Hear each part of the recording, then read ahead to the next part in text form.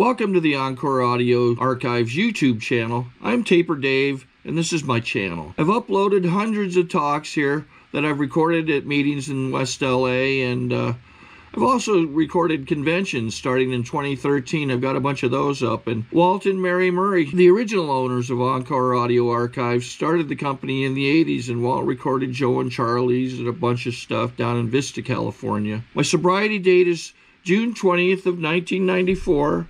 I hope you find something you like, so please like and subscribe to my channel and comment down below. If you want to hear something that I don't have or that you don't see, I'll see that I get it. Anyways, take care and have a great day if you want to. Very much like to welcome our speaker and my dear friend, Earl H.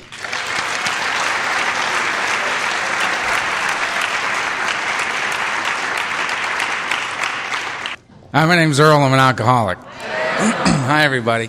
Thank you very much for inviting me out here to share with you guys. It's always an honor and a privilege. I must confess that I'm relatively brain dead this morning. It was a really nasty flight from LA to New York yesterday. Actual pieces of the plane, the good news was it was inside the plane. Actual pieces of the plane fell off into the cabin. You know, one of those flights where they suspend service and strap everybody in, right? My idea of a good way to spend the day, right? Horrifying experience. And didn't sleep much. Had a couple hours sleep, but apparently that's all I'm going to need, because here we are. Hi. Thank you. I was mildly intimidated by that. All right. So,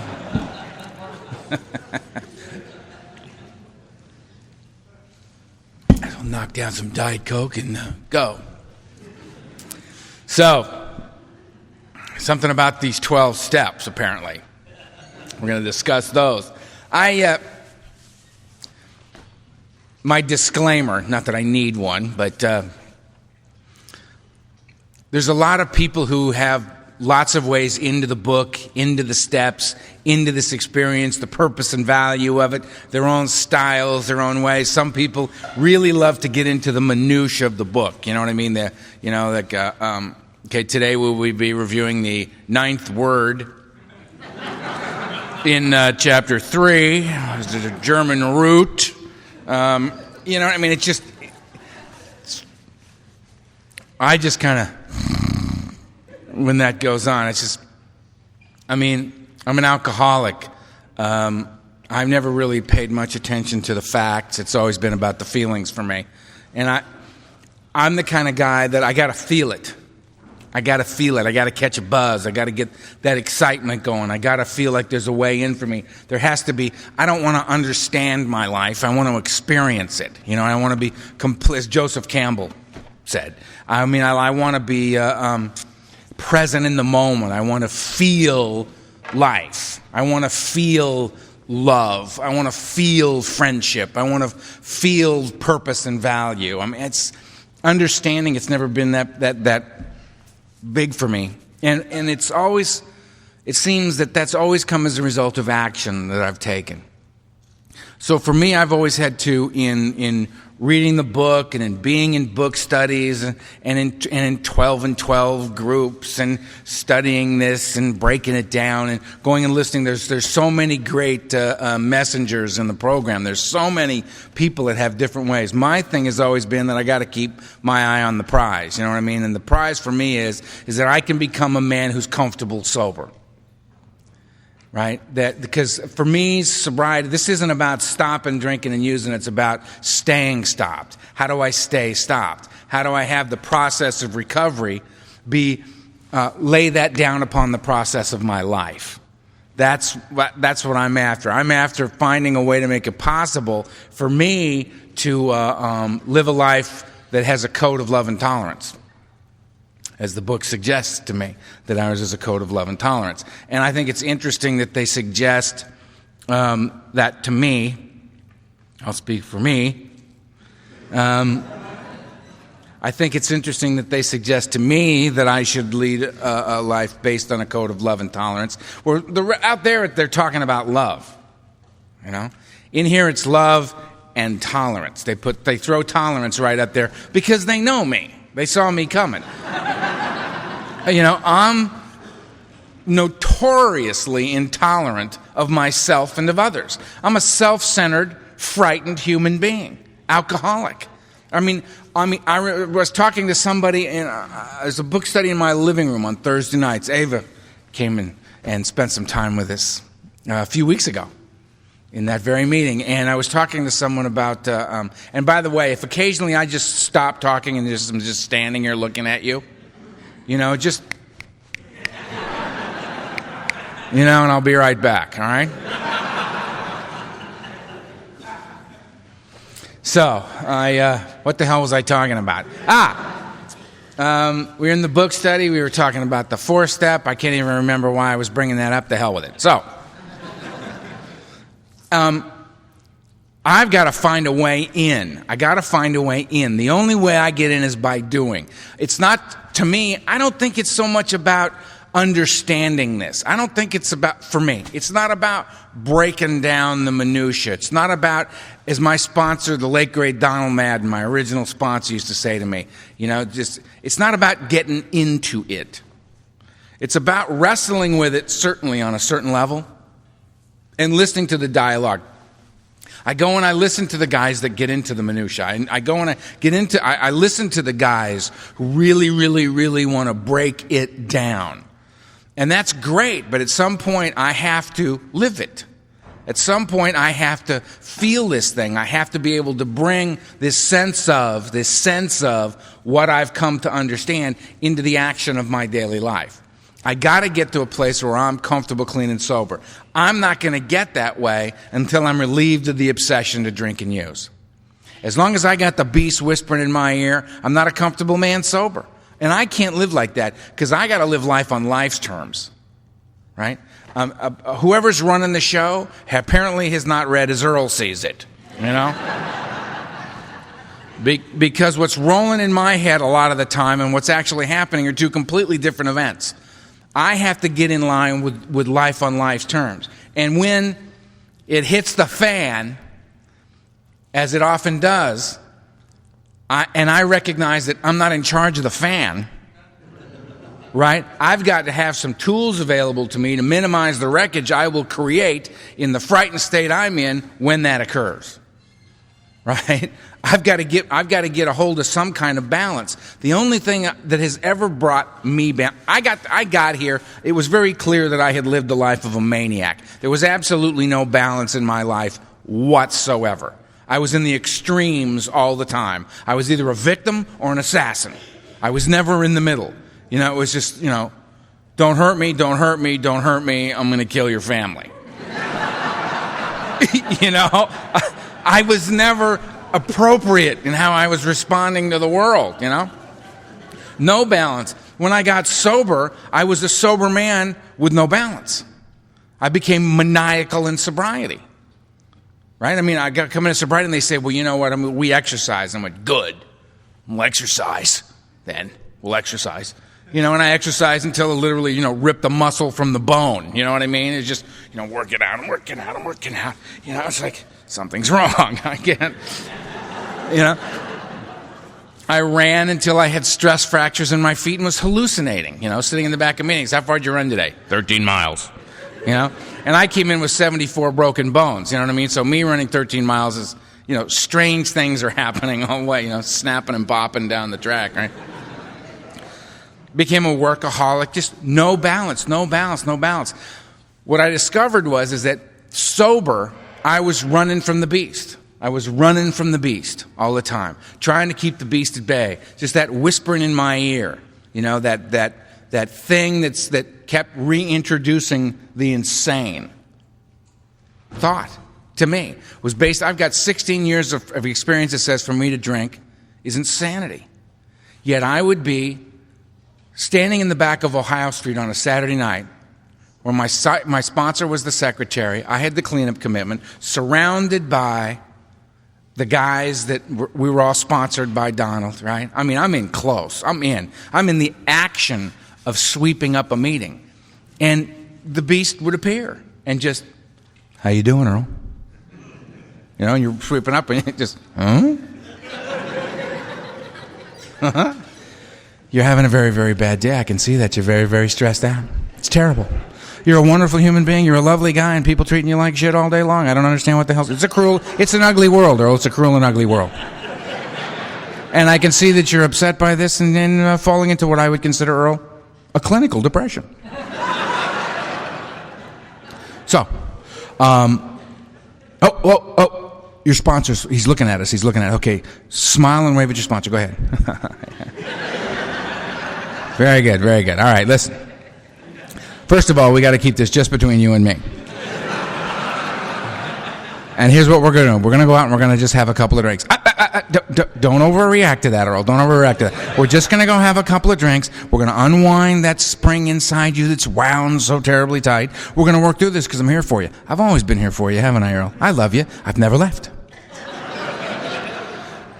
And we're going to work this out, and we're just going to keep this between you and me, and we're going to zip right back in. We're going to zip right back into the meeting. No harm, no foul. You'll see. It's wonderful. I love you. Now I'm in the middle of, I'm sweeping up. I'm doing it. I'm in the meeting. Sponsors right there. Two guys I love dearly. My two original friends in life are standing over there. I'm thinking, well, yeah, that makes sense. See, I can't have that because that guy's going to jump up. The beast is going to jump up and talk to me and deliver to me the option of a drink.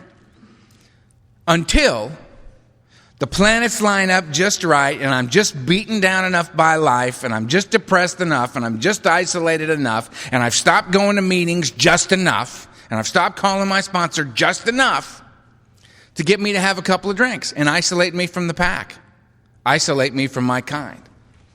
Now, the minute I have that drink, I activate the physical phenomenon of craving, and I got a whole new brain I'm having a conversation with. I do that, I relinquish the power of choice. The beast is back in charge. And I got a whole different voice in my head now. Because he's been whispering and being nice. Because he has to. I give him a drink. It's a whole nother Earl, thank you. I feel much better now. And listen, get yourself a piece of paper and a pencil. We got to write a few things. We got a lot to do today, all right? So let's just get the list together and get in the car because we're on our way downtown, okay? Now, and I know, Earl, you seem to need to act as if you're involved in this process in some way. You seem to feel like you need to be in the decision-making process. It makes you feel better. So, okay.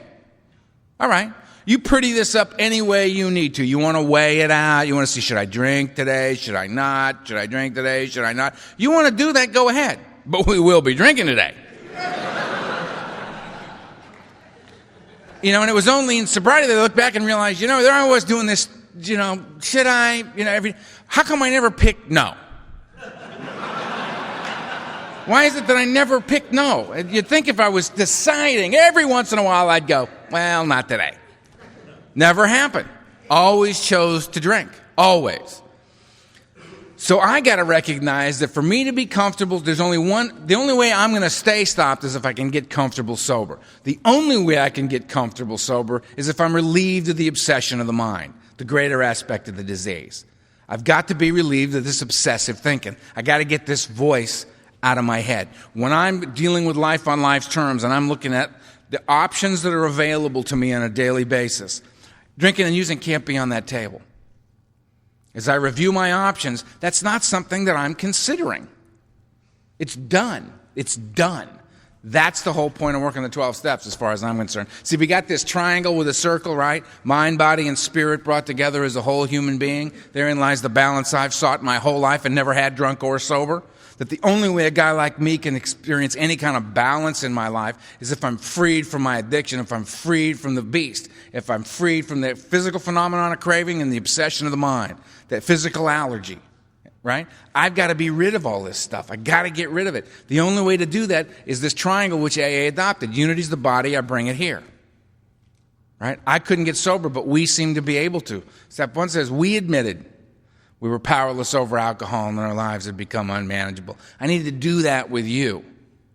I got to do it with you. I couldn't do it. I couldn't get sober, but we seem to be able to stay that way together, right?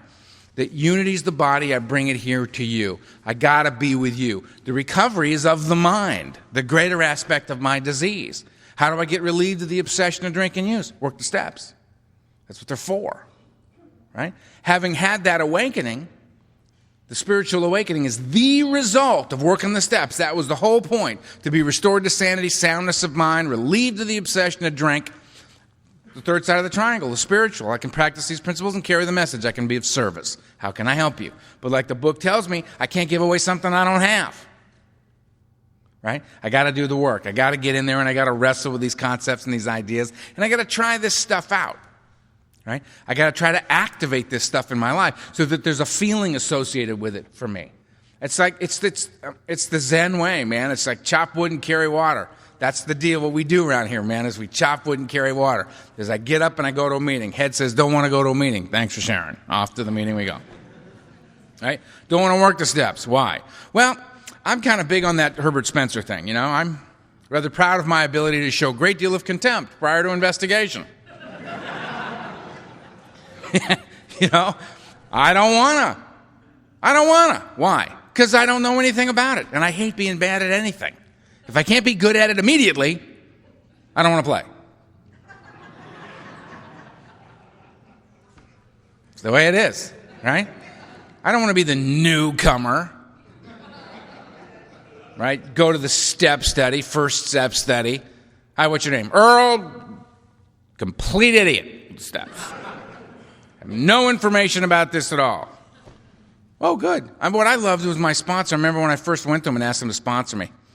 I wasn't even human. I mean, and I went to him and I said, you know, will you sponsor me? To which he replied, what? I said, will you sponsor me? And he said, yes. And you don't have to like what I tell you, and you don't have to think it's a good idea. You just have to do it. And I went, okay. And then put my head down and started to cry. Because I had just asked somebody for help. And you don't realize you haven't asked anybody for help in years until you do it. And then you think, my God, I haven't done. And I just started to cry. And he looked over me to his assistant, Jeff. And he said to Jeff with a big smile on his face, oh, wonderful, he's destroyed. I remember that. I looked up like, oh, my God. This is the guy I picked? And I now come to understand, well, of course he was thrilled and delighted to see that I was destroyed. I had been beaten into a state of reasonableness by alcoholism. He wasn't going to have to convince me of anything. He was just going to tell me what to do, and I was going to go do it, because my ass had been kicked. I wasn't going to debate things with him, because it was very clear. You know, my best thinking didn't get me to AA. It almost kept me from ever getting here at all. So I became there was this willingness on my part that he found delightful. That all my ideas, I tried them all, and we'd all been beaten into the ground together, me and my ideas. And I could come and he could just say, do this, do this, do this, do this. And as a result of the doing of it, that I could have an experience. All right? So Ava's looking at me like, could we get to one here? We got an hour for one? And I don't blame you. We know, right? It's always funny to watch the people, like, Ava's one of my dearest friends. I love her dearly. We have a blast every time we get together. She shows me around New York. We have a great time, right? She comes to L.A. She meets my wife, you know, and comes to our home, and it's very nice. And she's a perfectly reasonable woman. You know, it's remarkable. I mean, she's a very reasonable person. She says, you know, okay, here's the schedule we're going to do. You know, you got 6 hours, so 2 steps an hour, 50 minutes, 25 minutes a step, a little break for the smokers, you know what I mean? A little body break, we'll move to the thing. And I'm listening and I'm thinking, that's a very good plan. That's a very good plan. And I'm just so concerned that I'm the weak link in this plan.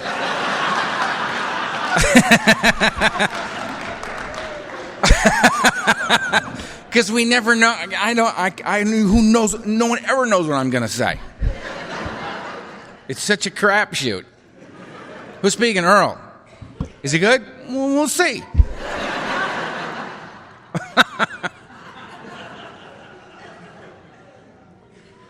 It's different every time. And it has to be different every time for me. It has to, because got to get between those, man. Gets it right in there. There's nothing but right now for me.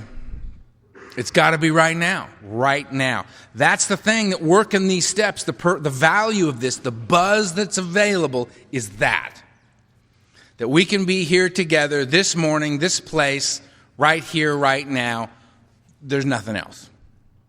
Because this is where our lives are. We're not having lunch now. Odds are we're gonna. Odds are. Can't do anything about the fact that many sirens in New York at night. I got 2 hours sleep. Can't do anything about it. Must let this go. And be here now. And have fun. And look into the eyes of my brothers and sisters. And know that I'm safe. Right? We're on the ground. We're not in a plane. We're here now. This is good. This is good. And that the steps give me back right here, right now. I mean, when I was drinking and using, I like to go down. I like heroin, alcohol, barbiturates. These are a few of my favorite things. These are the things that I like. My idea of a good night sitting around checking my pulse. But if I can't get those, I'll take a big bag of the cocaine. Let's go up. I'm perfectly happy driving the freeways, decoding license plates. You know? Psychotic. I'm perfectly happy doing that, right? Because it isn't about up or down. It's about I got to get out of right here, right now. Because right here, right now, I'm self-centered. I'm afraid. Right here, right now, I'm dealing with feelings. Can I deal with them? I can't even name them. You know, I just know that this feels terrible. I'm afraid. I'm comparing your outsides to my insides, and I'm losing every time. I'm not a comfortable human on the planet. You medicate me effectively, I can go out into the world. Right? I've got to so the thing that I'm trying to get away from with drinking and using is right here, right now. My alcoholism robbed me of now. So how can I live life? How can I be free? How can I know God? How can I be a friend? How can I love you? I can't love you in 20 minutes. Well, there are those that would disagree. Sorry, an inappropriate thought floated by. I'll just let that go. You get what I'm saying, don't you? Right? Life is now. I've got to be present in this. I can't be of service. I can't have purpose or value later. Now is the only time I can do that. So that for me is like, just to kind of frame up, that's why I work the steps. That's why I involve myself in the steps, to be relieved of the obsession of the mind, to be able to experience some sort of balance and inner peace, and be present in the moment, to be relieved of the obsession to drink and use. Relieved of it, which is what I think brings everybody into the semantic debate of recovered, recovering. I can't even get into that. You know what I mean? It's like, am I recovering? Yes. I do not suffer from alcoholism in the slightest. I have no obsession to drink or use. It's not even a thought. It doesn't even occur to me, let alone be obsessed by it. Am I recovering? Well, yes. That this is a process, and I move towards unobtainable absolutes in my daily life. Right? Everything that I do now can be done much better than I'm currently doing it, which is great news for me. Because if I get the buzz from doing this stuff, what that means is there's a bigger buzz ahead. That I'm going to know a greater peace. I'm going to know a greater love. I'm going to know a greater honor. I'm going to know greater discipline, and as a result, greater freedom in my life if I continue on this path. This is really good news. Because out there drinking and using, I mean, it just goes bad so quickly. You know? First little buzz, secret to life. You know? My reaction to the first getting high was, I need to do this as often as I possibly can. And I did. What I didn't know at that moment was what was going to happen, that slowly over time, the buzz I was getting out there is going to get smaller and smaller and smaller, and the price I was going to pay for it was going to get greater and greater and greater. So that in the end, I'm paying an horrific price just to get even, just to get to zero. I'm not getting high anymore. I'm not having a good time. There's no euphoria being experienced by me. I'm just trying to get out of the pain and the madness, right? It's turned on me and it's chewing me to pieces. In here, it's the opposite. The more I do this, the more I chop the wood and carry the water, the bigger the buzz gets. The more in touch I get with a spiritual life, the more connected I become to you. More and more and more, for me, the distance between myself and others is not what separates us. More and more and more, the distance between us is what joins us.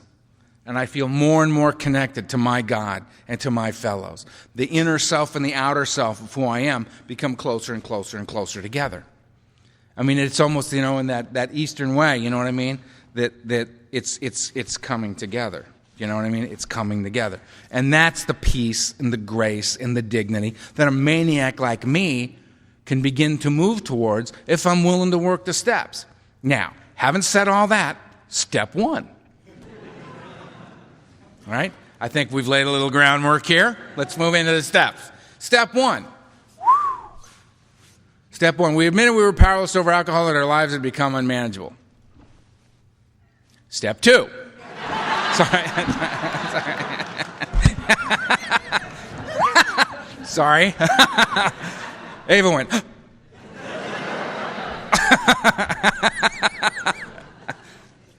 Step one. All right. Basically, what they're asking me is, what's the problem? What is the problem here? If I don't get real clear on what the problem is specifically that I'm addressing, how am I going to come up with a solution to that problem? I got lots of solutions. Screwdriver, excellent tool. Excellent tool. Solve a lot of problems. If I have a flat tire, this is really not of a lot of value to me. I got to know what the problem is so I can come up with the proper solution to the problem. The problem for me, lack of power is my dilemma. I may be, and the book talks about it a lot. Talks about it in the doctor's opinion. Talks about it in the first several chapters. Talks about, I may be like normal man. It lists 5 different alcoholics. I have a book here. So, 3rd edition, I apologize. I don't have the modem to modem book. I apologize for that. Immediately, I'll come around to the 4th edition. I will. I'll come around to it. But I like 449 being where it is. It comforts me.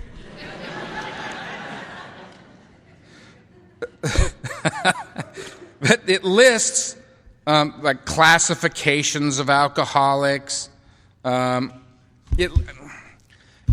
Classifications of alcoholics, and they're the psychotic. The one who's normal in every respect, except when he drinks, except when the question of drink is involved. And luckily for me, I read them and I go, yeah, well, that's me. Then I read the next one, I go, well, my hand just keeps going up. As I read through these different, I identify with all these guys, right? I have to. Thank you. Saw that happen, didn't you? Yeah. Back, Earl. Come on, back.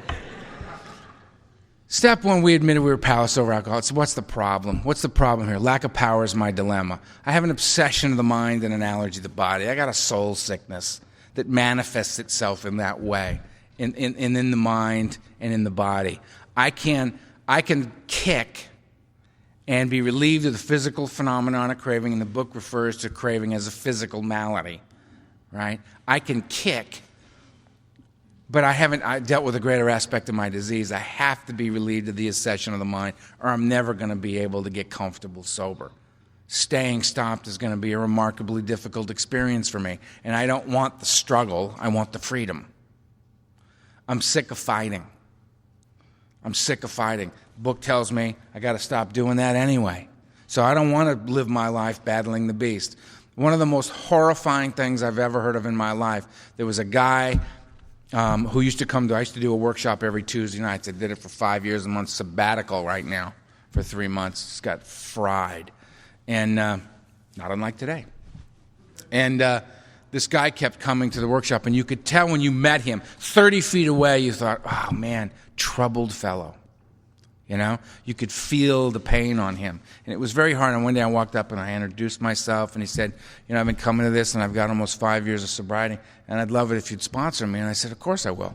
And we started to do the work, and we were talking, and we were outside in the parking lot week after week. We're doing this, and I'm standing there and I'm talking to him. And he was saying that he kept telling me about this friend of his that really didn't want him to be sober. I thought, well, that's unfortunate. Immediately in my head I'm thinking, well, you know, get rid of him. You know, you got somebody that stands between your sobriety or is in opposition to that.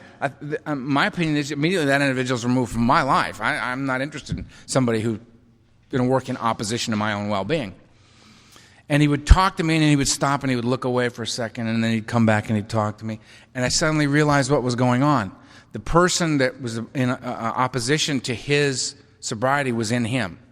When he got sober, it had been such a horrifying experience for him. He'd had a psychotic break, and there were two people living inside Jeff. And what Jeff did every single day was Jeff would wake up and sober, physically sober, and this individual inside him would begin to tell him how today's a good day to drink. And he would battle this other individual. It's a separate entity in Jeff's mind about whether or not to stay sober. During the course of the day, this other individual would get drunk. Not with Jeff, but would get drunk and talk to Jeff as a drunk person and go. And then so the next morning when they would wake up, right, this other individual who lived inside him didn't remember getting drunk, didn't remember the difficulty of being drunk, but Jeff did because he was sober, and he would begin the process again. So he would do this every day. Talk to this individual and then talk to me. And I would look at him one day, and he was really in crisis. And I said, you know, and my goal was to try to get him to some outside help. That was my job with him, is to try to get him to some outside help. And I looked at him, and he said, and I said, you know, he doesn't like you talking to me, does he? And he said, no. And I realized I was in kind of a precarious situation, so we got Jeff to the right people. But I thought, that's the most remarkable 5 years of sobriety I've ever heard of, that this guy managed to stay sober in the face of that kind of psychosis that was occurring in his life. That was his commitment to sobriety. It was absolutely a remarkable thing to me. I can't live like that. I have the option and the opportunity to be relieved of that thinking, to get that, be rid of that. And I've got to do it. Step one clearly is this me? Is this me? Do I suffer from an obsession of the mind and analogy of the body? I don't have to get off the couch to do step one. I can read the book, go through this, answer honestly, is this true for me, and do I identify with this? The answer is yes, move on. Step one, yeah, I'm powerless over alcohol. I've tried everything. My whole life is unmanageable as a direct result of this one thing in my life. I can attribute all the problems of my life to my drinking and using. All of them. They're all either created by or exacerbated by my drinking. So, having established my problem, what's my solution to this problem? What can I do to be relieved of this condition? Step two. Luckily for me, the very, very next step. This is my problem, what's my solution? Step two. Could I come to believe that a power greater than myself, something outside of self, could restore me to sanity, soundness of mind, relieve me of the obsession to drink? Could I come to believe that? Again, sitting on the couch. Real. Yep. Tried everything. Self-knowledge has availed me nothing. Understanding that a guy called me an alcoholic when I was 16 and a half years old. He says, Jesus, you're an alcoholic. And I looked at him like, what's your point? Of course I am. Working for me, thank you. You, on the other hand, seem quite irascible. Would you like a drink? You seem upset. Yeah, I knew I was an alcoholic. I did not know what alcoholism was. I didn't know what I was up against. I didn't understand the depths to which I would go. I didn't see the writing on the wall. I knew I was an alcoholic, and I was okay with it. So, step two, could I come to the knowledge, the information, my own understanding and awareness never stopped me from drinking. Right? So I came to you basically saying, what does someone like me do? What do I do? Right? We're going to talk about it. Am I going to go to AA meetings and listen to you? And as a result of listening to you, I'm going to feel better? Maybe. Temporarily. Or is this A&A thing me constantly coming to you, sitting with you, getting some momentary relief as a result of a meeting? Maybe, maybe not, depending on how the meeting goes. Right? And then I leave to do battle once again? That my respite is in my infrequent companionship with you? I'm screwed. I'm screwed. I got to find something else. It's going to have to be a power greater than me. Some people say the group works for them. Cool. Some people say nature. Excellent.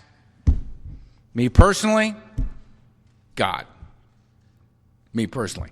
Now, I came to AA saying there was no God. No God. I laid on a mountain in Mexico in 1974 and watched my family bleed to death right in front of me. Swore I'd never love another human being again as long as I lived. There's no way I'm ever going to tell you who I am. There's no way you're going to love me. I'm out. And any God that would take a kind, gentle, loving creature like my little sister Kimberly and leave a lying, cheating, thieving, dope-fiending alcoholic like me on the planet, I have no use for God of this type. Renounced God. Came into AA raging against God until my sponsor just got sick of it, Donald, and he loved these moments, by the way. He would lie in wait for me, wait for me to just say one more stupid thing so he could take the 2x4 and just bash me right between the eyes with it, right? And I was ranting about God, and he just looked over at me and very calmly, with a twinkle in his eye, because he's loving this, and says to me, Earl, you can't be mad at a God you don't believe in.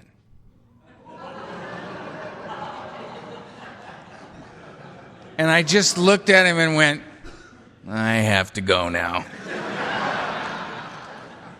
It just, and there it was. I had a relationship with God. It was just a bad one. I had a bad relationship with God as a direct result of my point of view, my attitude, my insistence upon things being different than they are. Ridiculous. I didn't see that. I wasn't aware of that. It took someone who'd done the work and gone before me to point this out to me. And however mildly loving a way, he chose to do it. But there it was. There was the truth for me. And that I had to get right with this relationship. What I love about the steps is the steps are about me, God, and you. There's nobody else to play with. But that's it. It addresses me, it addresses God, and it addresses you. And I like the order in which they're placed because it's very clear that I got to get it together over here. I got to get it together over here. It's me, God, and you. I got to admit that I'm powerless. I got to seek God as a result of this in step 2. I've got to be willing to say, yeah, it's going to take something outside me. Left to my own devices, I'm screwed. I have to surrender this to some force outside of self. The great leap. It's the great leap. It's the great leap right before I have to pull the trigger. Because in step 2, could I come to believe in this? Yes. Where am I going to begin this process? The very next step, right? I'm going to pull the trigger. I'm going to get down on my knees and I'm going to turn my will and my life over to the care of a God I may or may not understand. Huge. Particularly when you think about where a lot of us come from. The pain, the dis-ease, the disconnectedness, the isolation, the loneliness, that what do they call it? The morass of self-pity, right? The incomprehensible demoralization that we experience that drives me off into what appears to be the abyss, to relinquish control, to let go for really the first time. That little slogan, let go and let God, right? It's a tidy little statement. It's a cute little quip, right? That used to piss me off. Oh, well, that's lovely. That's lovely. Let go. I'm going to put that right next to turn it over. Thank you. Love those. Love those little AA slogans. And I love what we do to newcomers with them. You know? The newcomer comes in, he's just stepped out of hell into the back of a meeting, all right? Probably a little edgy. you know? A little concerned to have just stepped into a world completely unknown to him. No understanding of what's going on. Nothing. Filled with a head full of alcoholism. How can it be any other way? Steps into the back of an AA meeting, looking relatively normal. Some of us not. And sits down, and we walk up and, hey, how you doing? How you doing? Earl, alcoholic. Right? Now I remember when Vegas ran up to me smiling and said, hey, Vegas, alcoholic. I said, so what? Ain't exactly the highlight of my life, Vegas. I don't know what you're so thrilled about. Get away from me. And he looked at me and he said, keep coming back. And a couple, AA hotshots over here went, yeah, did you see that? I was very good, Vegas, very good. Keep coming back. Deep, man. Deep, brother. And I'm sitting there thinking, oh, this is good. Loving AA so far. Yeah, thank you, Vegas. I'll keep coming back. I'm sure at 3 a.m. this morning when I'm ready to either kill myself or several other people, as I usually am, as I slowly fade into my 1 hour of sleep a night I'm getting so far, right? I'm sure that keep coming back is going to be very helpful. Thank you. And it's also very clear that there's some deep spiritual significance to keep coming back. I can see that because the friends over here with, oh, yeah, deep thing, right? I know, y'all know what keep coming back does. I don't. You win. I'm the loser. We've all pointed that out at this particular AA meeting. Loving AA so far. If you're new in here, right, I hope you have more courage than I did. Step up to the plate and ask him, excuse me, do you understand what let go, let God means? Do you understand the deep spiritual significance of this? Because if you do, I'd love to hear about it. Well, if they're in my neighborhood, if they're honest, about 75% of them would say, I don't know what it means either. They said it to me when I came in. I'm just saying it to you. Oh,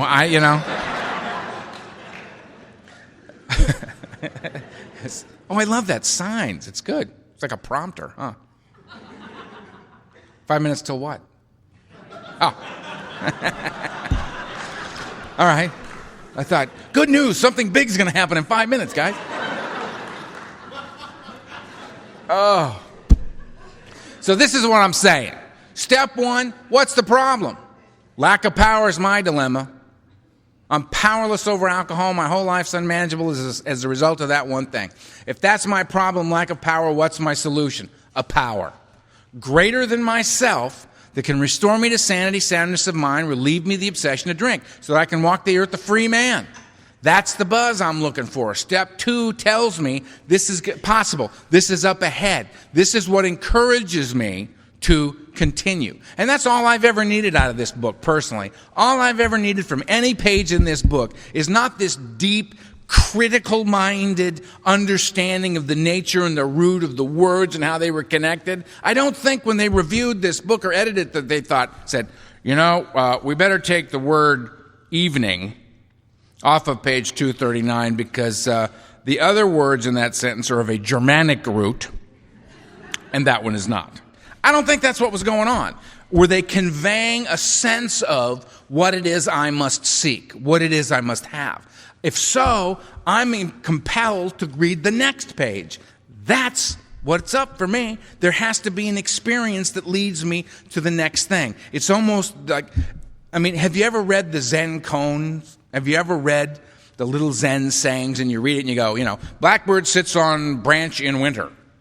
And you read that and you go, wow, that was entertaining, right? And you go to the next one. But if you're willing to take the time and you read that same thing twice a day, just read it twice a day. I think this applies to the book. It's a masterful Western koan of 164 pages, right? Is if you read it, blackbird sits on snowbound branch or whatever it is. Blackbird sits on snowbound branch. Blackbird sits, blackbird. Oh, blackbird. All of a sudden, a childhood memory comes to mind. Pop, as you're reading it. Oh, and there's a sense and a feeling that comes as a result of that particular image, the visualization of that image, or the sound that's mentioned, the cracking of the ice or something. And something starts to happen to you, and there's an experience, a feeling that comes as a result of that that's comforting or peaceful or settling in some way to the self, right? That's what this does. This book does the same thing. It's a book designed to bring about an experience, right? Self-knowledge availed me nothing. I stood at the turning point, right? The book tells me it's not about getting it, it's about getting it. Getting it. Can I have an experience that moves me to the next page? Am I compelled to read on? If so, we're doing great. Break. Thanks. We'll be back. 10 minutes. Any questions so far? How could there be? Sure. I don't know.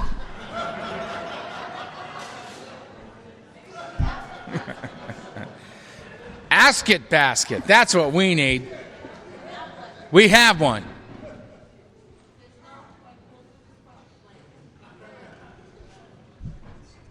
No one has any questions so far? Yes, ma'am. Hi, Amanda.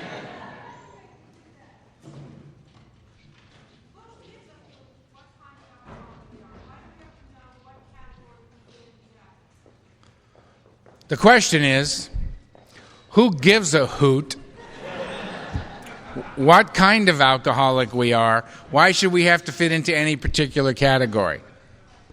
Excellent question. Seconded by this woman over here. Yes. And I agree with you. You know, all that stuff is in the beginning, I think, as people could say, oh, well, I identify with that, or identify with that a little bit, or identify with that. And it just allows you to move on. You know, you'll hear people in meetings say, hi, my name's, Bob, I'm a real alcoholic, or, I mean, as opposed to the rest of us, who thought AA sounded like fun. We'd just come. Alcoholic. I agree with you. We can't point to anybody else and say, I'm an alcoholic. And well, actually, in a meeting I did here one time, it was one of the greatest things I ever saw in an AA meeting. It was at my home group on a Monday night, and they asked for anybody that's new, just stand and give us your name and the nature of your disease so we can get to know you better at the break, right? And at my meeting, we actually do that, right? And this guy anybody new, and this hand goes up, and this guy stands up and says, my name is Claude, and I'm an alcoholic. And he goes, and so's that guy over there. And sits back down, right? I thought that was the greatest thing I ever said. He's right. That guy is. I've heard him say it before. Love that stuff, right? Yeah. It's just stuff that you can go, yeah, well, that's me. Carry on. I'm an alcoholic. Who identifies me as an alcoholic is me. Nobody else. You, nobody else. What we identify with, how we come to that, is how we come to that. A lot of us knew it before we got here. It's amazing for me, because I'm a low-bottom, damn near dead drunk when I got here. I mean, I got here and went, yep, that's me, yep, that's me, yep, that's me, yep, you know what I mean? There's no question. It's amazing to me, because it's outside my own experience, but I see it happen, are the ones that come to A that aren't convinced, have somehow gotten here not yet convinced that this is where they need to be. It must have something to do with the amount of education that's gone on in our communities over the last 25 years, that they find their way in here. Or they got the nudge from the judge, you know what I mean, or a family member's forced them in, or, they're here under threat of some terrible event, And they go through this process and discover that they are. It's just amazing to me to watch that happen. I love watching that happen. It happened to a guy I'm sponsoring right now. Let's see, he's got to have about 57 days now. Yeah, 57 days. He's very funny, too. We were at a meeting. The last meeting I was at with him, he had 51 days, and there was a guy who'd shared right before him who had 41 days. So he had 10 days more than this guy. So the guy's sharing about, his plight as a recovering alcoholic at 41 days, right? And the guy's going through a lot. And my guy raises his hand, Dave, alcoholic, and he looks at the other guy and he goes, and I got 51 days, and brother, I got to tell you, I've been there. Yeah, last week. You were there. Oh, God, we're classic, aren't we? So, did I help with the question? Thank you. We all right over here? All right. Good. Any more questions? We've covered so much already. All right. Step 3. Made a decision, right? To turn my will and my life over to the care of God. I mean, to keep this one simple, for me, some people apparently have no problem with this step. They come in with a significant spiritual life in place. It's odd that the normie thinks, how can you be an alcoholic and have a spiritual life at the same time? Easy. You have a profound faith in God and you drink uncontrollably. That's how you do that. That's how that happens. But the third step for me was very scary. This was a very scary step because I knew going into this process that my life was on the line.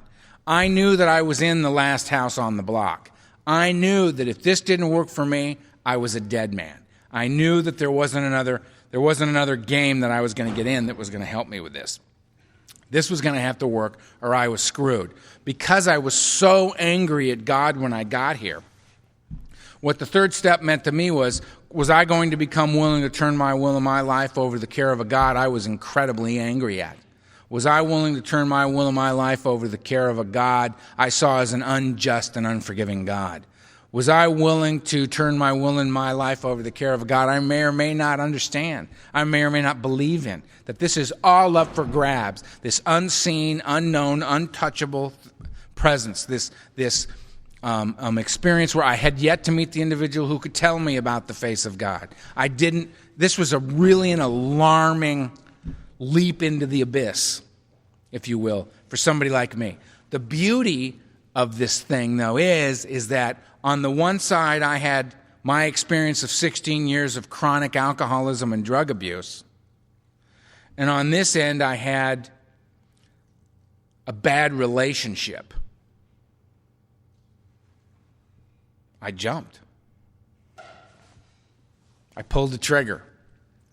I got down on my knees and to the best of my ability turned my will and my life over to the care of a God I did not understand. That was the best I could do.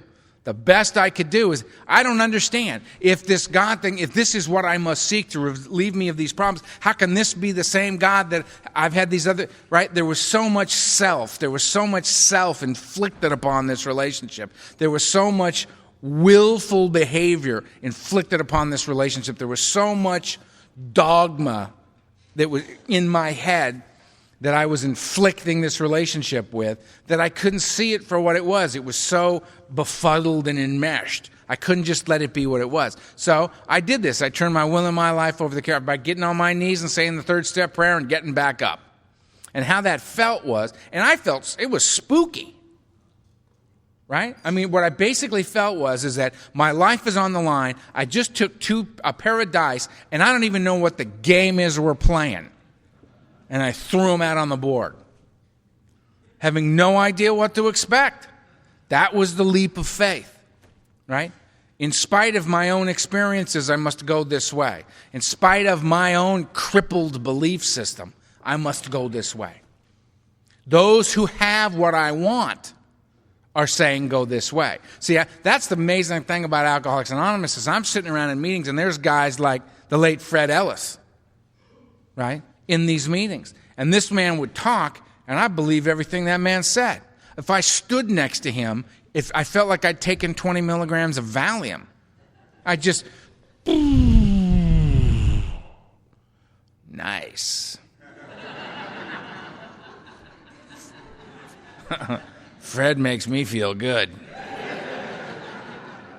Now, I was too afraid to talk to Fred, right? So at the Thursday night beginners workshop in Brentwood, California, Fred was always there. At the end of the meeting, Fred would stand up, like right over here by the podium, and guys would come up and talk to Fred. Guys he sponsored would check in with him and ask questions, and Fred would share his experience, strength, and hope with him. And I would stand behind Fred and burglarize their conversation, right? I did this for many, many weeks. And then one day, Fred was talking to these guys, and all of a sudden, Fred turned around and went, "Hi, Earl, how are you?" Stuck out his hand, and I went, paralyzed. My God, he knows my name, which was entirely too close a relationship for me in early sobriety. Right? And there he was. And hi, and I said, hi, got to go now. Run home, pace. Jesus Christ, Fred knows my name.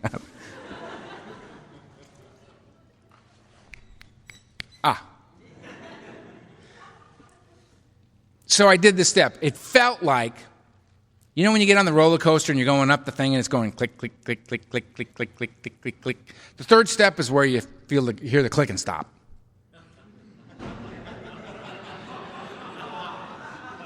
It's like, well, buckle your seatbelt. Here we go. You're on the ride now, pal. And that's how it felt to me. It felt to me because as soon as I did it, it felt a little spooky. It felt like, wow, man, I really did that. I did that as well as I could do it at that time. And I got back in my seat in the book. Basically, the book says at that point, we were hoping you're serious about what you just did. Like, oh, God, now you tell me.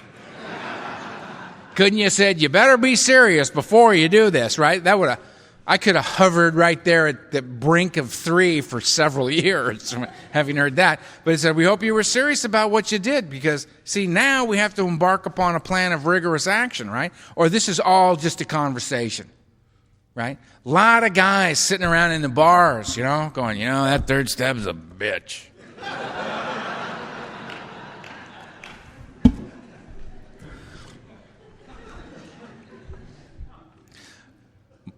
Anybody in here ever heard of a guy named Mike Ross?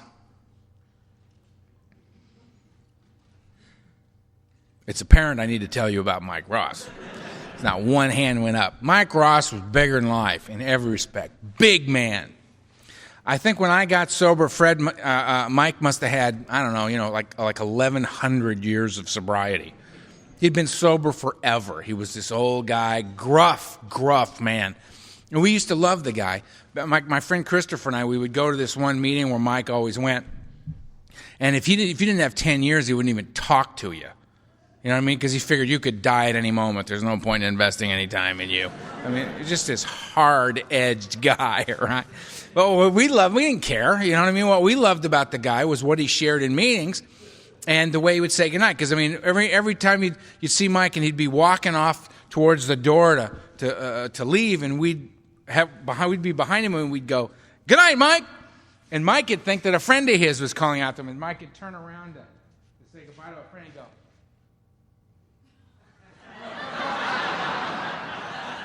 he'd just dismiss us. You're not even worth saying goodnight to. We only had like 8 years, Guy was hysterical, but he saved my life more than one time. We would be sitting in a step study. I remember going to this one step study, brand new, and I mean, my head's on fire. I'm in flames. Just nobody can see it. You know what I mean? I'm walking in a meeting, and I'm going to get a seat, I'm going to sit, we're going to talk about the step, we're going to talk about the steps. Okay, good. Apparently the steps are a big thing. We'll talk about steps. 4-step. 4-step. Haven't done that yet. Let's hear all about it. It's great. I'm just, sitting in a meeting, I'm like out of my mind, but people are walking up and going, "How you doing, Earl?" "Fine." "How you doing, Earl?" "Fine." My newcomer mantra, "How you doing?" "Fine." In my head, I'm thinking things like, "You're not being attacked. You're not being attacked.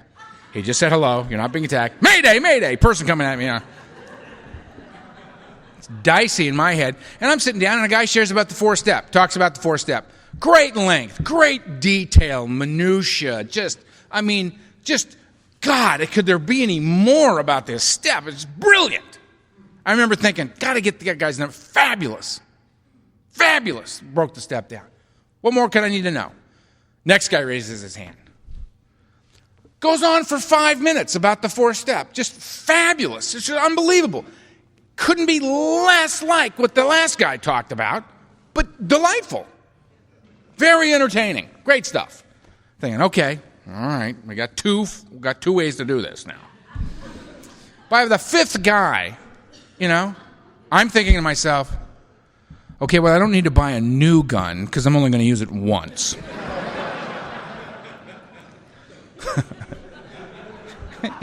I'm ready. This is it. I can't do this. And all of a sudden in the back, a big mitt goes up in the air. And the guy calls in here, Mike Alcoholic. Here comes Mike Ross, right? And he goes like this. And I go, jeez, maybe he knows, an old guy. You know what I mean? I turn around and I see this go up. It goes like this. He goes, I got to ask, has anybody in here read this? And I just went, thank God for this guy, right? And he just basically says, when you do your 4-step is when you're done with the 3rd. I got that. That sounds good to me. He made it very clear. When should I do my 4-step? Did you do the 3rd? Yep. Get on it. Make a list. Make a list. Oh, okay. The guy just had a way of... It's just, don't want to go round and round and round, want to move, want to carry through this process. Because here's the thing about this whole thing. You are not going to get this right, according to Mike, in your first pass. This isn't about getting it right. This is about getting it, doing it, having an experience as a result of the process. The cool part about the steps is, you're not, it's like, okay, does everyone in here recognize that you're allowed to do the steps once? We don't allow you to do it any more than one time. So you better get it right the first time. If you don't, you're screwed. You will be relegated to the half measures room. And there you must stay until one day, mercifully, you just drink. No. If I do the steps to the best of my ability, I'm doing something. I'm taking an action. As a result of the action, an experience comes. As a result of the experience, I change. So that when I come back to step 1, I'm looking at it from a different perspective. It's a new step, right? I remember going into a meeting. I was 11 years sober, and there's a guy. I was meeting this woman at this meeting, and I go in there. I'm not going to a meeting. I'm going to meet her, right? And I slide in, and right before the meeting starts, and there's one seat, she's got a seat for me in the front row. Oh, good. All right. Now, the front row is 6 feet from the speaker because it's just a table, a fold-down table, and there's the leader and the speaker sitting there. And this guy, Jack, is going to talk on step 1 for 20 minutes. Oh, Christ. And I'm in the front row, and I can't just go, can't hang with you, Jack, and run out the door. You know what I mean? I'm stuck. I'm going to have to sit and listen. Now I got 11 years sobriety at this time, right? You can't tell me a thing about step 1. I have done step 1. It's done. Put it to bed. Case closed. 100% done. Step 1. You're not going to, I don't want, this is hell. I'm in hell. I got to listen to this guy go on about step 1. Well, it turns out the guy was Jack Prose, who had 43 years of sobriety at the time. He talked for 20 minutes on step 1 and blew the top of my head off. He was talking about concepts and ideas and a level of awareness that had never even occurred to me before. Just talking about the step, just kind of tripping on where he was at with it, right? And when the meeting was over, I looked at my friend and said, she said, well, what step are you on? I went, well, 1. Apparently I'm on step 1. And the cool thing about AA is that if you hang around here and actually pay attention, that's going to happen all the time. All the time. I thought I was very cool with God till a woman, I was about 16 years sober, and a woman with 2.5 years got up at the podium, started to talk about her relationship with God. Blew my mind. It was great. That's what goes on around here. Different people coming at it from different perspectives and different directions. So if you're thinking about doing if you do the book, if you come up to me at the end of this and go, delightful, Earl, very entertaining, however, I do it a completely different way. Okay. That's my response. Okay, good. That means more dialogue. What I love is people who get up here. Occasionally we'll do this sort of stuff and somebody will come up to me and go, Earl, I find your comments on the process of recovery disturbing. Really? Yeah. Yeah, I think you're killing alcoholics, Earl. For Christ's sake, you need to do it this way. Here's my workbook that I've developed over the last 8 months. And I'd like you to take this workbook and explore what I've seen as the relationship between God, self, and others. I say, okay, cool. And Earl, please, for God's sakes, just, don't talk in AA anymore until you've read my book. Say, oh, all right, then thanks for sharing that with me. That's lovely. And I love how pissed off people get about this stuff. It's hysterical to me. I'm standing in a room with a bunch of dead people sitting up pretending they're paying attention to me. Right? We're alcoholics and drug addicts, and we're arguing over how to develop a relationship with God. It's just like, I can't get too upset about this, all right?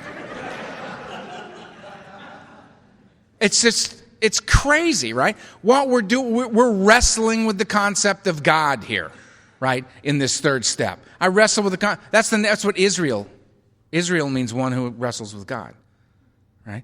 The book, it says to me in the portion of chapter 5 that I've heard God knows how many times in 22 years. God could and would if he were sought. It doesn't say God could and would if he were found. God could and would if he were sought.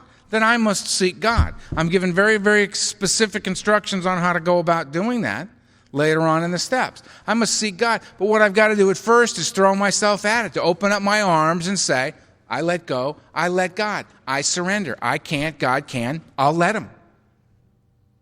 God could. Restore me to sanity, soundness of mind, relieve me of the obsession of drink. Now, and what's interesting is that the action of these steps, where I seek this God, is remarkable to me. That it's about my willingness to get the stuff that I place between me and God and me and my fellows out of the way. I put it there, I get rid of it.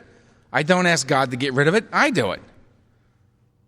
I don't ask you to do it, I do it. I do it. I don't sit in my apartment and wait for life to come knock on the door. I must get up and go outside. I had a sponsor, my second sponsor after Donald died. I had a second sponsor for 6 years. He's a great friend of mine, and I love him dearly, Al S. He's the guy that get between those, right? He's a big meditation guy. He's very difficult to talk to because he's just being there while you're talking to him. He's a fantastic example. So he's a sponsor. You don't do what he says. You just watch him and feel him. You know what I mean? Just right there. He's an amazing human being. Absolutely amazing. But he said, Earl, if you give your life to God and sit in the closet, what you get's coat hangers. Right?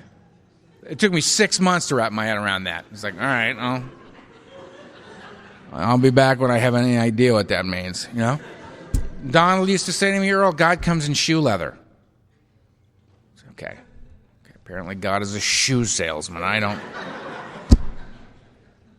So I get it, right? These actions I take to open myself up to this experience of a power greater than myself. I can assure you I do not understand God. I pray to a God I don't understand. But I do pray to a God that I see the evidence of in my life on a daily basis. On a daily basis. It's there if I want it. That's a lot of what the big buzz is for me. Are these sudden realizations that if I just stand still and feel the life that is around me, that there's something quite remarkable going on all the time.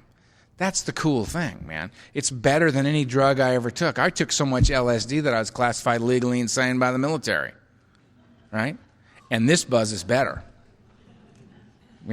This buzz is better. I've done enough heroin in one night, sit around, just checking my pulse, just, yeah, there it goes again, good. I've slowed it way down. I've drank enough alcohol to come to in different cities, right?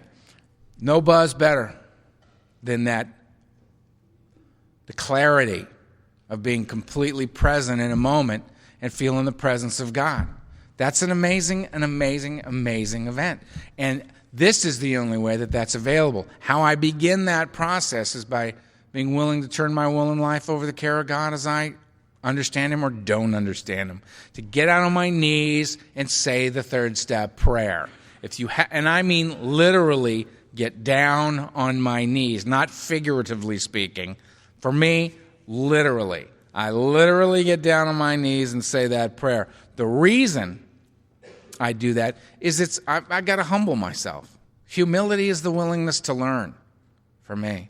And I have to present myself willingly. And that way, I know for a fact, there's no mistaking. I can't say, well, I feel willing as I stand there with my chest out. But if I'm willing to get down on my knees and just do it from a position, I'm not being submissive. I'm relinquishing power. I'm relinquishing control. I'm saying, come on. I'm here. I'm willing. If I ask, God will come. That's what the book says. I have to ask. I got to ask. Right? So I do. So that's step 3 for me. Nice and simple, easy. It's about the experience of it. It's about gathering an experience. It's about creating an opportunity for a deeper and more meaningful experience. That's what it is. Step 4, I just pulled the trigger in step 3. Boom. I'm in. The ride stopped clicking. Here we go.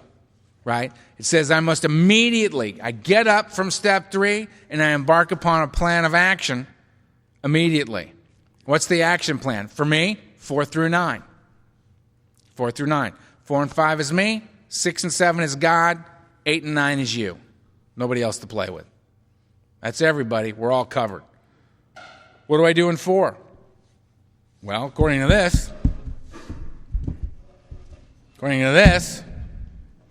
I do a resentment inventory, a fear inventory, and a sex inventory. Why do I do it on those 3 things? Because if you want to see where I can leave the playing field, those are 3 pretty good areas to take a look at.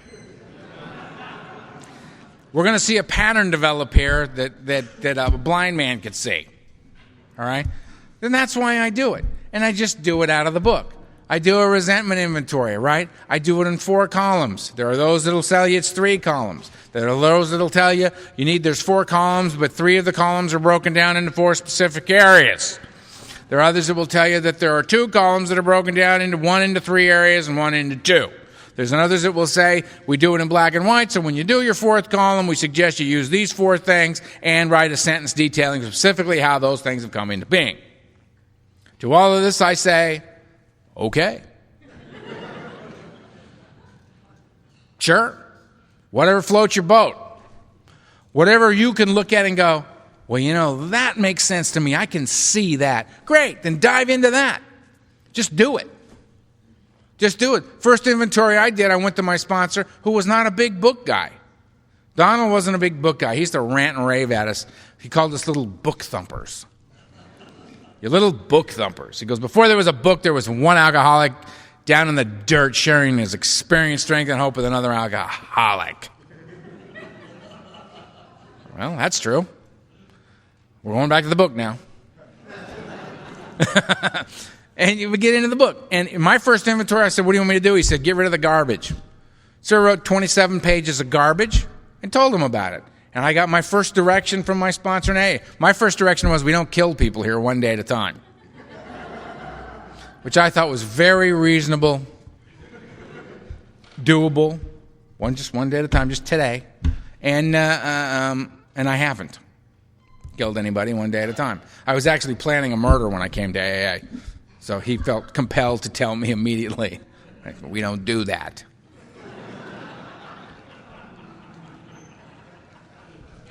Yeah. My best thinking again. So I do a resentment inventory. I make a list of, and it talks about it in the book. I mean, if you guys want me to, I can waste a lot of time up here, put my glasses on and read it to you. Exactly what it says and why you do it that way. But I'm figuring these are readily available. These are readily available. You want to see precisely how it is in here? Go here and read it. What I'm telling you is what I did was I went here. And when I finally did an inventory that was out of this book, that's when things changed for me. The getting rid of the garbage was great. It made it possible for me to take action that suggested I was making a commitment to being here. That was of value. Doing it completely different than the book told me to do it was of value. Absolutely of value. I think what that did was it allowed me to then feel like I'd earned the seat I was sitting in. Right? That I had a right to be in AA, that I was an active member. I'd written 27 pages of this stuff, and down on paper. I was doing something in support of my own life, in support of my own recovery. I wasn't acknowledging that this was my problem. I wasn't acknowledging that this was my solution. I wasn't quietly slipping off the couch to my knees saying the third step prayer and popping back up. I was actually, at the direction of another human being, my sponsor, writing down all my secrets, all the stuff I was going to my grave with. It was really, really valuable. Did it change my life? Yeah. Did doing out of the book have a more profound effect on my life than that? Yeah. Much more so. Much more so, because I was able in this inventory out of the book to see the pattern of behavior in my life. When I looked at my inventory, when I looked at my side of the street, when I looked at how resentment, fear, my sexual behavior was isolating me in the world, when you looked at my whole inventory, I saw one word: powerlessness. A powerlessness to be effective in the world. Powerlessness in terms of my own individual well-being. Powerlessness in terms of my relationships with other people.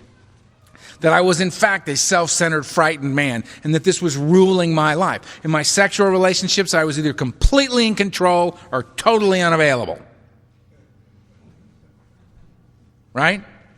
Never in the middle. Never an equal participant. Unable, completely unable to do that. My relationship with God, I already told you about that. That wasn't doing so well. Relationship with self, filled with self-loathing. All of my relationships were just in the trash can. This was a painful experience. I listed my resentments. I listed the individuals that I resented. I listed the institutions that I resented. I listed the principles that I had great objection to. You know, loving and being loved, being on time, being accountable for my actions.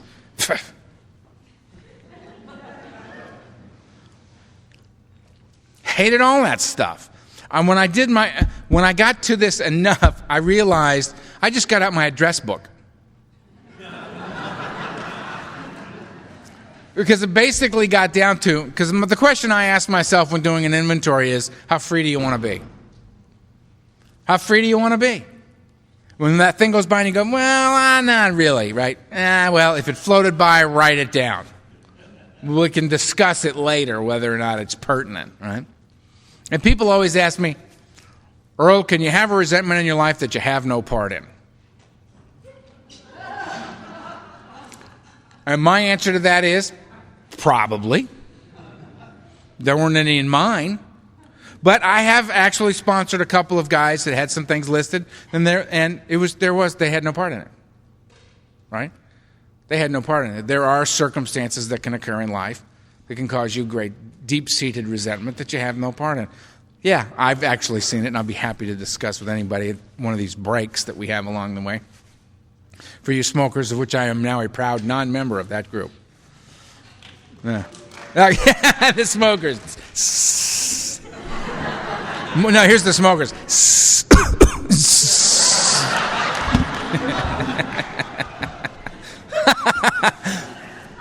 Anyway. So you do the inventory, right? I list my resentments. I resent my father. Column 2. Why do I resent him? What's my specific resentment against my father? Well, I got 54 resentments against my father. Right? 54. List them. 1A, 1B, 1C, 1D, or 1, 1, 1, 2, 1, 3, 1, 4, 1, 157. 1-57. I got 57 resentments against my father, specifically. What areas of my life are affected by this? I use the 7 things that I was taught to come up in the book.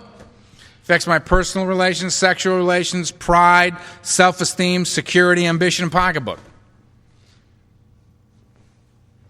Yeah, that's 7.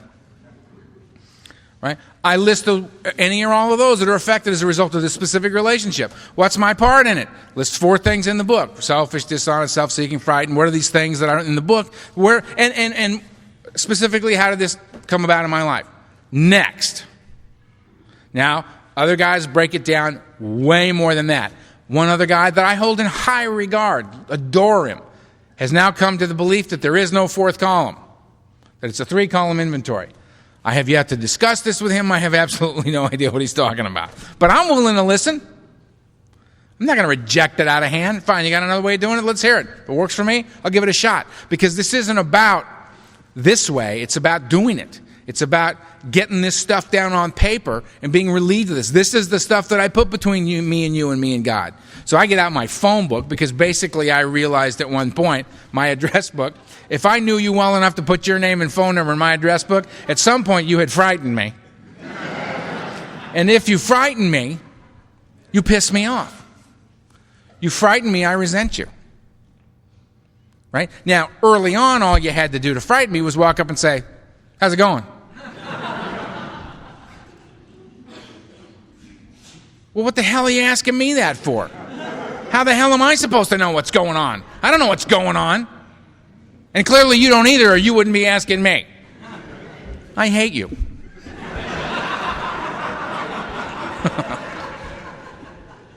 This is all entirely too much work talking to you. I don't want... Resentment. Write them down. I had Thomas Jefferson on my inventory. Have you ever read this guy's life story? The stuff that he did? Who could live up to this? Hated that man. Institutions, groups of people. See, this is, and what you write down, it doesn't have to look good. You don't have to say, "Oh, well, you know, I don't really like that I feel that way." Write it down. That's your best way out of it, right? You may discover that you're a bigot, a racist, a liar, a thief. You may discover that you're all of them and that you don't like that about you. Maybe those lessons your daddy taught you are not lessons you should have embraced or cared to embrace. And you've gotten to a point where to be who you really are, which is not a racist, not a bigot, not a thief, not a liar, that you can, that the ills of your father, that you can say, "No, this is not who I am. I disagree with this," that you can get to a place in order to save your own life where you can make your own father wrong. Not easy to do for a lot of us. But we get there in this process. If we write it down and see the pattern of your own life, see it right there. I resent this stuff, right? Fear inventory. What am I afraid of? Fear of flying. Why? Because I crashed. Right? It's not a what do they call it when it's just, it's not a phobia. Thank you. He gets an extra bagel. It's not a phobia. It's based on my experience, right? That I'm afraid of flying, right? Why am I afraid of crash? And then move through your inventory. Move through. Basically, what I've discovered is I'm afraid of two things. I'm afraid of rejection and I'm afraid of abandonment. That's what I'm afraid of. Pretty much every fear I've got you can put under one category or the other. Right? In the 12 and 12, in the 7th step, right, second to last page, it says, self-centered fear is the chief activator of all my defects of character. Either I'm not going to get something I want, or I'm going to lose something I already have. Rejection and abandonment. And it gets real simple, so that when I'm functioning in my life, I don't have this blanket, vague, unexamined wall of fear that I can throw up in the world. You know what I mean? So when you walk up to me and suddenly you're confronting me, "Earl, I hate your discussion about step 3. Wall of fear. Now lob things over the wall until this person goes away. Yeah, well, I don't like your clothes. I don't like your discussion on step 4. I hate you. I don't like you either. Screw you. Lobbing stuff over. Make him go away. He's scaring me. Then the person goes away. But if I recognize all I'm afraid of is fear, I have a fear of not getting what I want or losing something I have, I'm afraid of two things, right? So you come up and you scare me, and I throw up my wall of fear, and I just go, oh. Well, that didn't work. I got to take a deep breath and go, what am I afraid of here? I'm afraid I'm not going to get something I want to be accepted by you, or I'm going to lose something I already have.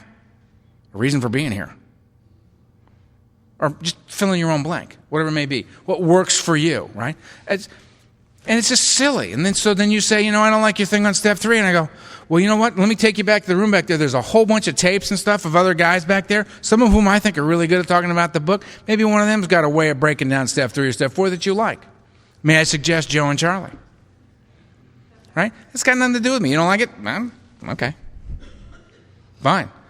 I personally delight in the way I do this.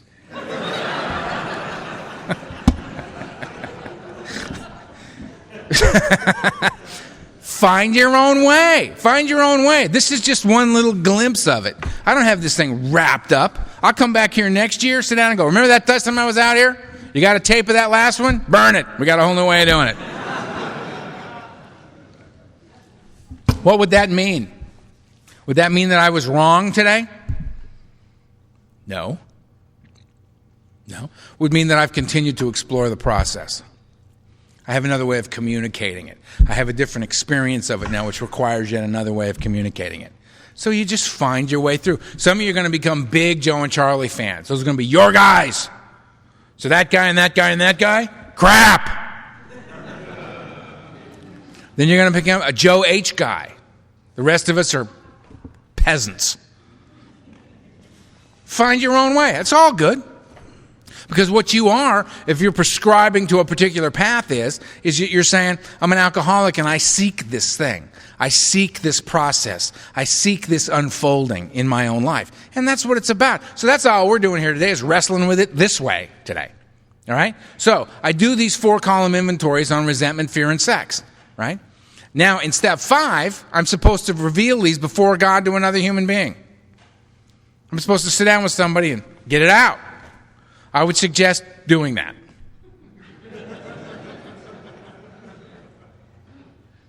Really, it's not that deep. Do you know what I mean? What you have to do, the specific way you go about it. The book will suggest, the 12 and 12 will suggest, the book will suggest, this is how you go about it, right? You sit down with somebody, the 12 and 12, Bill talks about all kinds of stuff in the 4-step. He talks about, only thing in the 12 and 12 I disagree on, this is just me. I actually disagree with something he says. He says, well, if you got a bunch of really, really heavy stuff that you read most of it to your sponsor and then you go to another person, there's one paragraph, and talk about the rest of it with somebody else. I don't go for that personally. I was so good at compartmentalizing my life when I was out there. That was one of my major problems, was that nobody knew the whole story. This guy knows a little bit, she knows a little bit, that guy knows a little bit, she knows a little bit. But nobody knows Earl, really. Nobody knows the whole deal. And there's pieces in each of those compartments that say an awful lot about who I am. So I had to find that's just me, I had to find a place where I could give it all up. All of it in one place. So that's what I did. Before God to another human being. And I sat down and I laid out my 4 columns in resentment inventory and I did it in columns, right? And I read it in rows, right? I wrote my resentment list until it was done. Then I went to column 2 and answered the stuff in column 2. When that was done, I went to column 3. When I read it to the individual that I read it to, I read it across in the rows. 1, 1, 1, 2, 1, 3, 1, 4, 1, 5, till 1 was done, then I went to 2. And I read across. And that way. And that was how it became a completely different document. Doing it that way. Instead of just this way, all of a sudden I'm doing it in another way. And this incredible pattern of behavior in my life is revealed to me. Right? So that was the 5th step. I sat down and I did it. Was I happy about this? No. Was it a comfortable experience for me? Absolutely not. Did I have a lot of discussion with my sponsor as I was reading it to him? No. Anything that was said in that meeting, other than what I had written down, was conversation that he introduced. My job was to show up and read what I had written, not offer further explanation, not read what was written, not an occasional preemptive strike where I would sit and go, now this next one. Let me discuss this next one with you. I want to restate that I was not in my right mind. That I personally do not consider this to be an example of who I am. None of that. He just shut up and read it. And I read it, and occasionally he would say, time out. Right? Read that last one again. I loved that one. And he would do that to me. Or he would do the wonderful, loving sponsor type thing where he would say, that reminds me of a story. Because he'd see that I'd read one that I was particularly ashamed of. And he would say, that reminds me of a story. And he'd tell some atrocious story about something he'd done that was very, very similar to this hideous event in my life, right? And it relieved me. I mean, there was healing that went on as the process took place because of who he was. I mean, it was just an amazing, amazing experience. Did I feel And at the end of the fifth step, I felt different. What I felt was remarkably exposed. That's what I felt. And it was remarkably uncomfortable. But it was the only way I was going to discover for myself that I could tell you the truth about who I was and you wouldn't throw me away. That you would just consider me more as one of yours, as with you, than before. Right? That was it for me, and that was the only way a guy like me was. Believing you that because you told me so? Nah. Not like I got it when I did it. When I did it, I was in. I was in. I showed up, and I looked at my sponsor when I was done with my fifth step, and I said to him, now all I have to do is wait for you to die. And he looked at me and he said, oh, isn't that lovely? And he walked away. Amazing experience, an amazing experience. Let's take a break.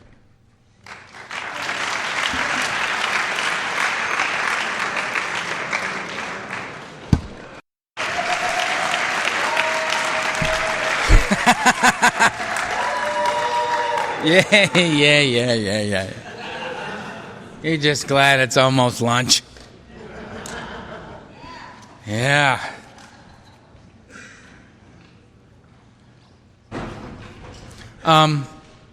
Okay, where the hell are we? What am I talking about?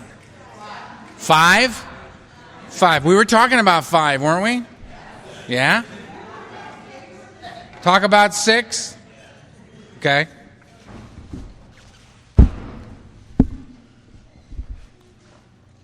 You're going to hate me for this. I love this part.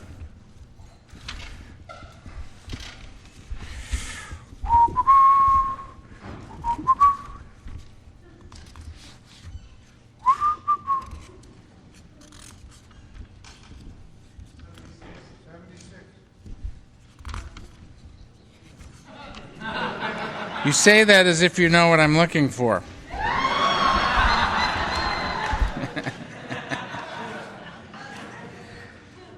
And you were correct. I love the guys. There's a guy I know that does the thing. I mean, he knows where everything is on what page, blah, blah, blah, blah, blah, blah, blah, blah, blah. He talks and he says, in the bottom of page 83, top of 84, it says, right? He does that through his whole talk, and everybody's sitting there going, they're all laughing like, he's just making this up, right? Then you go back to the book and you go, oh my God. He's nailing it every time. He's got it like memorized. I'm one of those guys that believes in libraries. I believe in books. Information's in here. I don't keep it in my head. Where is it? Well, it's in here. Can find it. Which reminds me, it says something on page 25. Don't shout it out if you know. We love the suspense. That I wanted to say because there was something somebody said to me during the break that made me think of it. And I figured, what the hell? I get the backtrack if I want.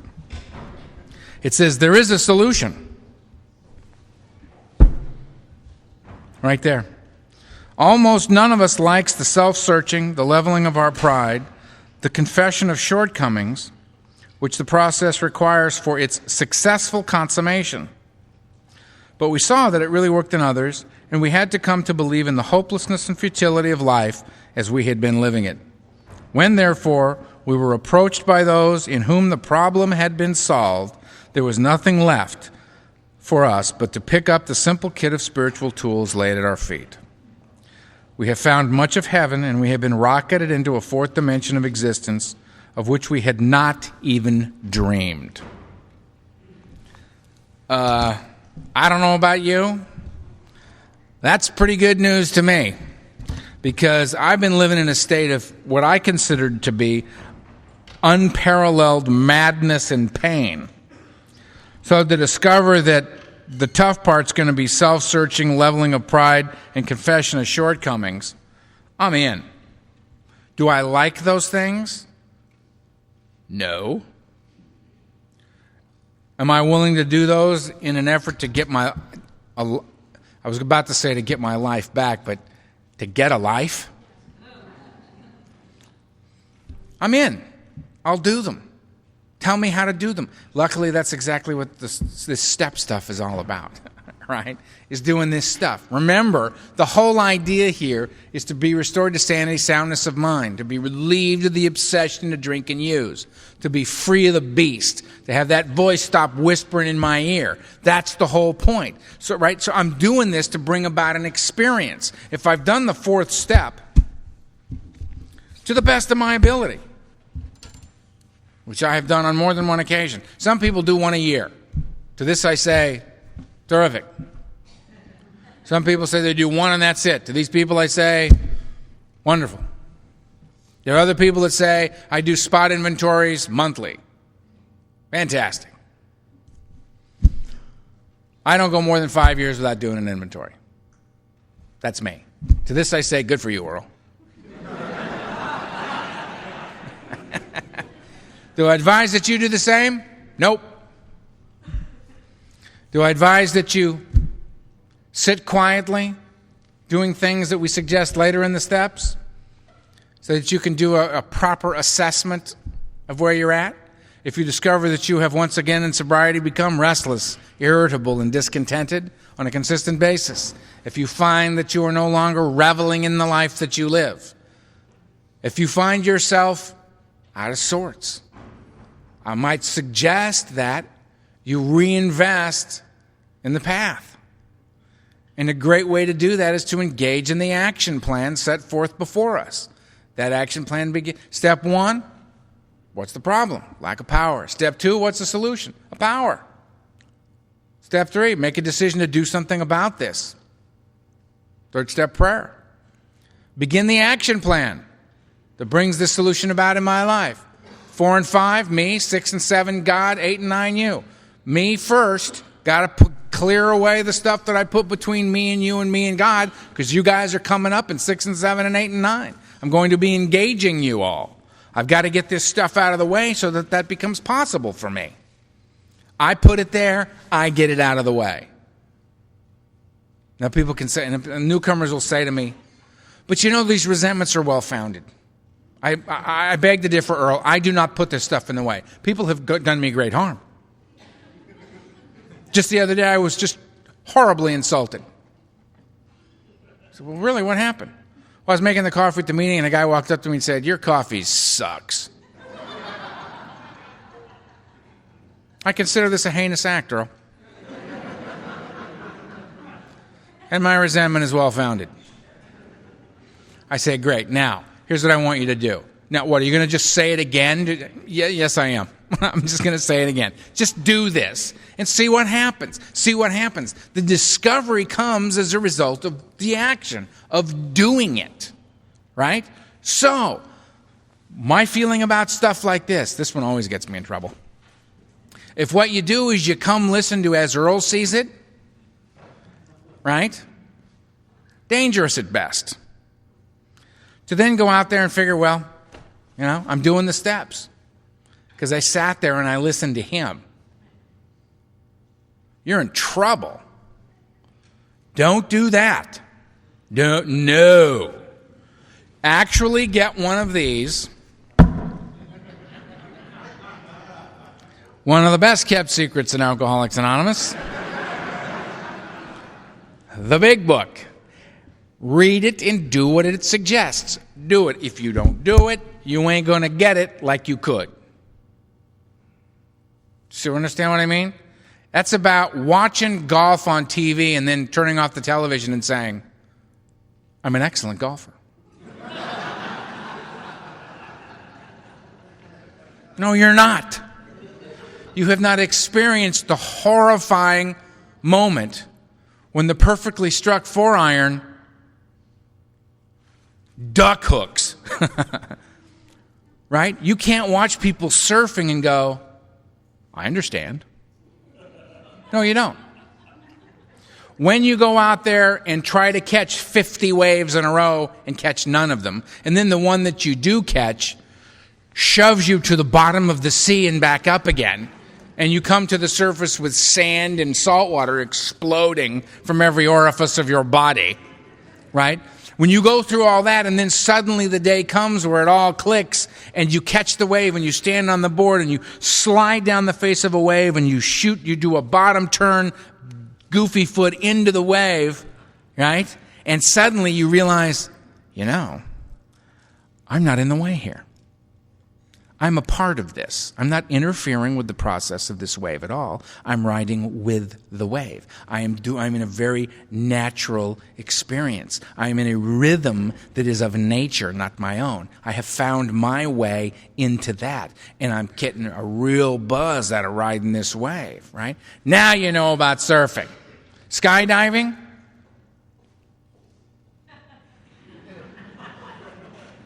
I assure you that I know nothing about skydiving. And I can also assure you that I never will.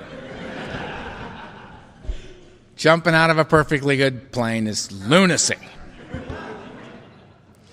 But you don't know till you do it, right? So when people come to you with problems in AA, and you have no experience in those problems, say so. And give them the numbers to the people that do. I was sponsoring a guy who came to me, and he had a great problem. He was suffering, and he had a sexual identity crisis going on. And he came to me and he said, Earl, I have a tremendous sexual identity crisis going on. And I said, bummer. Now, here's a friend of mine. Call him and talk to him immediately, because he also suffered from a sexual identity crisis, and he has resolved that to his own great satisfaction. Maybe he can help you with his experience in that. I don't have any. I mean, if somebody came to me and said, Earl, I struggle with being tall, I got to give you a number.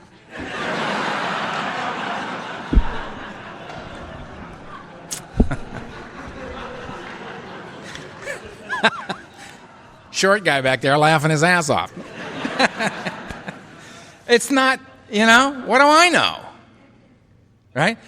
However, I did have a guy, conversely, this is also true. I had a guy I was sponsoring call me up and say, we got to have lunch. Okay. I do that daily. We'll have lunch. So we go and we have lunch. And he goes, Earl, I got to get another sponsor. Because I'm married now. I go, I know, I was the best man at your wedding. He says, I'm married now and you're single, and I think I need a married sponsor. So I'm going to get a married sponsor. And I said, okay, that's fine. I'm not upset by that. However, I would, just as a passing thought, you're also French. And I would suggest that you get a married French sponsor. You're also quite tall, so clearly a tall French married sponsor. And I live on the west side and you live in the valley, so I would suggest a tall married French sponsor that lives in the valley. He was pissed off enough at this point to pick up the check and take off.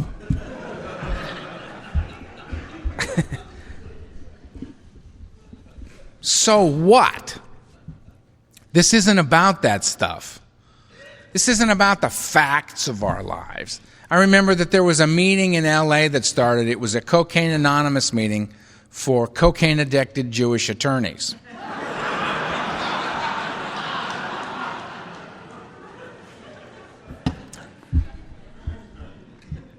I was told of this when I was done laughing. He said, what do you think of that? And I said, fine. My experience says it ain't going to be there very long. And it lasted, I think, like 6 weeks. And then that meeting dissolved. Common problem, common solution. Our common problem is not that we are Jewish, or that we are gay or straight, or tall or short, or where we live. Our common solution, our common problem is that we are alcoholic. Period. And our common solution is this process. So, that brings me to page 76, where it says, and it speaks at great length, in a very, very detailed manner, precisely how to do steps 6 and 7. It says, if we can enter If we can answer to our satisfaction these questions concerning step 5 and prior to that, we then look at step 6. We have emphasized willingness as being indispensable. Are we now ready to let God remove from us all the things which we have admitted are objectionable? Can he now take them all, every one? If we still cling to something we will not let go, we ask God to help us to be but willing. When ready, we say something like this. Didn't say precisely like this, said something like this. My Creator, I am now willing that you should have all of me, good and bad. I pray that you now remove from me every single defect of character which stands in the way of my usefulness to you and my fellows. Grant me strength as I go out from here to do your bidding. Amen. We have then completed step 7. Any questions?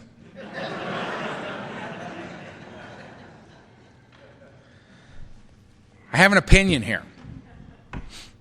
If you're taking notes, note that. Opinion number 47, Earl. Very short section on 6 and 7. And notice, 1 through 5, we covered 75 pages plus doctor's opinion, forwards, all kinds of stuff, right? Circles, triangles, a lot going on up there, right? We get to 6 and 7, zip, zip.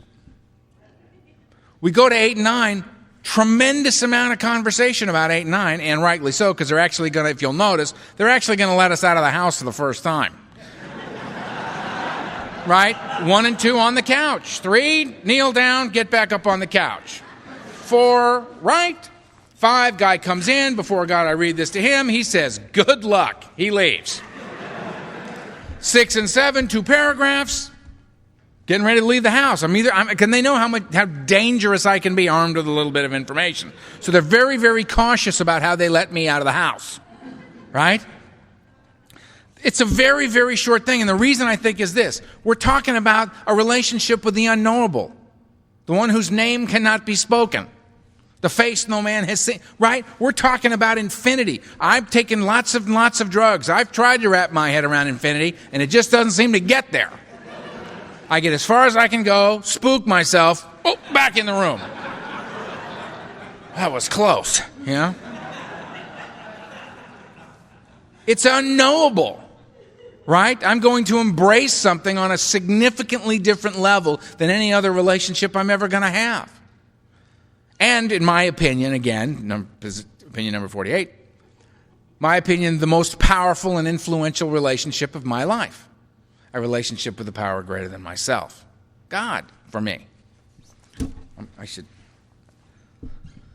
And it says, my Creator, I'm now willing that you should have all of me, good and bad. Taking my judgment out of it. That's taken me out of the loop. Here it is, all of me. The things that I consider good based on my belief system, my moral psychology, the things that I consider bad, all of it. Good, bad, look at it any way you want. Here it is, here I am, take it. All right? I pray that you now remove from me every single defect of character which stands in the way of my usefulness to you and my fellows. It does not say, please remove this stuff from me, God, so that I can be one hell of a guy.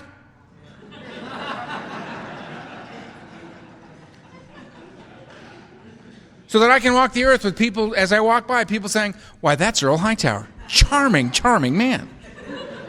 Delightful fellow. He does a lot of good, doesn't he? Please.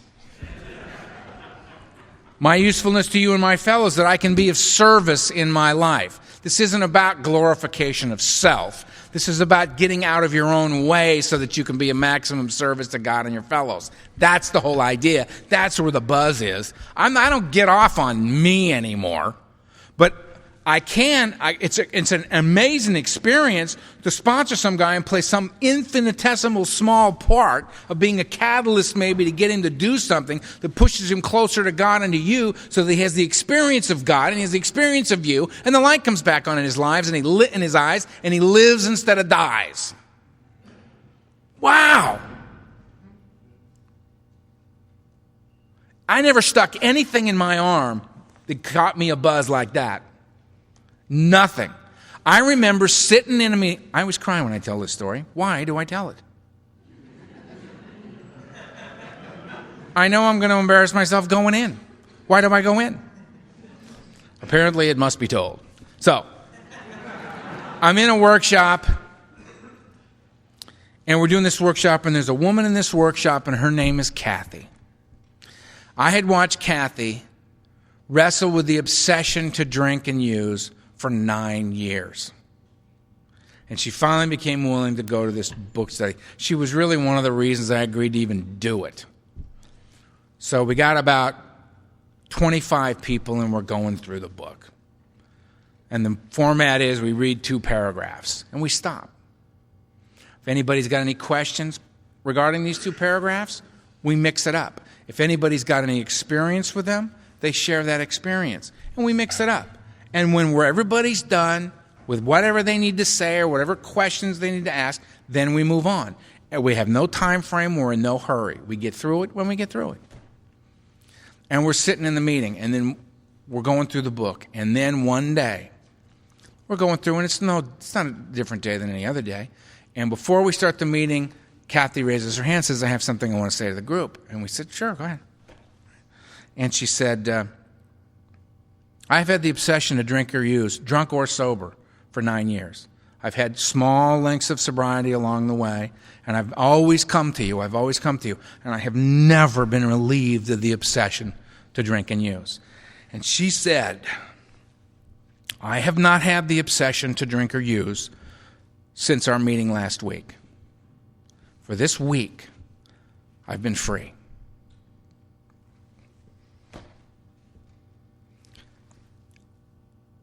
I defy you to experience something like that and not be changed by it. Not be changed by it. To watch that woman struggle so courageously in the face of a disease that's going to win. It's going to win. To suddenly be free.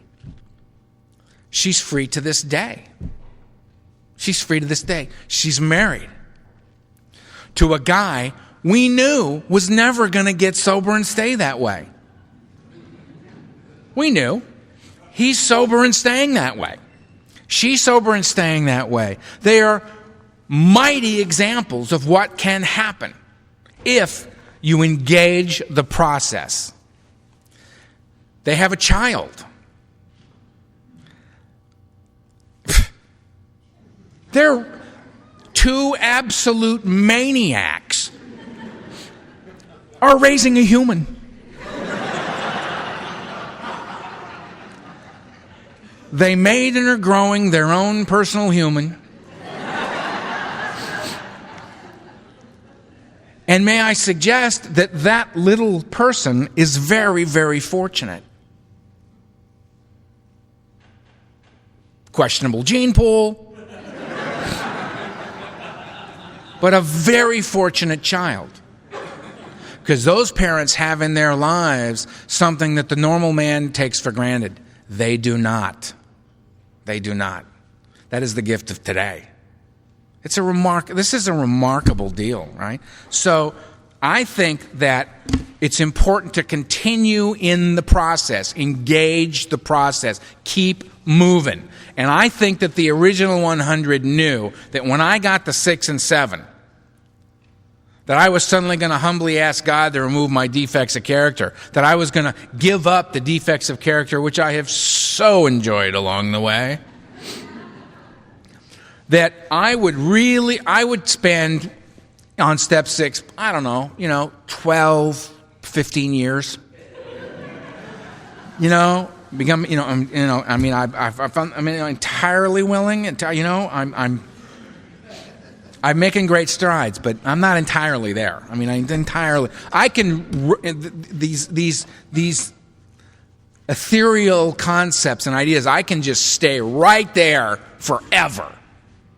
Because I've read ahead. I've seen 8 and 9. And this needs to be delayed.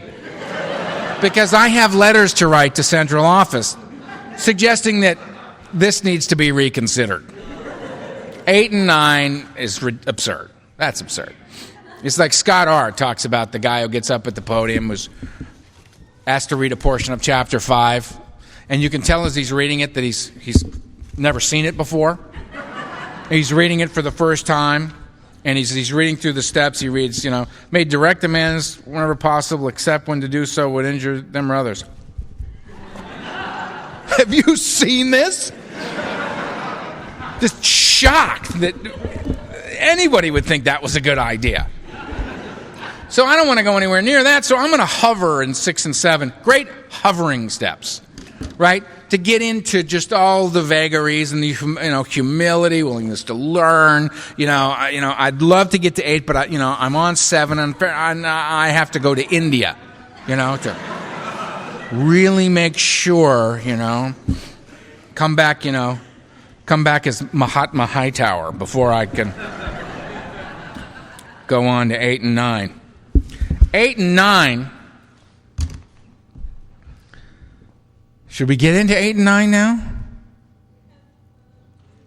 We have 20 minutes. Not nearly enough time for 8 and 9, is it? But I do have some lovely questions on the table. Should we have a moment for questions? So 6 and 7. Humbly ask God to remove your defects of character. Go ahead. And you know what? I ask God to remove the defects of character because I'll remove the wrong stuff.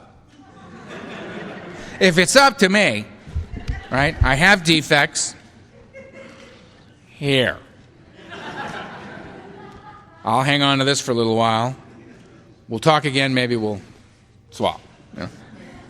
I got to get out of that. God, good and the bad. Take it. Take it. Take it. Thy will, not mine. Thy will, not mine. Donald used to always say from the podium when he would talk about me, he'd say, and I'm constantly having to tell Earl, your name is not thy. It's like, and I would sit out there going,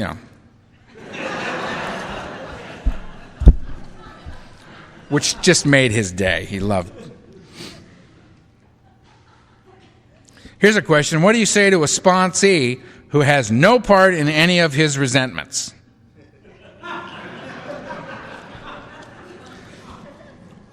Let's try this again. That's what I say to him. Let's try this again. Give him some examples. Give him some examples. Where I would say, well, you got a resentment? Yeah. What's your resentment? This. What's this? Who? This person. What's the areas of your life? What specifically do you resent? Well, this. Obviously. Right? Well, what areas of your life are affected? Let's pick from these. Let's see. What areas of your life? Well, this, and this. Oh, all 7? Yeah. Okay.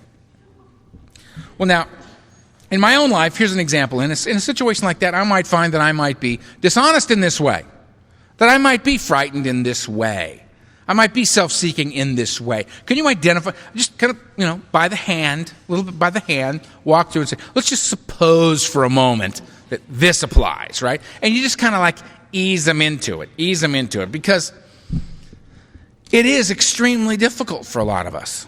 We feel so self-righteous in our anger and in our resentment. We feel so incredibly justified in feeling the way that we feel. Well, Earl, I've been told that my feelings are my feelings and that they shouldn't be judged. Yes, well, that's lovely, And I would never in any way attempt to discount your feelings about anything. You feel the way you feel. But we're talking about something else now, right? We're not talking that this is the way you feel. Of course it's the way you feel. Let's deal with the rest of it, and let's see if we can't rid ourselves of some of these feelings. To resentment is to re-feel.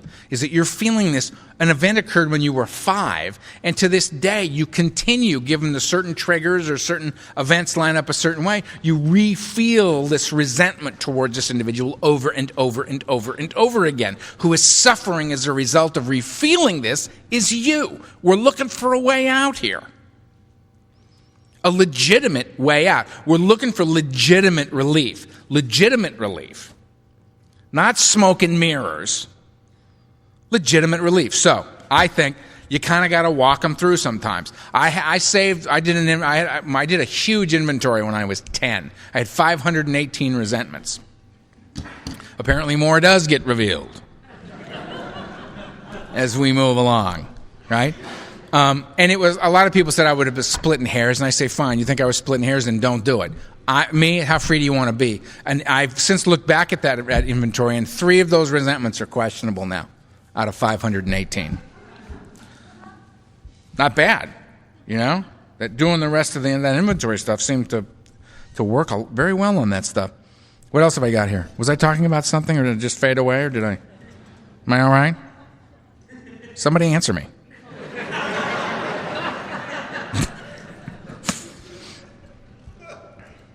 It says, what is your advice for AA members who only sponsor members that have sober time versus newcomers? Say, okay. If you only want to sponsor people with time, fine. But who are they going to sponsor? The people that you sponsor. Right? I remember there's a certain credential that you can get if you want to work in the field in treatment for chemical dependency. And on the test, one of the questions is, I actually wrote them a letter about this. And I don't write letters, but that one, I thought, oh, I'll write them a letter. As soon as I'm done with the 4 columns on this. And they asked the question, how much time should you have before you're a sponsor in AA? The answer to the question is 5 years. To which I thought, really?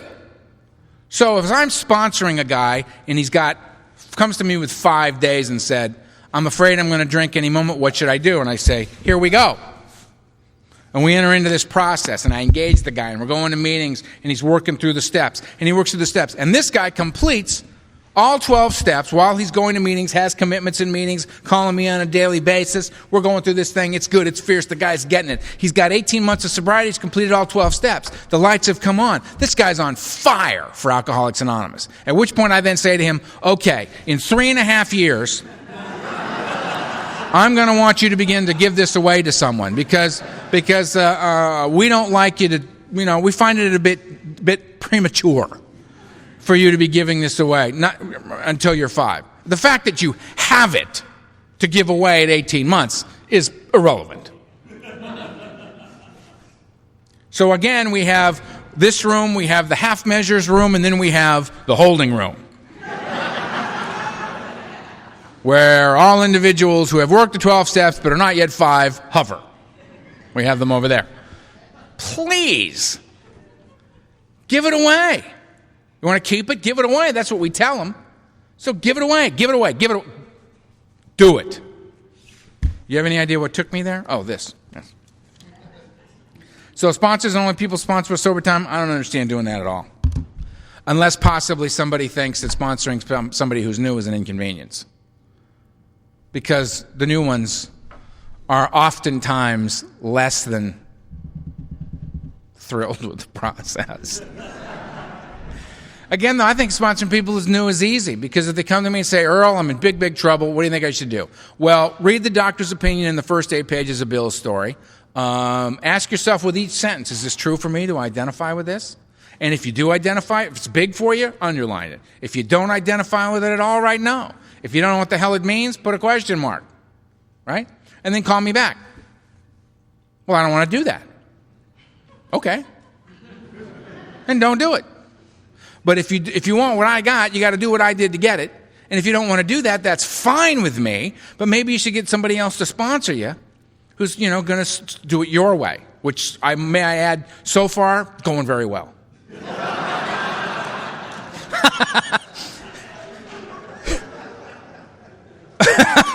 Right? I mean, I don't want them to like me. I want them to live. Do you know what I mean? I don't want them to like me. I want them to live. That's why I love Donald Madden. I needed my ass kicked. I got my ass kicked. When I needed a hug, I got a hug. Right? Donald Madden didn't care if I liked him. He wanted me to live. He loved me enough to tell me the truth. And his truth was far more evolved than mine. This is a remarkable man. It's an absolutely remarkable man. So, people say to me, well, how can you tell the new guy okay when you know it's not going to work? And this is my reason.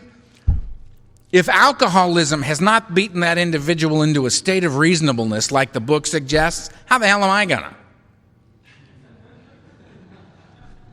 We've already proven beyond the shadow of a doubt alcoholism is far more powerful than I am. Okay? I fought the beast and I lost every round.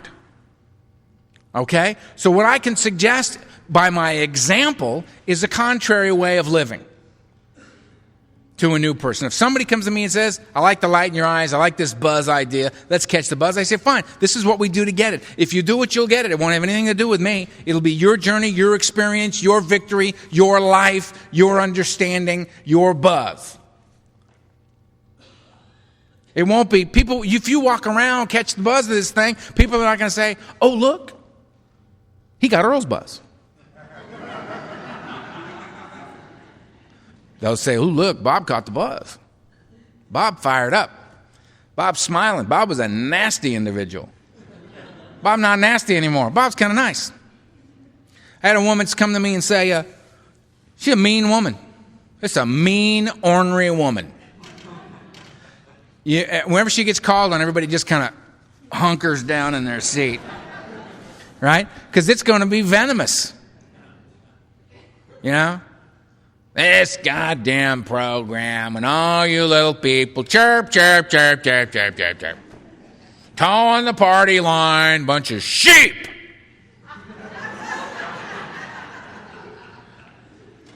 Whenever I'm leading a meeting and I call and I finish, I say, thank you for sharing. Jeez, just to piss her off a little more. Said to her, you know what? Why don't you, one day she's doing it, and I was just in a bad mood, and she came out, and I said, you know what? How annoying are you? We all know you're pissed off. We get it, okay?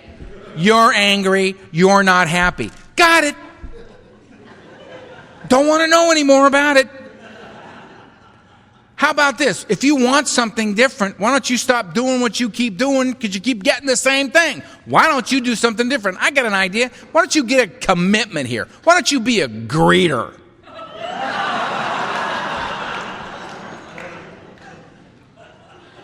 And every time I come to the meeting, you shake my hand and say, hi, Earl, welcome. I'll know what you're really thinking. And I dare you to smile at me and tell me, welcome, Earl. She got a commitment.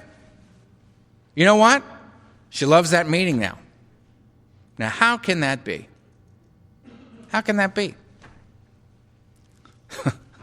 See, that's the cool thing about this. It's really simple. That's why it's so tough for us. We're so dramatic.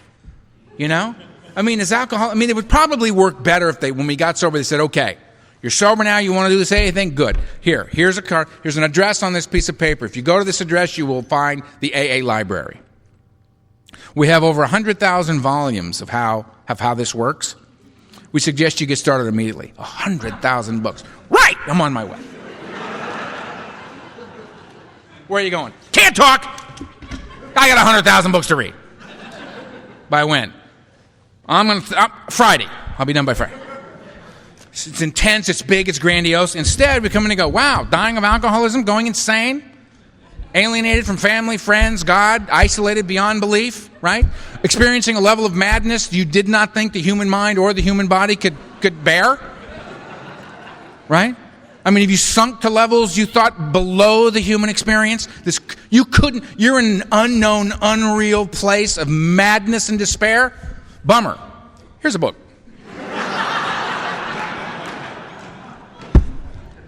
You know, and people just go, yeah, okay. Coaster. Not dramatic enough. Just not dramatic enough. So then you go to the meetings, and of course we're all lone wolves, we're all the bad guy, we're all the cocaine cowboy, aren't we? Everybody's a tough guy. It's just hysterical to me. I can't tell you how many times in AA I've heard somebody say, you know, I'm going to kick his ass. Please. I've been to thousands of AA meetings. I've seen like 4 ass whippings in the whole time I've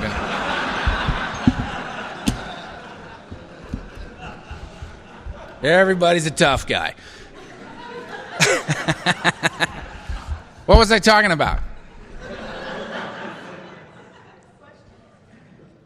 Questions? More? Do another one?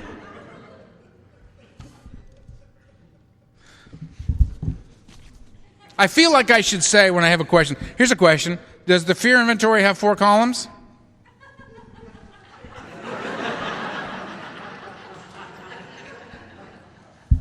know it's not big.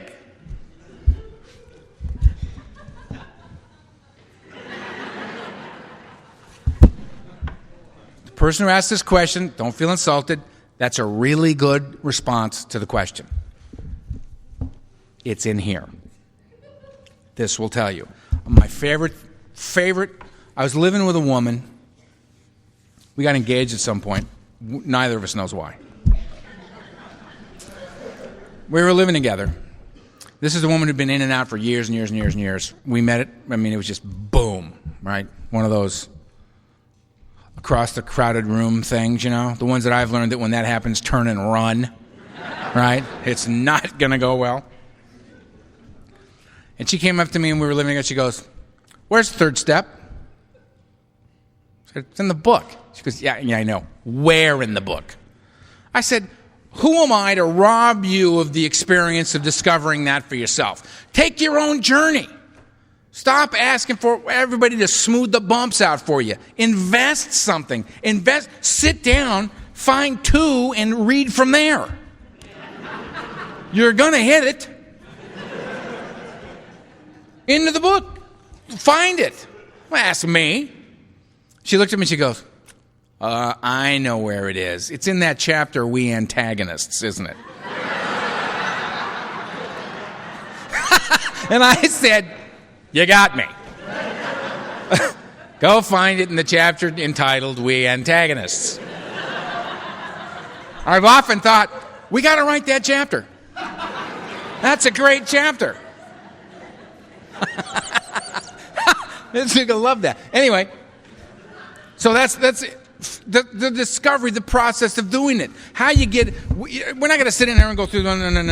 Get in a book study. You don't have one. Start one. You don't know how to lead it? Buy the Joe and Charlie tapes from the original Joe and Charlie series. The Big Book Comes Alive, right? And use that and go through the book. Stop the tape, talk about it. Put a little more. Stop the tape, talk about it. Put Scott R. in. Put me in. Put us all on and debate about who really understands this. Come up with your own set that says, we're all full of it. This is the way to go. Love that. Love that. Find your own way. That's all that's going to work, right? You didn't drink his way. You didn't use her way. Come on out of it together. This is the roadmap. These are the guidelines. This is the text suggesting that we study it. You got to get in and wrestle with it. Wrestle with it. You're going to get it perfect? Nope. We're going to give you a degree? Be happy to. Be happy to give you a degree? Give you one. Call me up. Give me a fax number. I'll put a diploma together for you and shoot it right out. I actually made one up for a guy I sponsored who said he was finished with the steps. I said, "Really?" Right. So we had a graduation ceremony for him. Nino. We graduated him from AA. I said, "Now what do you want to do?" He says, "I'm getting the feeling that you would like me to go to another meeting." I said, "Beautiful." "Yeah, what? Good, we'll go together." Right? I got a red light. So I've answered that. I answered that one very well. This one is an outside topic. So as soon as we're done and this gets shut off, I'll answer that one. And that one. And I'm on time. Look at that. Look at that. I'm on time. Go to lunch. See you in an hour.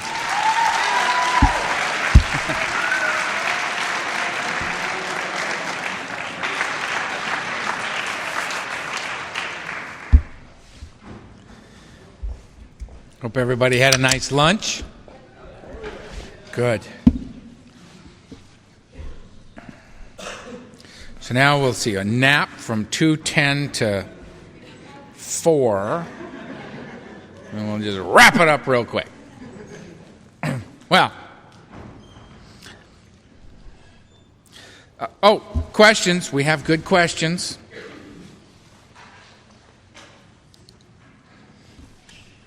Question. What if you've completed your fourth and fifth step with your sponsor, but still have many resentments against your sponsor?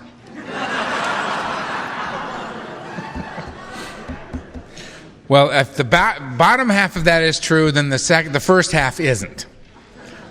Then you haven't completed your fourth and fifth step. If I'm listening to the fifth step of a sponsee and I'm not mentioned, I don't feel like I've been doing my job properly. Yeah, go ahead and, if you've got resentments against your sponsor, go ahead and do it in a four-step format. I don't think your sponsor's going to be alarmed. I would find it really curious if they were. I mean, if I told myself I resent my sponsor because he told me to do this and I didn't want to, and my sponsor, oh, well, just walked out. It's crazy. It just put it down. How free do you want to be? Right? You want to walk around feeling like you've been harboring resentments against your sponsor, the person that you defer to, the person that you seek direction and counsel from? Bad idea. Get it clean. Say so. Takes care of that. How do I get rid of the fear of letting go? I feel unable to let go of the notion of drinking again safely. Unable to accept this fact. I know I must. So, someone's afraid to let go of the idea that they can drink again at some point.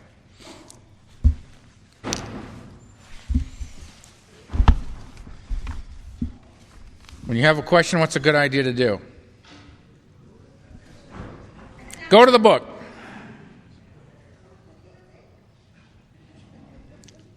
I don't need to. The book says, the persistence of this illusion, this belief in a lie that I can drink like a normal man, is astonishing. Many of us pursue it to the gates of insanity and death. Okay? So, if you identify as an alcoholic, but you can't let go of the idea of reserving the right that somehow, someday, you may be able to drink like a normal man. You may be able to safely drink. I suggest that the solution to that dilemma is to do precisely what it is we're doing. Begin the 4th to 12-step process. Engage in the process. Engage in the process. Wrestle with that as you go through this process. None of us likes the idea. I mean, I've never met an alcoholic who said basically, here's where it's at, pal.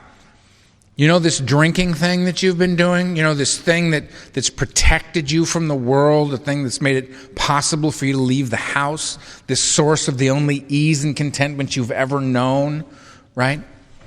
This thing that has made all things to this point possible for you, it's over and you don't get to do it anymore. I've never had an alcoholic get that information and say, oh, well, okay, then, fine. Right? It's a crushing blow to discover that it doesn't work anymore and you're not going to get it back. That's why we've got a portion of chapter 3, more about alcoholism.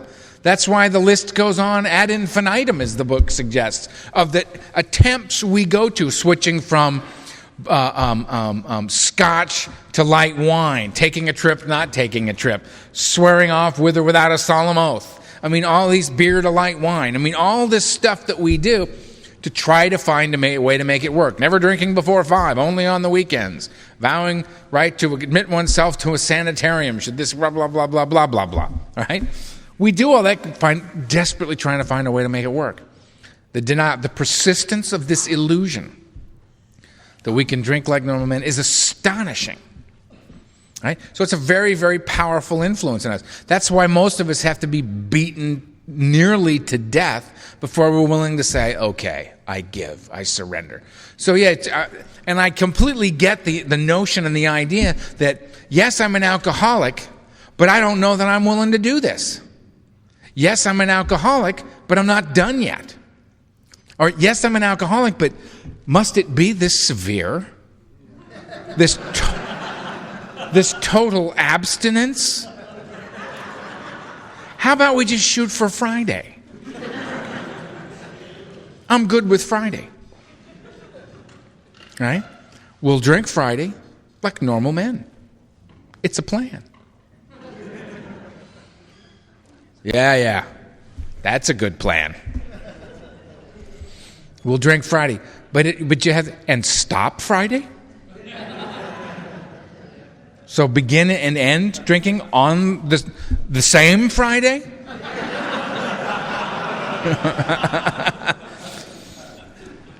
You're getting into splitting hairs. You know where this is going, right? If I could drink safely, I would. How do you get rid of the fear of letting go? By letting go and finding that you're still okay. That's how you get rid of the fear of letting go, by letting go. I feel unable to let go of the notion drinking again safely, unable to accept this fact. I know I must. Then by all means, grab a hold of this process and begin to do the things that we're talking about today. Do them. It's the action that brings about the change. I mean, let's face it. You, who are now horrified that I have singled you out. This won't hurt a bit. Yeah, trust me. She's looking at me like, we'll see, pal. You can sit there and pretty much assume what it looks like from here, right? I mean, we're in the same room. You've been walking around. You've looked. You got a pretty good idea, don't you, what this room looks like from here? Sitting there, don't you? All right. The only way you can really know is to get up. Please, get up. Come over here. Don't just keep focused on me. Stay on me. Stay on me. Okay, now. Smile. Okay, good. Now turn around. A little different than you thought, isn't it? Mm-hmm. Yeah, it is. That's a rugged group, isn't it? I got my hands full, don't I? Yeah, all right. Thank you very much.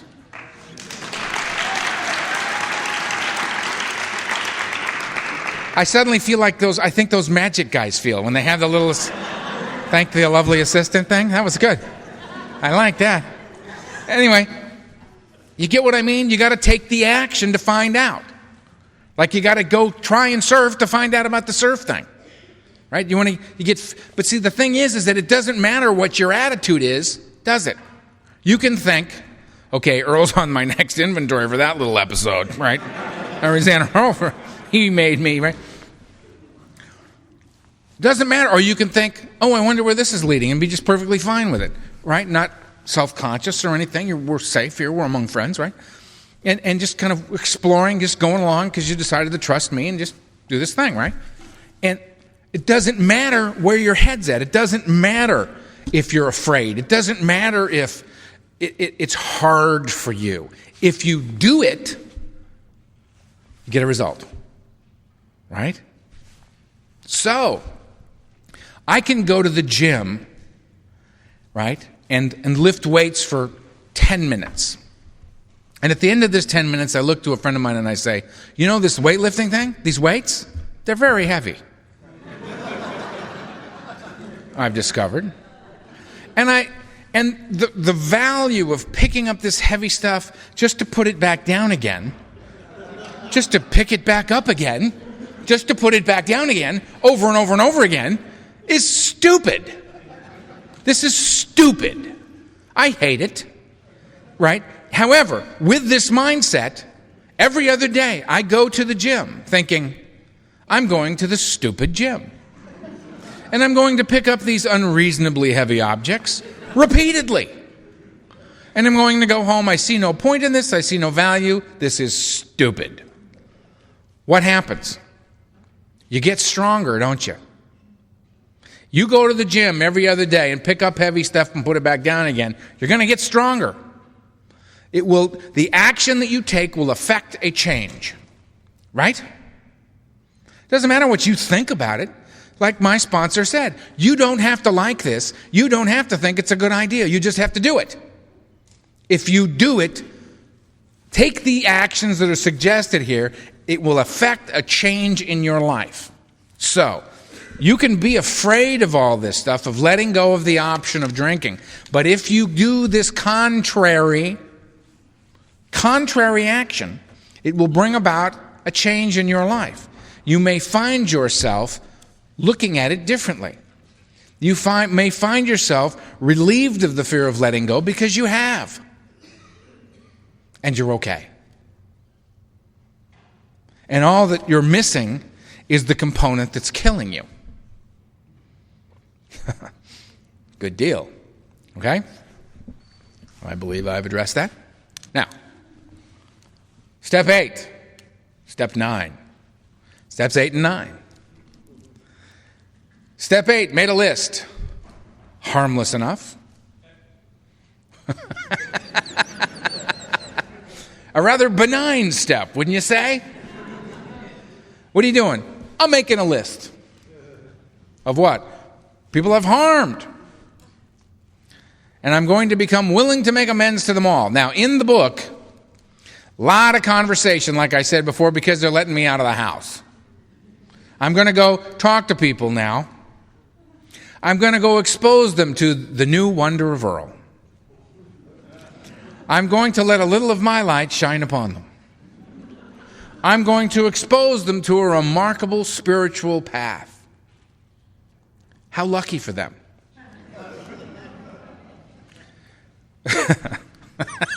I'm always amazed. Are y'all feeling a little lethargic? You ate, and we're all kind of sitting here because you got a different energy about you right now. Before lunch, I'm getting a lot of this. Yeah. Come on, bring it on. I mean, yeah. Now I'm getting like this. I'm getting.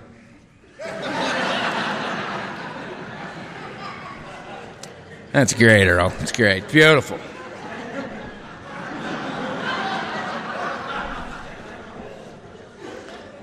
So let's just shake it off, all right? Got to stay in the room, got to stay here. I had my lunch in 3 minutes. I ate with many fellas. We had a lot of guys. We went to lunch, right? Everybody got served, was enjoying a lovely meal while I waited for mine. I got mine, wolfed it down. Believe me, I'm fighting the urge to do this. But then that's what caffeine is for. 8 and 9, tricky. Very, very tricky. High wire without a net. Dangerous steps. All right? Follow me closely. Lives hang in the balance. I'm going to demonstrate now. And if I get hurt, I get hurt, and we'll just have to get another speaker. Because, you never know if you're going to make it through one of these, but I'm going to demonstrate the precarious nature of amends. Okay? You ready? I'm very sorry. Thank you.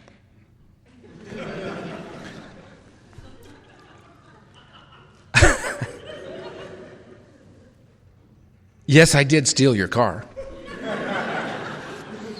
And I'm sorry. I estimate the value of the car at $10,000 at the time of the theft. If that is acceptable to you, I will give you this check, and I will pay you monthly until that balance is cleared.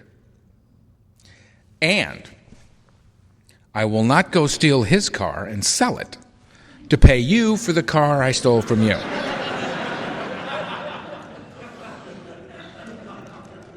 To make amends means to change. So amends is not a get-out-of-jail-free card. I don't get to insult you, apologize, and then 5 minutes later, insult you.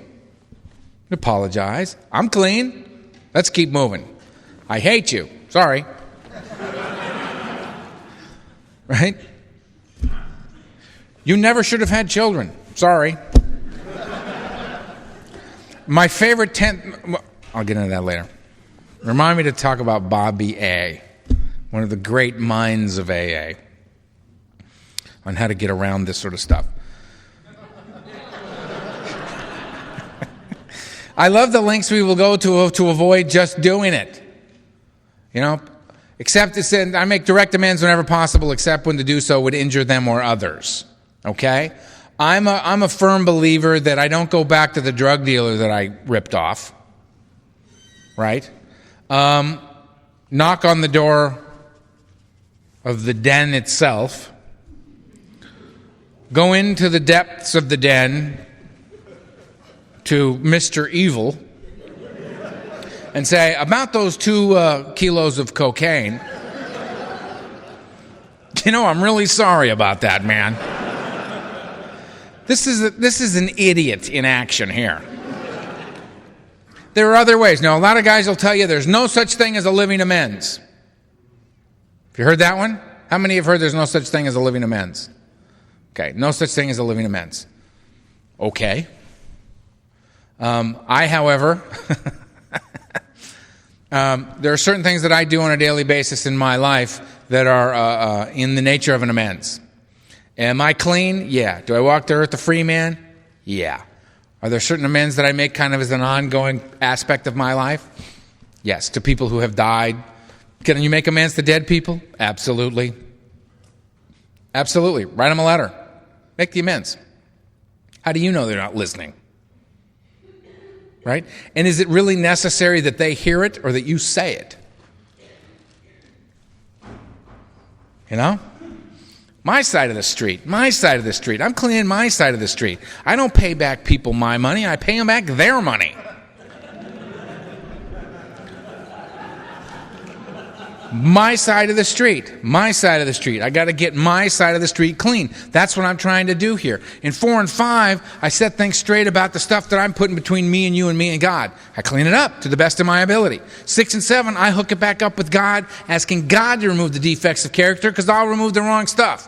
When I'm hooking it back up with you, I'm clearing away the stuff that I've put between us. It's an amazing capacity, the capacity of this alcoholic to borrow $1,500 from you and to be paid back a week from Tuesday. When you approach me a week from Tuesday, I am insulted at the badgering. How I can turn your kindness and generosity towards me into my resentment towards you effortlessly. Right? This is a bizarre way of doing things that I'm quite capable of. I got to get out of this. Who's going to get me out of this? You? Oh, there's a plan. This is a good plan. My life is now, my personal well-being is contingent upon what you do or don't do. That's a good way to live. Right? If I do that, I'm at the mercy of buffoons. I made a pledge in my life, in my amends, in an attempt to change who I am. I made a pledge to nonviolence. That I am not a violent man. I do not raise my hand to other human beings. I don't do that. And that is not contingent upon what you do or don't do. If that's the case, then I'm at the mercy of fools. All right? I'm nonviolent until you come up and say something offensive to me. And then I'm violent. I mean, prisons are filled with guys that go to sleep every night saying, yeah, I really wish I hadn't done that. If only he hadn't said that to me. Right? It's insanity. If I decide to be nonviolent, then I decide that's my commitment. And it's not contingent upon what you do or don't do. If I'm going to decide I do this inventory work and I recognize and come to a place where I understand that I am responsible for this and I need to make amends to you from my side of the street, then that's that. That's what I do. I go and I apologize. What you do with that is not the point. Has got nothing to do with, right? I mean, people say, I made amends that, I did what you said, Earl. I went out and I made amends and the guy threw me out of his office. Okay? So the amends thing doesn't work as far as I'm concerned. Sure it does. Did you make the amends? Yes. Did you mean it? Yes. Then it worked. He threw me out. Yeah. That's up to him. That's his decision for him. That's not, we don't concern ourselves with that. This is my side of the street. I must clean my side of the street. I had Al, who's the guy who spawned my second sponsor. He used to say that he turned his will and his life over to the care of God, and God turned it over to the sheriff's department. And he faced multiple felonies. And he faced them, and he walks the earth a free man. He's not looking over his shoulder for anything or anybody. He's free. That is the idea here, isn't it? to get free. So I continue to take personal inventory when I'm wrong promptly. Admit 10 step. Let me go back. 9. I make these direct amends. I lived in a one-room apartment for 6.5 years because all my money went to making amends. When I came in, I believed that if I were to make direct amends wherever possible, I would live in this one-room apartment for the rest of my life. All the money I made would go to paying people off, and when I died, I would assign the remainder of the debt to any children I might have at the time. At 6.5 years, my sponsor said, you get to move to a nice place now and continue this process, which I did, and it took me a total of 9.5 years to make my amends. And whenever I thought to myself, I've never been to Europe, I'd think, well, when I do go to Europe, I'm going as a free man. When I would think, that's such a nice suit there, I would think, I would love to wear that as a free man. When I would this or that, or I'd meet some woman and I'd decide, I need to shower her with gifts because clearly I alone am not enough.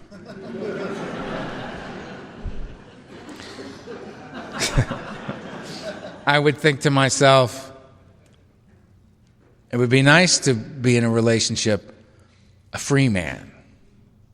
A free man. See, I was a slave my whole life, from 12 to 28. Every minute of my adult life, I was a slave to alcohol and drugs. I want to be free. So I'm willing to do what's necessary. And as a result, I'm catching the buzz that I'm catching. Right? So, when in doubt, just do it. Just take the next step. You don't know what's going to come. Like I said before, the great news about this thing is that whatever it is I know, there's more. So there's a new understanding as a result of new action. There's a new experience as a result of staying the course.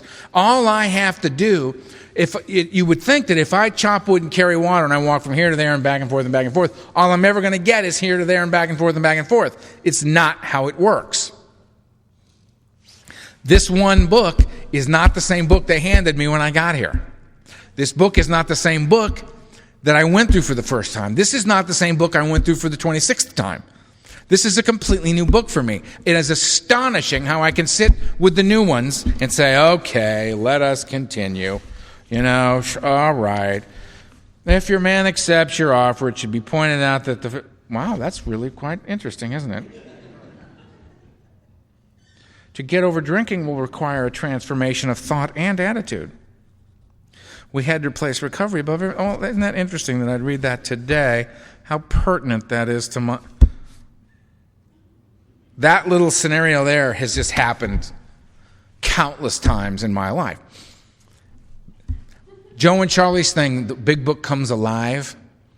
Never have I heard of a process described more appropriately. The big book comes alive. It does. It's not black ink on white pages. Over there to be read and observed is something over here on this page. It actually comes to life. And how does that happen? How does what's written in here come to life? It comes to life when we pick up the concepts and ideas outlined in this book and execute them in our lives. That's how it comes to life. That's how it comes to life. When you all come into AA and they say, read about this book, how should I do that? And they say, well, there's people here that have several years, some of them many, many years of sobriety, that are conducting big book studies. You think, curious? You'd think at 22 years, he'd have gotten it by now. Maybe that's not why he's doing it. Maybe that's not why he gets on an airplane and flies from LA to New York on Friday the 13th. Which by any reasonable human would say, that's unreasonable, stay home. My way of looking at things, why would he do that? He's read it. Stop pestering people. Stay home. No. Bagels and Big Book. Is this necessary? I don't see that it is. It's not necessary. It's just how it comes alive. It's how it comes to life. Because I'll tell you what, when I was new, when I came through the doors, when you were talking, what I heard was blah, blah, blah, blah, blah, blah, blah, blah. And I would go, that's very nice, thank you. I don't understand a word of what you were saying. I mean, my head, I say this often, but it bears repeating. In my head, I would go to Amy's and I would sit and I would say, all right, I found my seat. It's great. The guy's up, he's reading. Rarely saw something. I'm going to have to get one of those books and find out what the hell he rarely saw. Because, that just kind of went by me. What's going on over there? 12 things. Those 12 things, 12 steps. Yeah, I read the thing on the wall. Very nice. And ABC, 12 things, ABC, good. He's down. I didn't get a lot of that, but it's fine. Just inside of my head, just bing, bing, bing, bing, bing, bing, bing, bing. Just insane, you know what I mean? Just ideas, beautiful, spiritual, deep principles just bouncing off my skull. Just not getting in, What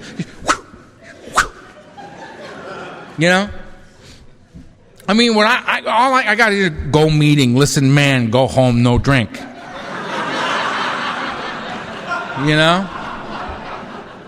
And pace in the apartment. Jesus Christ, what was that guy talking about? He was talking about something.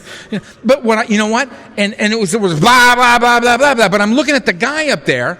I'm looking at the guy, and he's talking about how he drank, and I'm looking at him, and I'm thinking, that guy's having a very good time. He seems very comfortable being who he is. The best definition of happiness I've ever heard is wanting what you've got. That guy seems happy. He seems to be enjoying his life. He doesn't seem to be fettered down with all these problems and indecision, and it's clear to people look at me and they think, step back, I think his skull's going to explode. Just this very tense person all the time. If I was awake, a little anxious. And this guy's comfortable, he's cool, he's up, he's good. And I think that's an example. I don't know what he's got, but he's got something. I don't know why he continues to be here, because clearly whatever it is you get, he's got. I don't understand why, but thank God he's there. I'm going to go ask him how he got that. You seem relatively calm. How?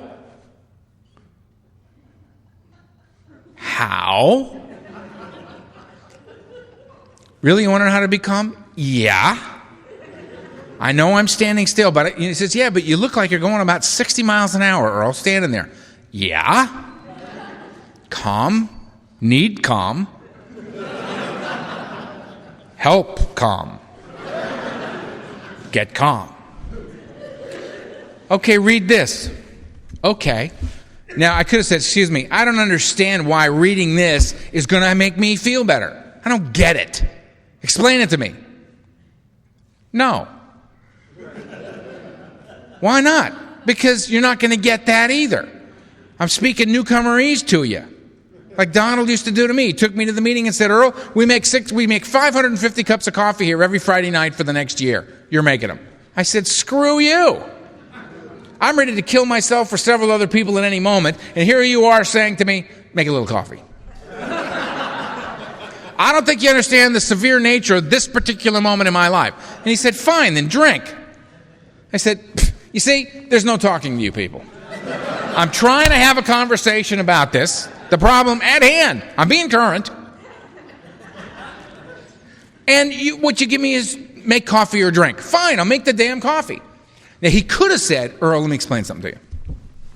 There's this thing called spiritual service out of self, right? Huge. One of the biggest gifts we have in here. And the fellowship we get together, what we try to do is we try to take actions and do things in a certain way to demonstrate what can happen to people around here, the value of certain things. So you're probably thinking, because you're the new guy, you're the grunt, we're giving you the dirty work, or we're going to make you make our coffee for us. That's not what's happening. We're giving you a great gift. See, because every Friday night, you're going to spend 4.5 hours getting to the meeting, getting the pots filled with water. In the middle of the week, you got to go out there and you got to get your little condiment thing together. You got to get the coffee and the little swizzler things, and you got to get the this and that. You got to get the tea for the little tea people, and you got to get the, 3 different kinds of sugar, the real kind, the pink fake, the blue fake. You got to get the other. You got to get all this stuff together. So you got all your table, and you got everything ready, and you got to go fill the pots, and you got to put the pots together, and you got to make the coffee, and you got everything right. You got to put the pots in different places so you don't blow out the fuses, right? So you get everything together, and you make the coffee, and you got the coffee for the people. And then the people, and then being a little intense, right? I got my coffee set up, and the guy comes up, and he gets the cup of coffee, and he puts the swizzle stick down on the table. I'm over there. Yo, bro. You born in a barn? Pick that up. So I am running this coffee area right here. Unacceptable. People are in the meeting going, dude, the coffee guy. What's with the coffee guy? And the sponsor comes in and goes, no more coffee for you. Because I'm in the back just, because I've had 9 cups of the turbo pot over here. You know what I mean? They used to say that there was 5 100-cup pots, and then there was one 55-cup pot, and they used to say about that pot that 3 cups was a slip. I made fierce coffee. What I discovered as a result of doing this, right, was that I didn't get to think about Earl for 4.5 hours on Friday night. I was too busy worrying about the coffee and making sure that I didn't screw it up and get fired from AA to think about me. Tremendous relief. I left there every Friday night feeling better because the self-centered guy like me wasn't thinking about me. I was being of service. Out of self, more God. Out of self, more God. The healing was happening. I'm an alcoholic who knows if he drinks, he's going to die. And part of what I do for that is I make 50 cups of coffee for total strangers every Friday night. And healing begins. Now, as a newcomer, if you'd have said that to me, it would have done like most things did. Just, but you said, do it or drink. Got it. Make the coffee. And I could be angry and just not like it and have a bad attitude. As long as I did it, I got the result. As long as I did it, I got the result. The 9th step is no different. You do it, you get the result. Doesn't matter if they're happy with you, mad at you. Doesn't matter. Love you, think you're wonderful. One of the things that I was told to avoid when I did my 9th step was to avoid going out and saying, listen,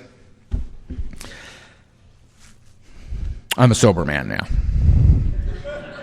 I'm on a spiritual path. Powerful, you say? I think so. A very, very powerful sober man now. Great events are occurring in my life, and I'm going to share them with you now. And when we're done, you're going to leave thinking, thank God I know that man. My life is different, and may I say, quite a great deal better for having known him. The transformation, the turnaround, he is a message for us all, isn't he? Please, I'm sorry, here's your money back in the house. Get out of this hole, ain't I great? No, I'm sorry. And change, to make amends means to change. Change, I don't do that anymore. I lied to you, you were hurt by it, and I'm sorry. Anything I can do to make this right, let me know. And I'll be happy to do it. And so that you know, I'm really working on the lying thing. Right? Now, I don't know about you. As for the lying thing,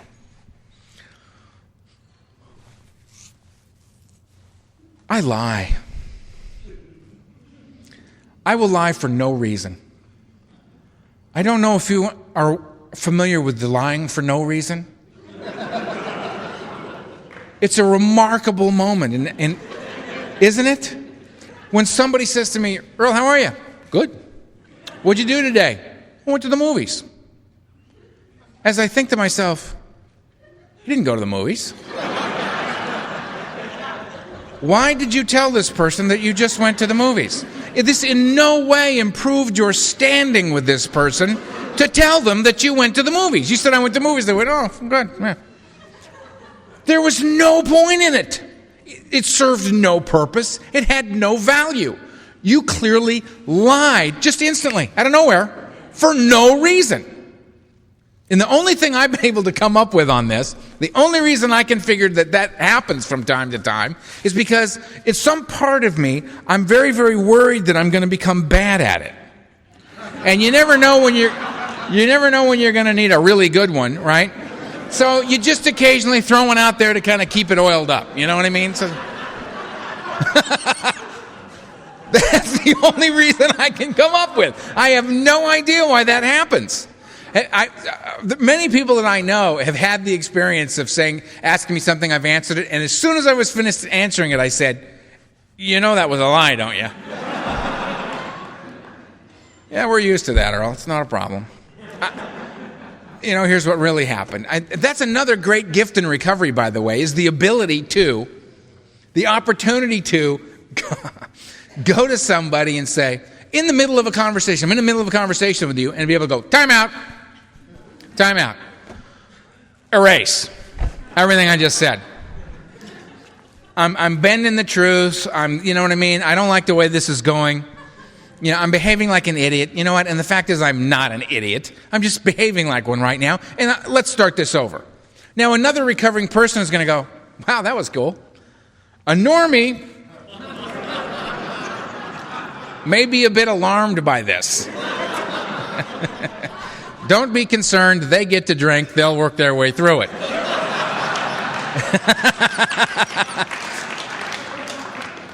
I got to clean it up as soon as I can, which brings us to 10. Now, I believe the action plan to be 1 is problem, 2 solution, 3 decision, 4 and 5 me, 6 and 7 God, 8 and 9 you. 4 through 9 action plan to bring the solution of step 2 about in my life.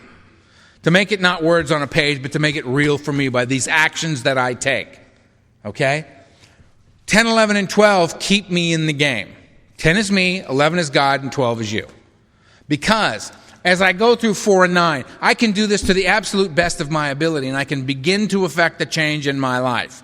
But odds are, having lived the way I've lived for so many years, I'm barely scratching the surface on this stuff. There's worlds within worlds here. This stuff goes as deep as you want to take it. Right? But in that first pass, I've introduced myself to the processes that are available there, the principles that are afoot in those steps, the nature of relationships with God, self, and others. I've introduced myself to this. I want to keep this rolling in my life. I want to keep this going in my life. I don't want to do a nice little one-day workshop and then go back to my old ways. I beseech you. How long has it been since someone beseeched you? I beseech you, do not do that. Make a move. Make a move in your own defense, in defense of your own life. Take an action. Do something different. Do something in addition to what you currently do. Add to the mix. Expand, enlarge upon what we already have, right? 10, 11, and 12 allow me to do that. Allow me to keep the ball rolling. 10 me, 11 God, 12 you, which we will explore immediately following the break. All right, here we go again. We have many things to discuss here. I've got new questions. Also, for Annie. Annie, you're not here. But I wanted to say hello and extend my very best wishes to you personally, and I hope we meet soon. None of you know what just happened, and that's just fine. So, question. When a sponsee says, what happens if I quit and find out later that I didn't have to?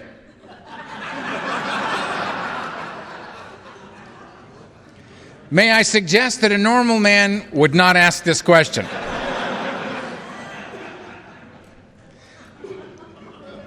Because a normal man would recognize that if that were the case, all you'd missed was a few drinks. In this individual's case, I would suggest if you found that out that you would have missed an awful lot of drinks. So, I would just simply say, I wouldn't worry about that. Just keep moving. More will get revealed. If you're not an alcoholic and you've missed a few drinks, big deal. If you are an alcoholic and have missed a few drinks, big deal.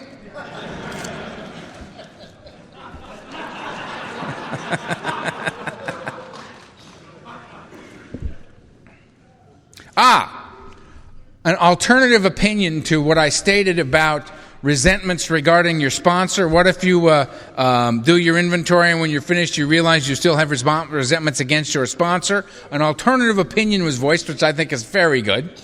that what you do is that you take these resentments and this aspect of your inventory to a third party, an alternate third party, possibly with a significant amount of time, and that you can read this stuff, and when you get to your part in it, you can then go back and make amends to your sponsor. Love that. Thank you, Ava. That came directly from a member of the Bagels and Big Book group, our sponsor. I love that. Earl H., sponsored by the Big. And let's see what this is. So what's with the eyeball to eyeball thing on the 9th step? Like I can't get to South Dakota to make this amends. Won't a letter do? Help. Okay. Okay. Send them a letter. Make them a videotape and send them the videotape. Asking them to burn it immediately after watching it. Kind of a, what was that show? Kind of a Mission Impossible thing. This all is anyway, isn't it? South Dakota, make this, yeah. If you can go to South Dakota, go to South Dakota. If you can't, give them a phone call. Read them the letter. Make the amends. Write them the letter. Do what you got to do. We're willing to go to any lengths to do this stuff. All right?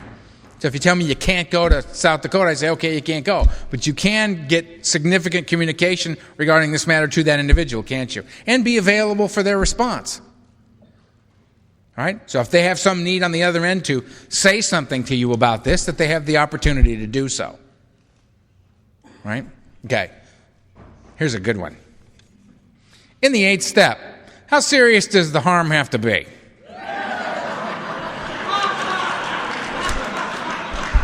Whoever wrote this, I love you. That's kind of like, I was shooting to kill, but he was only wounded. No amends necessary. I love that. Harm is harm. If you have harmed someone, we don't have degrees of harm, right? Harm is harm. If you've harmed someone, make amends. You don't know that the impact this has had on that particular individual. It's not. We don't decide for someone else how much harm we've caused them.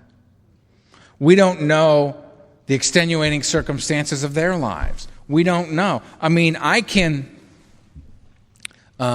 be goofing around at a party and push someone into a pool, right?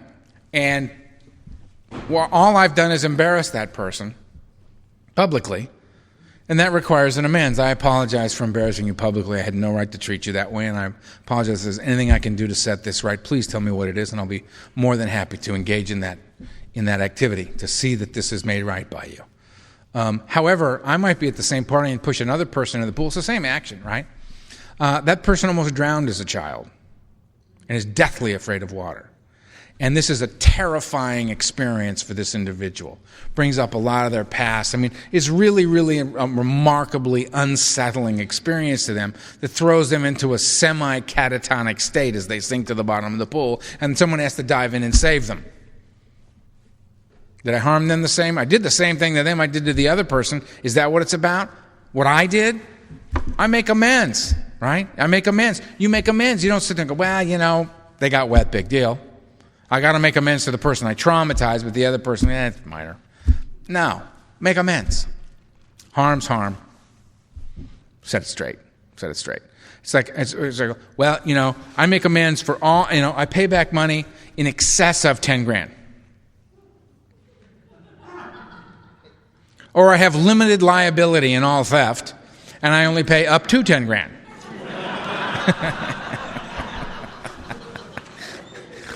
No. Set it straight. All right? What was the other thing? Somebody else mentioned to me something that I say that was pertinent to the 9th step. Speak up. Where are you? You came up and you shared with me something that I talk about that you said was pertinent. There you are. Naturally right in front of me, and I couldn't see you. Yes. Right. It's like, what's the point and the value of all this stuff, right? When I came to AA, you see, conceptually, these things all tie together. We may have to go back to the tape and review, but I'm certain that they do. I came into AA and believed that there was, because I was in it for me, the self-centered nature of being new. I believed if I came in and I was honest with you, then you would be honest with me, that this would be the result of my action. Because for me, it was all about the expectation I had on the back end of the action. Do you get what I mean? I'm not being honest with you because that's a good thing to be. I'm being honest with you so you'll be honest with me. That's what I'm after. I'm still, do you notice here, I'm doing the right thing, but I'm still attempting to control and manipulate my environment. You see how I'm doing that?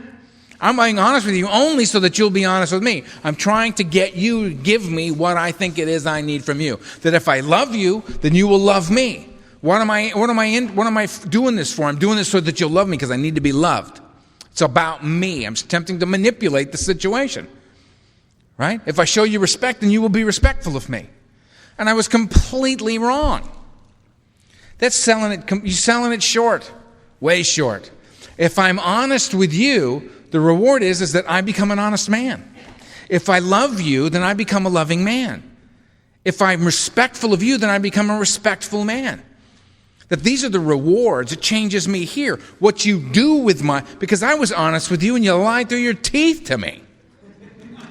I showed you respect and you embarrassed me publicly for no reason other than to dampen my light so yours would look a little brighter.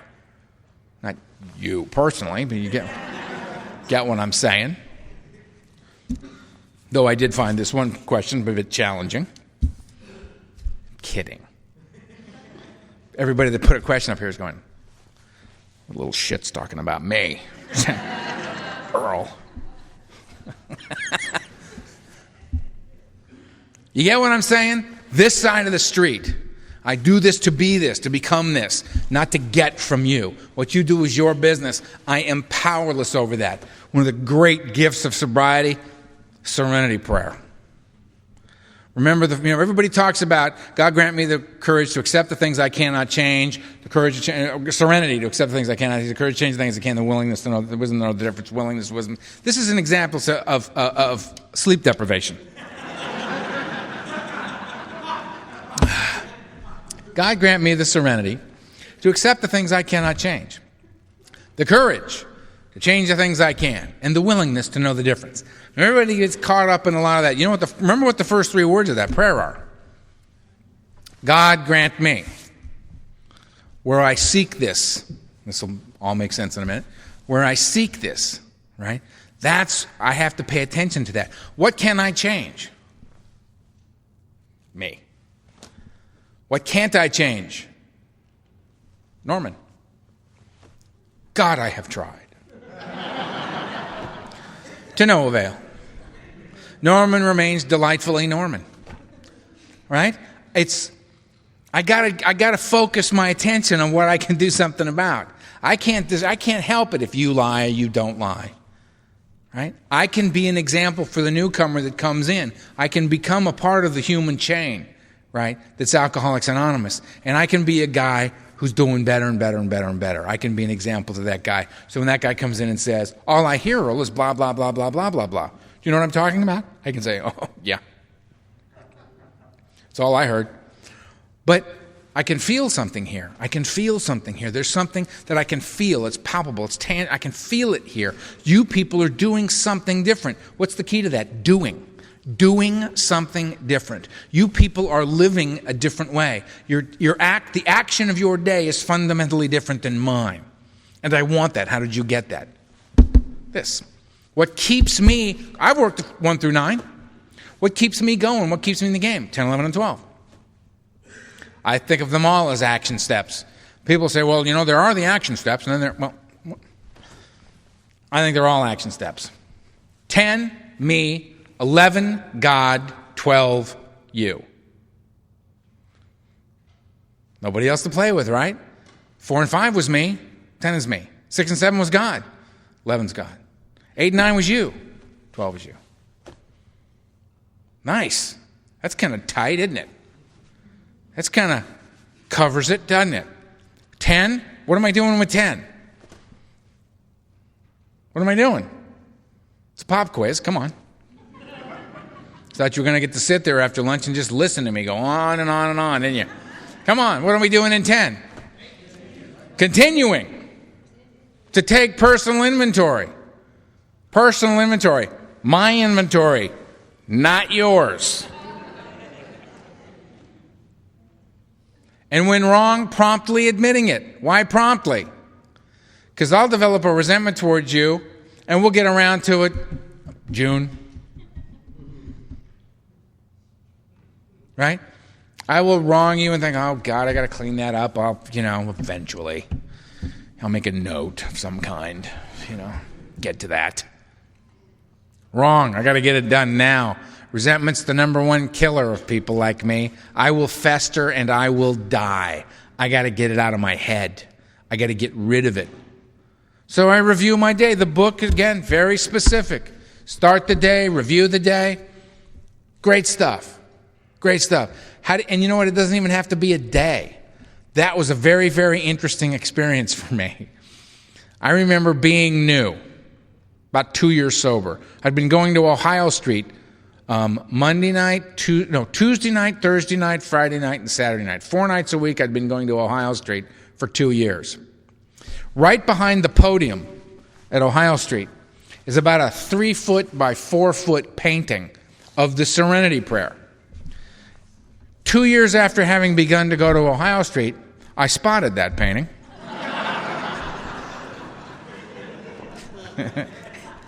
And I read it and I thought, that's snappy. Loving that poem. It's a poem to me. I call up Donald and go, Donald, it's a poem. And he goes, you mean a prayer? I go, yeah, prayer. Yeah, prayer. There's this prayer I read at Ohio Street. Incredible. Shortest prayer I found. Love it. I'm going to say it now. And he said, no, you're not.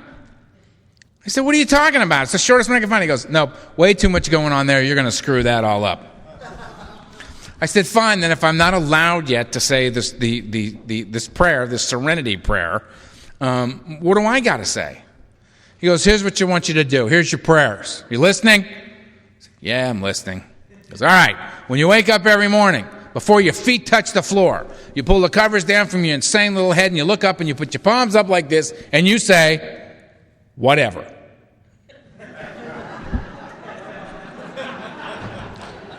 I said, I like that. That's good.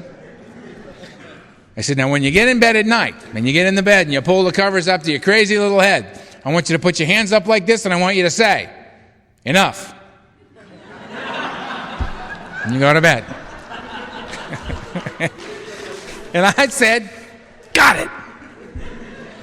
About 3 weeks later, 9 a.m. rolls around and I'm done. I've had it. I called him up, and he always answered the phone. Donald Madden. Donald, it's Earl. How are you, kid? Donald, I'm doomed. He said, how did you spot that, kid? He said, I'm done. I can't take it. It's 9 a.m. I'm not going to make it to tonight, man. I'm not going to make it. I'm done. It's over. I've had it. Nice effort. Thanks for your help. I'm a dead man. He says, hold it. I can help. Well, thank God, because you're the one and only call I'm making here. He says, all right, I want you to take a deep breath. That was a deep breath for me. I was a little constricted. He says, okay, now take a deep breath. All right, now. He goes, say enough. I said, enough. He goes, okay, wait a second. All right, take a deep breath. He said, okay, now say whatever. All right. You can do that? It's 9 a.m. He goes, so what? He goes, that day wasn't going well, wasn't it? He said, no. He goes, then end it and begin another one. This was like a spiritual experience for me. I'm looking at the clock going, nope, not going to make it. I didn't have to. I just had to let that go and start my day over again. I can do these things along the way, right? That are tremendously valuable to me. These little Little ways of getting on through. Just getting from meeting to meeting. Getting from sponsor call to sponsor call. Getting from opportunity to sit and read the book. Let it go, take it back. Let it go, take it back. Let it go, take it back. I mean, I turn my will in my life. You know how many times I turn my will in my life over the care of God between Los Angeles and New York? I'm surprised over the loudspeaker we didn't hear, okay, Earl, this is God. Why don't you just keep it till you land, and we'll get back to it then, okay? Because this back and forth is driving me crazy. Because here, God, bump. It's mine. Oh, Jesus, here, God, bump. It's mine. Right? It's just a nightmare across the country. Got me, got me, got me. All that matters is that, like Donald used to say, your life is like a tapestry, right? That's being sewn. I guess that's what you do with a tapestry, right? You just sew it. Have I got that right? No tapestry, people? Woven. I'm writing that down. Woven. Nice. As the tapestry of your life is being woven. My job when the needle comes through is to just push the needle back. Right? That's all I do, is just push the needle back. There's another way to put it. The door opens, walk through it. What's in here? I don't know. Why are you walking through it? Because the door opened. Is that reason enough? Apparently. Had a remarkable life happen as a result of just doing that. Another thing.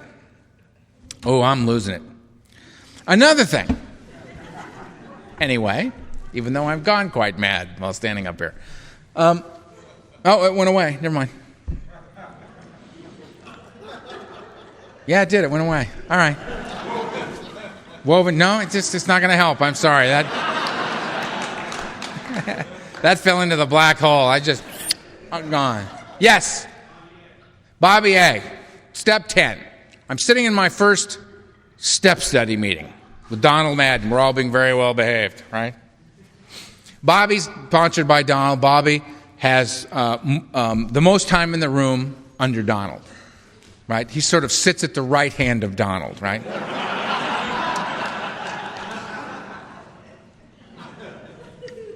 Very impressive fellow, about that tall, right? Mighty fellow. We're all very impressed with Bobby.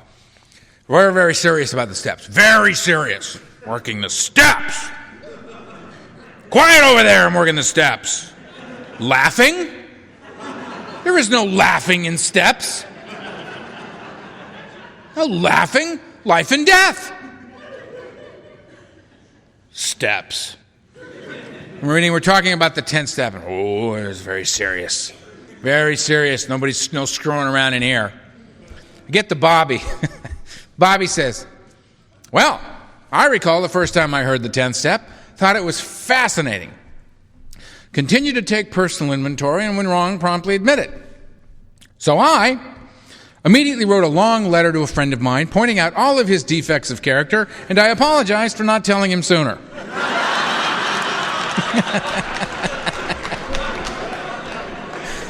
All these serious faces. Eyes twitching, you know what I mean? What the hell did he just say? Right? Donald's like, ah! Donald thinks that's the greatest thing he's ever heard, right? Now we're all like completely shook up. Bobby's looking at us like, lighten up. Just lighten up. He says, that's not how I feel about it now. This is a process. This isn't fine, got it, good, go. It's a process. More is revealed as we go. He says, I don't feel that way about the step now. I preface this by saying, when I first heard it, I saw it as simply an opening to give this guy a hard time. Got it. Have you noticed we've been laughing a lot in here? We've laughed a lot today, haven't we? It's the healing for us. We got to have a good time. We got to play a little bit. We got to look at the stuff. If we can't laugh at us, we're screwed. Okay? Because let's face it, ripe for some good jokes around here, huh?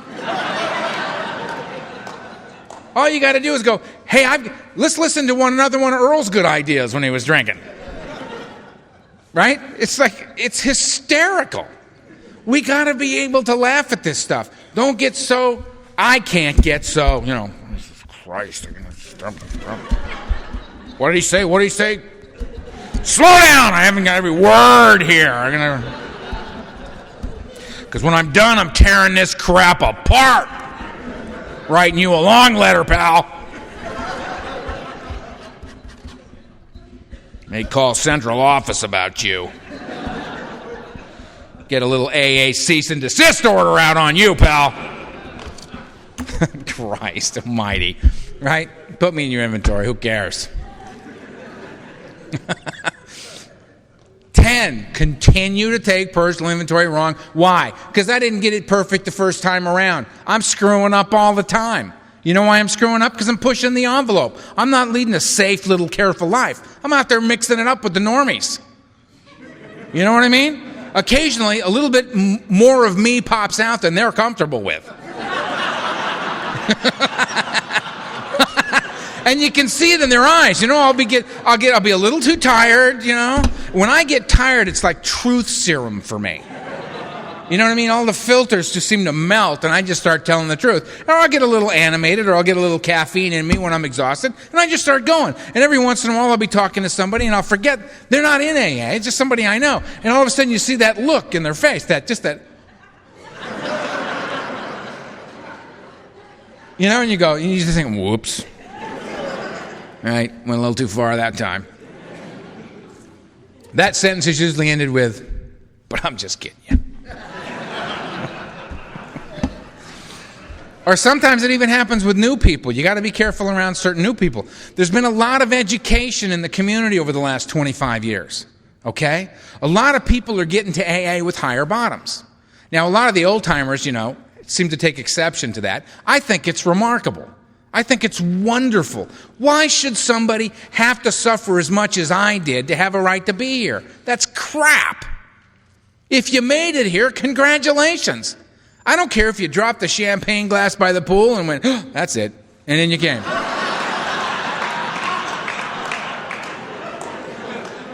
None of my business. It's not my business. I mean, all the way to the normie coming in and saying, you know what, this is cool, I want to learn from this. Book says anybody could get a lot out of this.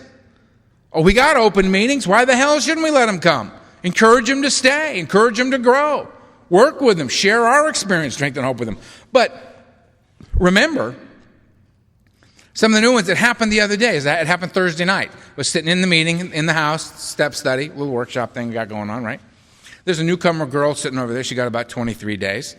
And I was making a point and mentioned something I'd done, right, while I was drinking and using. That was, to my way of thinking, a rather moderate tale.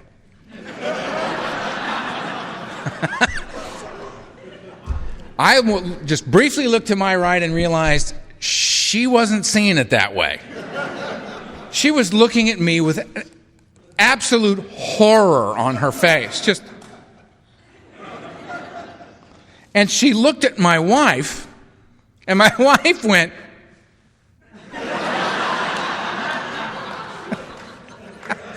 I don't know if she's going to come back. I don't know. Got to be easy with the new ones. Kind of get a sense of what, you know what I mean? We don't want to jump them too hard and too furious. I believe that this isn't a cookie-cutter program. We bring them in, we stamp them this way, we guide them through this, we put them through this stuff and on. I know a group somewhere in the Midwest, they're so serious about this thing, and I mean serious, that you come into their group, you get interviewed as to whether or not you're going to be in their group. If you come into their group, there's an interview process to become a member of their group. If you join their group, you're advised to take the next 30 days off from work. Now, I don't know about you, but to think that if a newcomer's got a job and then to actually ask them to not go to it is... that kind of goes against the grain for me. But, I actually did damn near an exorcism on a member of that group, getting them back out into AA. All right? I mean, the pressure that was being put on this woman was horrible. The manipulation and control that was occurring. But that seems to work for some people. There's other much more moderate groups that have additional aspects to them outside what one would consider the mainstream of AA, right? There's people in AA that are incredibly loose. There's a guy I sponsor named Britton. He came to me and asked me to sponsor him. And I said, well, what's up with your first sponsor? And he said, well, he told me to work the steps unless it was a hassle. I'm thinking that's not going to work for me. I'm going to come to you. And I said, cool. Right? That guy's staying sober. That guy's still sober. He works the steps unless it's a hassle. God bless him. You know? I figured that could easily turn into I stay sober unless it's a hassle. But that's me. That's not him. Find your way. 10. Continue to take personal inventory and wrong, promptly admit it. That allows me to not find myself going into a deeper and deeper and deeper and deeper state of resentment, dis-ease, disharmony, so that because I'm only going to do an inventory every 5 years, that builds over a period of 5 years until I get some relief. No, I want the daily experience of the relief being there, of this working, of being free. I don't want to slowly over time in sobriety gradually become tethered once again to the disease of alcoholism. I don't want to end up with the obsession of the mind returning. Now, if there's another guy I know in the program that says, I think I could stay sober and comfortable that way, doing half of the things I do. The only problem is I don't know which half that is, so I just keep doing all the stuff that I do. I'm with that guy. I have a great life as a result of what I do. If it works, don't fix it. Keep going. That's what I do. I've always gone to lots of meetings. I've always been sponsored. I've been sponsored for every moment of my sobriety except for 3 hours. That's how long after Donald died I had another sponsor. I'm of service. I sponsor a lot of guys. I sponsor some remarkable people, absolutely remarkable people. And I also sponsor knotheads. I sponsor a guy who he's been around 12 years now. I think he's sober 3 weeks again. And I've sponsored him for 12 years. Question. If you have someone who continuously relapses, Earl, shouldn't you encourage them to seek another sponsor? Yeah. And if he doesn't go, fine. It's not my decision. It's not up to me. It's not, believe me, I'm not the weak link in his game plan.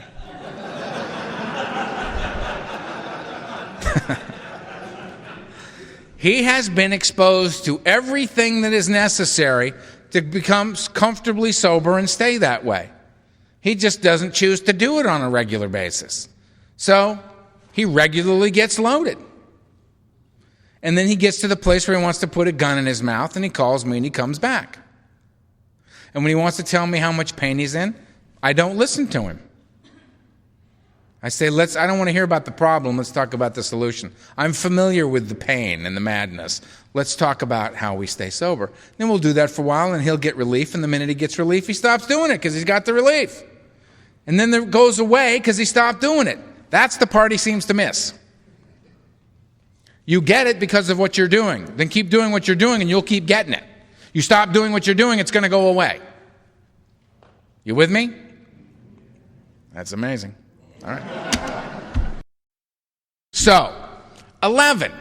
Ooh, we're getting close, aren't we? Getting close. 11.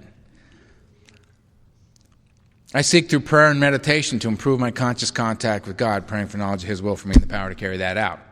I think it's a self-explanatory step. What do I pray for? What should I be praying for? How about I pray for knowledge of His will for me and the power to carry that out? Period. The end. Thank you. Why don't I pray for knowledge of His will for me and the power to carry that out? Now, I can pray for world peace. I can pray for a new bike on Christmas. I can pray for her. I can pray for all of you. Anything wrong with any of these prayers so far? No. What could I pray for that take all that into account? Keep me out of the solution, keep me out of expectation.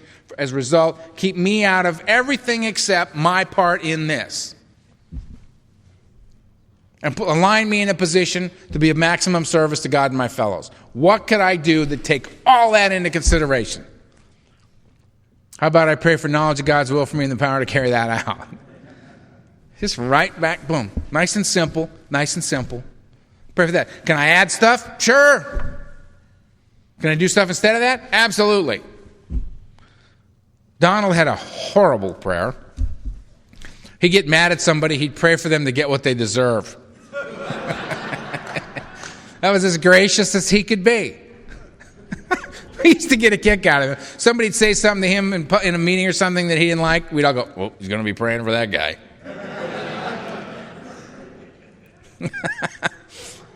Knowledge of his will for me and the power to carry that out.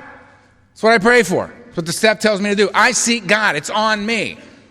I don't stand around waiting for God to present himself to me. I seek God. It's an action step. I seek God through prayer and meditation. Now, when I went to LS after Donald, we sat down and we reviewed my program, and he said, Earl, you're firing on all cylinders. You're doing great. You're catching the buzz. You're spreading the word. You're doing the deal, man. You're doing the deal. Love it. He goes, now about this meditation thing. Do you meditate much? I said, well, what do you mean by much? I'm coming up on 14 years and actually not yet, no. He says, well, I think you should explore meditation. I said, okay. Being a good little AA sponsee, I was deferring to the thinking of my sponsor. I called up a friend of mine, said, about this meditation thing, I think we need to explore it. He said, great. We found a place that was a school for meditation. We took a 6-week course on meditation, and we began to practice meditation on a daily basis. Why on earth would I, a Westerner, a linear thinker, not so much anymore, but at least my culture raises me to be that kind of way, think in a very linear fashion, not to approach this spherically at all. Don't let me get started on that. Okay. Right? I'm here. Right? I meditate to quiet the mind so that when the answers come, I can hear them. Okay? I don't get letters in the mail from God. God doesn't talk to me through the radio anymore.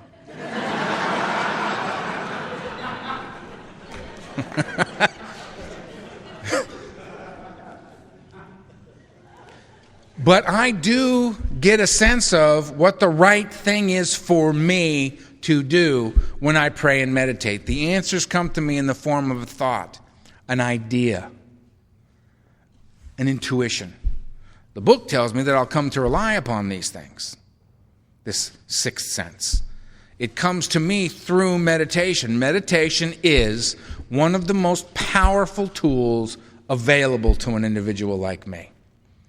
It is not the nature of the body to be still. It is not the nature of the mind to be quiet. When I meditate, I sit still and attempt to quiet the mind. And people are always coming up to me and saying, well, how do you do it? I mean, give me. And I say, well, you want a real simple, easy way to meditate? Fine. Sit down on the floor, sit cross-legged. And if you got a bad back or you got this and you can't do the lotus thing, don't worry about it. Sit in a chair. Just sit down. Sit down, get comfortable, spine straight, relaxed, palms up, in your lap, get loose, get easy, head upright, get comfortable. Close your eyes if you want to. If you don't, fine. Mouth slightly open. Breathe in through your nose in a slow and easy motion where there isn't the sense of breathing. So you're not getting that, but just. And then very slowly out through the mouth. Just very slowly. It's working already. 2 guys just went like this.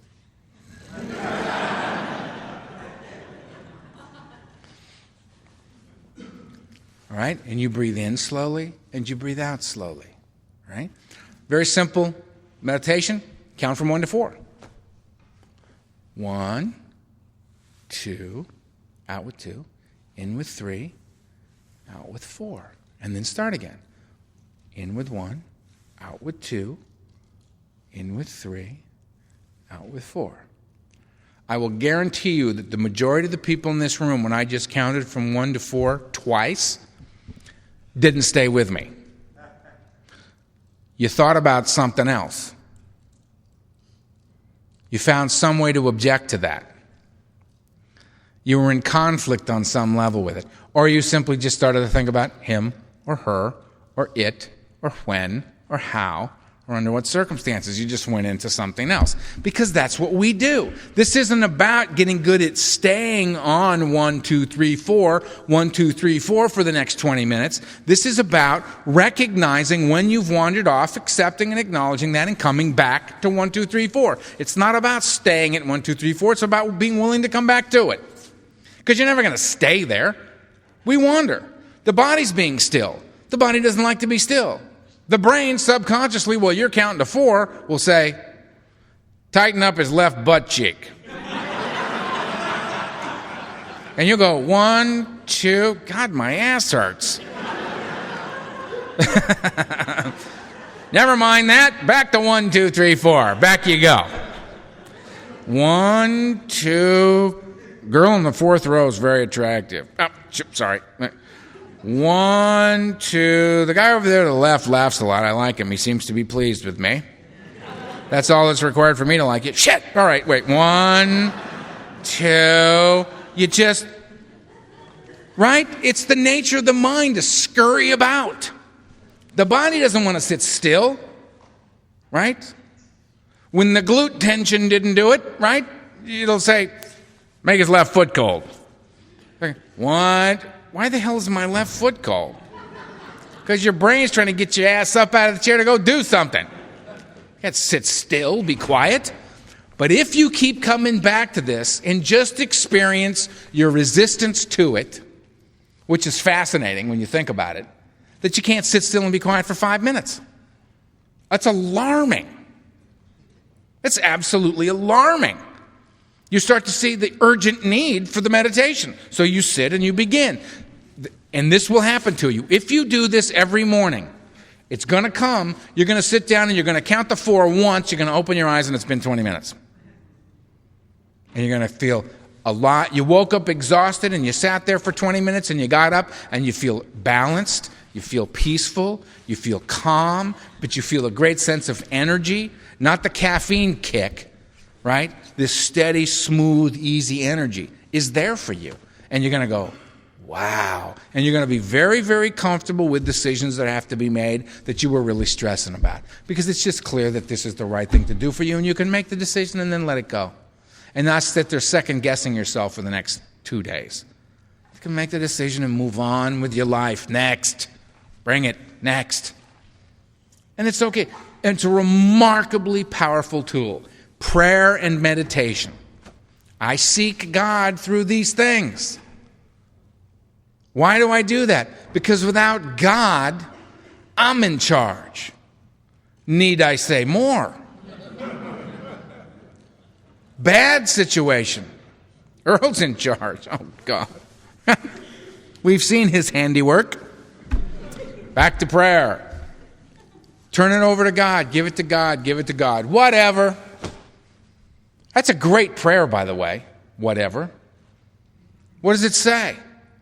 Whatever. I surrender. Screw it. Take it. It's up to you.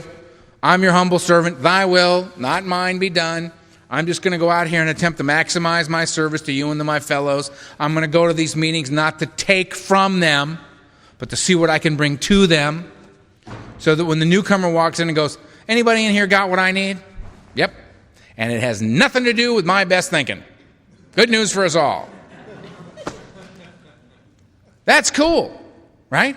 So that's what I do. I seek God through prayer and meditation to improve, to continually, to constantly, to hopefully, without ceasing, improve my conscious contact at awake, conscious, here, now.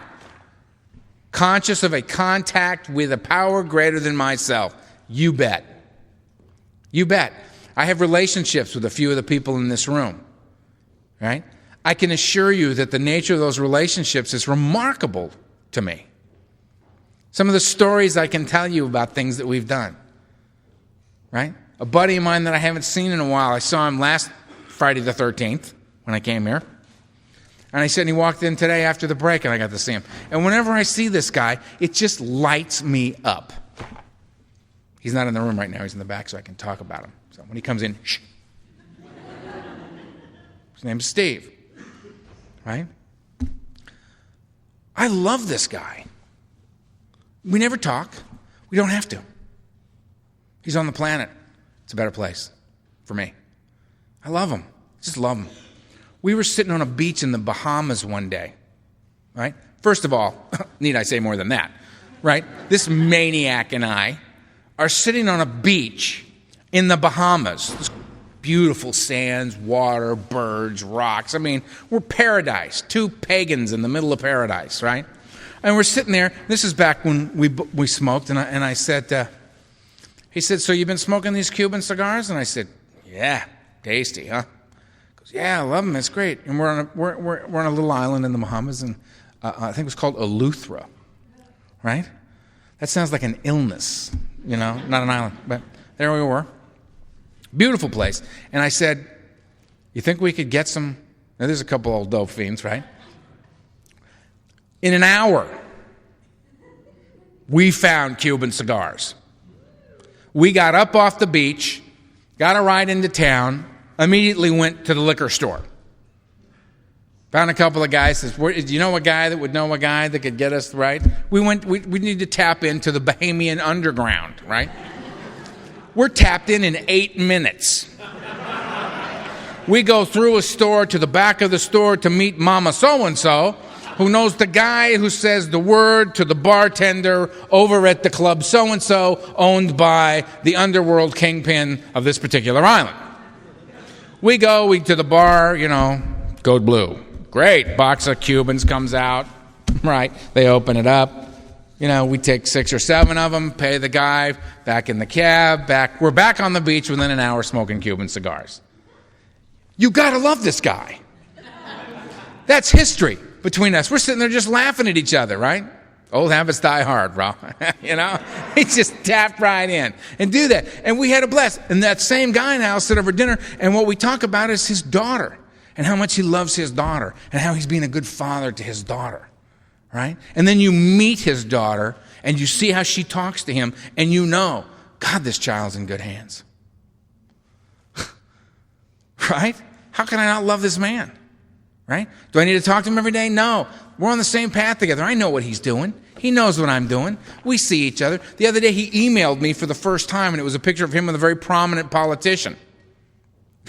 It's hysterical. Standing there with his arm around this politician, right? Talk about worlds colliding, right?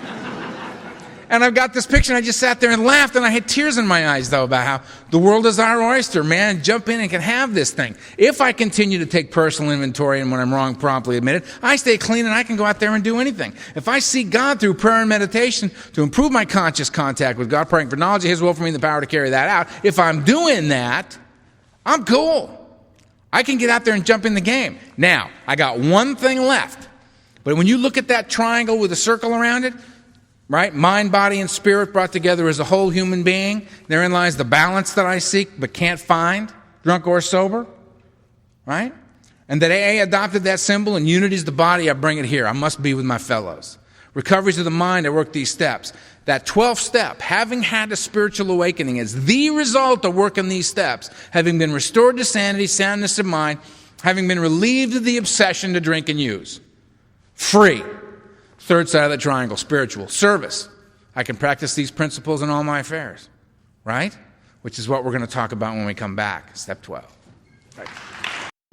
All right, I got another question. The question is, how many meetings should a newcomer go to? Let me put it to you this way. I do some work with some sober living homes out in my area, about an hour from where I live, and they require a lot of meetings. If you're going to if you're working full time, they require a minimum of 14 meetings a week. All right. The message is this: nothing gets in the way of a constant connection and commitment to Alcoholics Anonymous. Working full-time, terrific. Then you'll only do 14 meetings this week. Get what I'm saying? So those guys are at the 6:15 a.m. meeting, and they go to the 6:15 to 17 a.m. meeting at the 502 Club before they go to work. After work, very easy to hit at least one of the many, many meetings that are being conducted in that immediate area. Weekends, doubling up shouldn't be a problem. So 2 a day is nothing.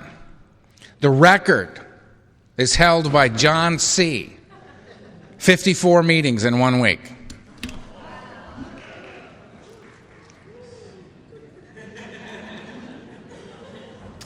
So, if you're a newcomer, I would suggest a meeting a day. Suddenly, doesn't sound like much, does it?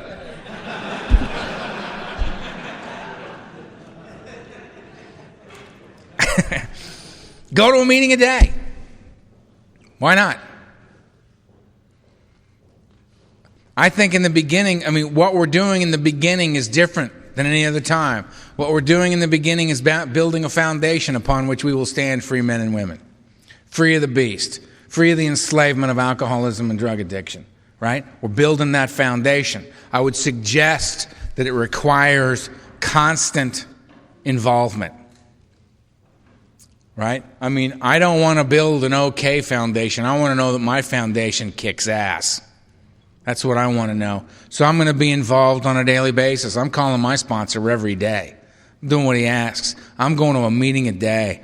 They said, if they had said to me, Earl, I want you to go to a meeting a day for your first 5 years, we'll talk again then. I would have said, okay, clearly you're still drinking, because I ain't doing that. The fact of the matter is I went to way more meetings than a meeting a day for my first 5 years. Way more. Because I was doubling up on the weekends. Because I was hanging with my new friends, these sober guys. I was chasing her. She was sober. I needed to look very, very sober.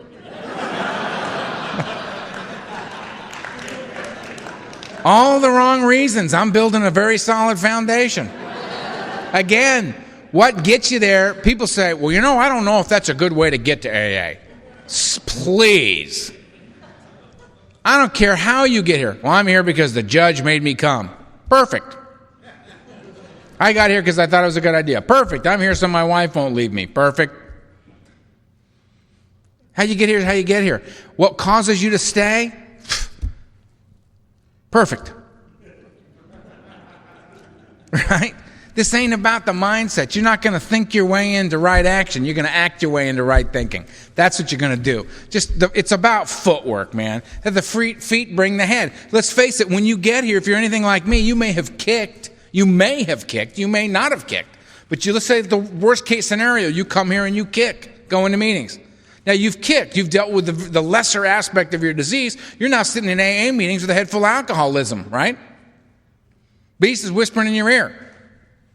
Oh, Beast in the head going, what? He's looking right at you. Smile at him. Yeah, okay, good. It's going on in here. Fine. You brought him here.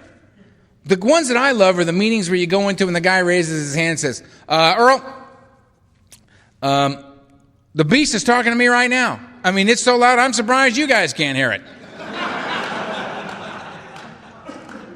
Right? It's absolutely unbelievable because the Beast has sworn you to secrecy, and here you are talking out in plain view of other recovering alcoholics. Beast is like, oh, great, that was smooth. Right? I thought it was between us. If you're going to do this, and you know what? We're not talking. Excellent. Excellent. Bring it on out in the room. I love the guy who shares his hand and says, Bill, alcoholic.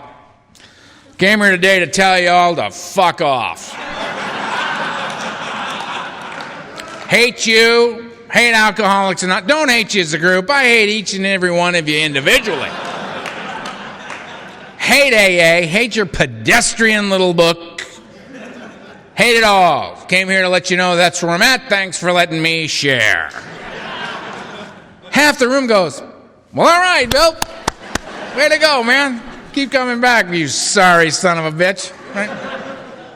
I love that guy, because you know what? That guy felt like that at home.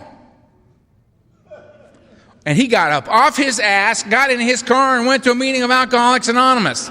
And they said, would anybody like to share? He simply responded and told them the truth. He's not doing so bad, is he? Yes, he has a bad attitude. How shocking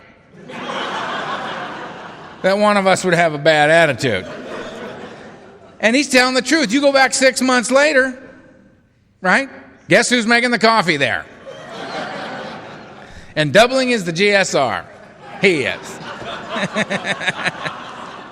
I remember going out to that Tuesday night workshop that I did for 5 years straight, on sabbatical now. And they brought in a guy who was in the house, Big Frank.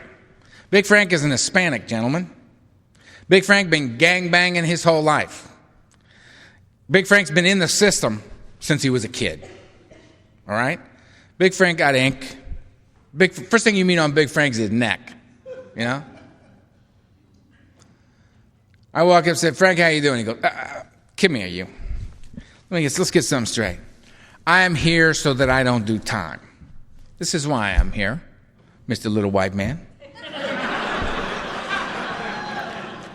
And I'm going to, you say go left, I will go left. I will do everything that you suggest to me to do. I will be in total compliance with the program here at this sober living facility. I will do everything I got. But the minute I got this beef off my back, the minute my case is resolved, I'm getting high. Are we clear? I said, Big Frank, we are clear. Now, since you're going to be here for a year, what you say you and I talk a little bit between now and then? Says, whatever floats your boat, little white man. Off Frank goes, right? Now, Frank was in the back of the meeting, and every day Tuesday I'd come in and say, Frank, how you doing? Apparently, that's just Frank's way of saying hello, you know? Frank and I talked about it a little bit every Tuesday night for a year. I am Frank's sponsor now. Frank just celebrated 4 years of sobriety. Not because I'm his sponsor, but because Frank was willing to talk about it. Frank was willing to take the actions that were requested of him during the course of that year. And as a result, a change occurred, and Frank is a free man. Frank and I hugged each other and cried when Frank came to me and said, my probation officer has lifted my probation. I'm no longer required to be anywhere or answer to anyone. To which I replied, except me and God. Right, Frank? And he said, well, God.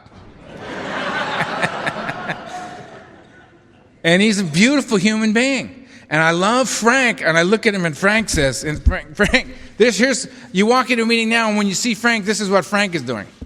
Okay, I say, here's what you do, man. I want you to read the doctor's opinion, all right?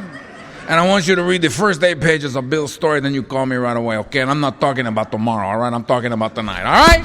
All right.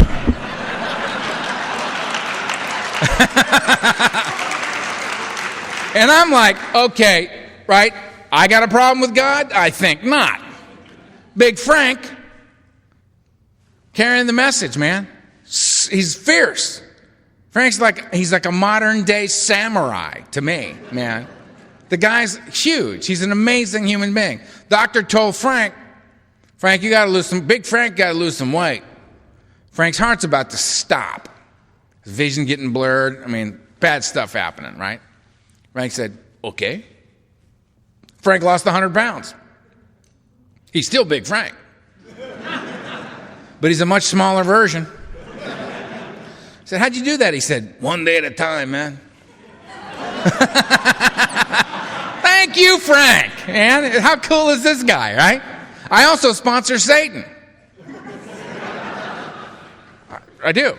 His name is Louis Offer. Lucifer, that's his real name. Lou Offer.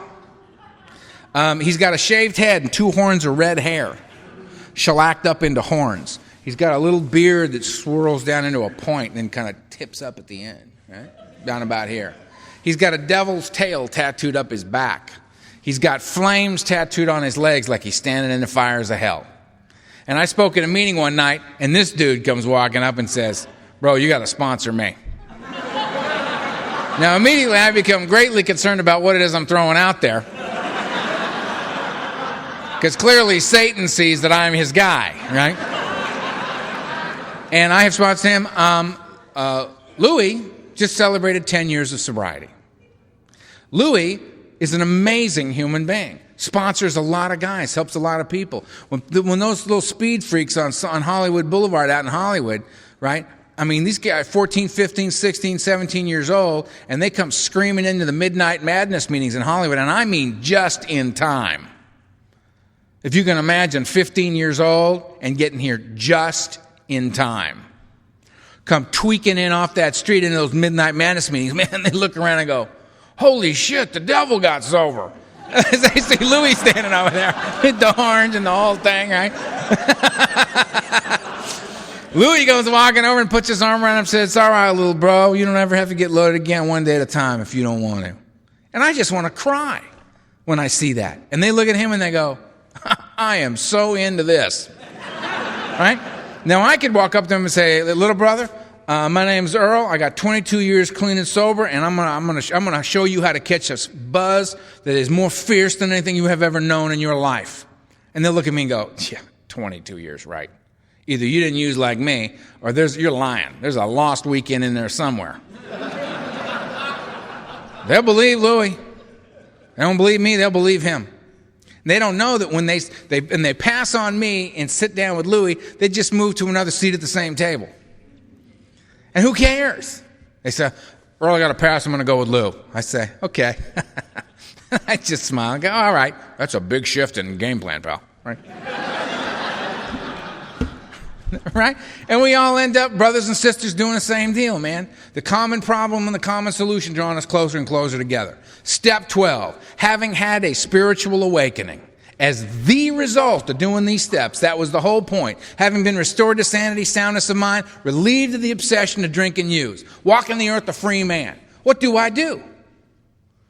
Because I've been coming to Alcoholics Anonymous and going to these meetings and talking to this sponsor, going to these book stages, and I've been take from you, which is precisely what I should have been doing. It's taken from you. Right? When Donna looked at me and said, Earl, it's really not necessary that you share because you don't have anything we want. That was a fair and reasonable statement. Sit down, shut up, and listen was really applicable to me. And when they said to me to do that, it was really the kinder, gentler thing to say. If they had said, well, Earl, what do you think? Earl, if my sponsor had called me and said, Earl, would you like to go to a meeting? Would you like to go? Or, Earl, we're all going to go to a meeting over here. Would you like to join us? This never, ever happened. I would come home from work and I'd hit the answering machine and it'd be Donald. Donald Madden, we're meeting at 2nd and Santa Monica at 8 o'clock. The meeting starts at 8:30. You be there by 8. Click. Well, thanks for the invitation. I would go be there at 8. The meeting's at 8:30. Why am I here at 8? Because there's people here that are newer than you, if you can believe that. There's people here that actually know even less than you. Maybe you could help them out. Get out of your self-centered little brain and help them out. Glad I asked, Donald. Thanks. Go be there for somebody else, right? Oh, okay. And go and do. He'd say, go pick up Ed. He's on the corner of 2nd and Santa Monica, 6th and Santa Monica. Pick him up and bring him to Ohio Street. Fine. Click. I just go, and I do it. And what happened was I got introduced to contrary action. Nobody asked me what I thought, what my best thinking was on this. We all knew it sucked. We're going to go with his best thinking. That's the great thing about a sponsor. Use the best thinking of another. That's one of the great surrenders around here, to be willing to go with the best thinking of another. One who has what it is I seek. Comfortable sobriety. Someone who's comfortable sober. Somebody who's free. Somebody who's been relieved of the obsession of drink and use. That's what I'm after. The rest of you hear that? Oh, good. That's good. That's good. I'm getting really, really tired, man, because the bells are starting. If it's just me, I can roll with it. I got lots of experience. Okay. Right, we ask people to turn their cell phones off. Thank you.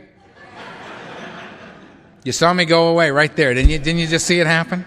I remember being in an AA meeting in the back of Ohio Street on a Saturday night, and I couldn't go another step. I was about 2 years sober. I was done. Saturday night. Couldn't do it. Done. It's too hard. It's too damn hard. And I just was caving in. I was just caving in. I couldn't move. And Donald saw me. The main speaker's up talking. And he gets up, and he walks up to the podium, and he taps the speaker on the shoulder in the middle of his talk. The guy steps aside, and he gets up at the podium, and he goes, "Earl!" And I'm in the back of the meeting, I just, the fuck? And we're having a meeting. Right, okay. Now everybody else in the meeting is going, who the hell is Earl? Right? Because I don't talk to anybody but Donald. I don't. I never took a chip. I didn't take a kick till I was 3 years sober. Didn't say a word in AA till I was 2.5. I'm a slow burn, man. I'm a slow burn. But I'm still here. Because every time it came down to the wire, every time a line got drawn in the sand, I stepped over it. Somebody said to me, how can you get through the fear of letting go? How do you get over the fear of letting go? To be able to let go. And I said, you don't. You let go in the face of it. We don't wait till we're not afraid to do stuff around here. We do it in the face of that fear. We take action in the face of the fear. That's how the fear gets relieved. You get what I'm saying? It's the action. You don't have to like it. You don't have to think it's a good idea, Earl. You just have to do it. So I do it. I do it all. I have the awakening. I'm free to the beast. The beast leaves. I'm done. Right? I'm able to, on a daily basis, engage in the behavior that makes it possible for me to walk the earth free of the obsession of drink and use. I have addressed the obsession of the mind and the allergy of the body. Life's just getting more and more and more miraculous. I've been coming to AA all this time to take, and I've been given precisely what I need. What do? I now go to meetings to give. I now take the place of the ones who've gone before me. I now go to the meeting, and I am not there to take from the meeting, but I am there to be of service to that meeting. I'm there to be an example of what can happen. I stand there just buzzing away. And the newcomers come in and go, what's that vibe? Right? Because Fred Ellis is gone. I can't tell them, go stand behind Fred Ellis after the meeting at Thursday night Brentwood Beginners Workshop and check that buzz out. Because Fred's gone. But Fred gave that buzz to a lot of men. You can go to that meeting now, and there's other guys I can point to. Go listen to him. Go listen to him. When we go to a meeting and a certain guy's speaking, and I say to my boys, phaser shields down, boys. This one's safe. Just let it happen. Soak this man in. Because he's going to throw down. He's going to tell you the real deal. He's going to talk about trusting God, cleaning house, and helping others. Me, God, and you, right? I was in Texas earlier this year, right? And I go walk in a room and Circe's sitting there. Circe's 92 years old. Been married to the same woman for 68 years. Sober 57 years. Now AA is only what? 66? Is that right? 67? Last June? June 10th? I got a few things left in here. Circe says, Earl, what are you doing here? I'm like, Jesus, Circe knows my name. Hi, Circe. I tell them they should get Circe a ring so we got something to kiss when we see him. All right? Because Circe used to travel. Circe and his wife and Bill W. and his wife used to travel together. They were traveling buddies, right? Back in the beginning days, right? And I had flashback 17 years. I'm 5 years sober. I've gone to nothing but AA meetings. People are saying, let's go to this conference. Let's do this. No, man, I got to go to a meeting. I was so afraid of changing anything that I was going to get loaded. I just went to meetings. And I'm going to meetings. And I took a chance, and I said there was a conference that was like 20 minutes south of where I was living. And I got my little car, man. I drove down there. I paid my thing, and I went in, and I snuck into the back of this meeting, which just terrified me. There was like 2,000 people in this room. And there was a guy named Franklin W. from Olive Branch, Mississippi, standing up there, sharing away. And I'm in the back, and all of a sudden Franklin W. says, I'll sum up Alcoholics Anonymous for you in 6 words. Those 6 words being trust God, clean house, help others. And it blew the top of my head off. I had a spiritual experience standing right there. Yeah, it all fits, doesn't it? All the little things we've been talking about all day, bam, there they are. Trust God, clean house, help others. Me, God, and you. Steps, the whole 9 yards. It's there. It's right there. The action plan, what I do in meetings, how I function on a daily basis from the moment I open my eyes till I go to bed at night. Trust God, clean house, help others. I stay in there, I'm on it. So I go vibrating out of that deal and I go on about my life. And I'm thinking, I got this from this guy. I don't even know who the hell this guy is. Trust God, clean house, help others. Franklin W. from Olive Branch, Mississippi. It's like branded in my brain, right? And I'm going along. 17 years later, I'm in Texas. I run into Circe. Circe says, come here, boy. How you doing? Good, man. I'm doing this. Circe, I said, what's going on, Circe? And he goes, well, I was just having a conversation with this guy over here. I was talking to him about how back in the old days when I was hanging out with Bill and stuff, I get goosebumps. Whoa. Hanging out with Bill. That doesn't come up in conversations a lot, guys I know. Well, I was hanging out with Bill Wilson, the co-founder of Alcoholics Anonymous, the largest spiritual movement on the planet today. I mean, just an amazing thing that this guy was talking about, right? Because, we've been traveling, we posed the question because, there was this guy, Franklin W. More goosebumps, right? Franklin W. Ooh, it's getting weird, right? Used to go around and we'd talking about stuff, and he goes, he was carrying one of the original circuit speaker guys, and it came out of a conversation that Circe was having with Bill, and he said, you know what? I wonder what it is, what program it is that we will give to the generations that are yet to come. I mean, the world changes, things change, right? What is it? What is the common denominator? What is the core, the heart of this thing that we will pass to the future generations that have yet to come to Alcoholics Anonymous? And Bill said, oh, that's easy. Trust God, clean house, help others. Get the top of my head blown off again, 17 years later, talking to, actually 16 years later, it was before I turned 22, in Texas earlier this year by Circe. See, that, how do you explain this concisely? How do you explain that this is about raising the dead, man? How do you explain how that happens? Well, it's simple. You trust God, you clean house, you help others. Mind, body, and spirit brought together as a whole human being. Therein lies the balance we seek, right? How an individual that's absolutely, completely, and totally addicted, enslaved by alcohol and drugs could rise up out of a seemingly hopeless state of mind and body. Interestingly enough, something that remains, in fact, a hopeless state of mind and body for the great majority of us. We come into these rooms and we think this becomes the norm for us. Sober people. People get drunk, they come to AA, they get sober, and live happily ever after. That ain't the case. From right here, you could probably throw a rock and hit 100 people for every one in here that knows they're alcoholic, would love to stop drinking, and can't. Because it's got them by the throat. This isn't the common experience. This is our common experience, but that's us. That's not all alcoholics. This is a rare, remarkable gift. And what I'm asked for this incredible, remarkable blessing in my life is that I engage in this process to go steps 1 through 11. Having had the experience, having been given the remarkable thing, having been restored to sanity, soundness of mind, having been relieved of the obsession to drink, freed from the beast, finally, after 16 years of mayhem, I'm asked to practice these principles and carry the message. I'm asked to go back to these meetings that have saved my life, to these people that have saved my life, and pick up the torch that they have set down because they have passed on. To be the one that carries the message of the original 100. To be that guy now, not to be the one who benefits from it, but be the one who is willing to pass that on. It's the only thing Donald Madden ever asked of me. So I'll give you everything I've got. Everything. I'm going to ask one thing of you.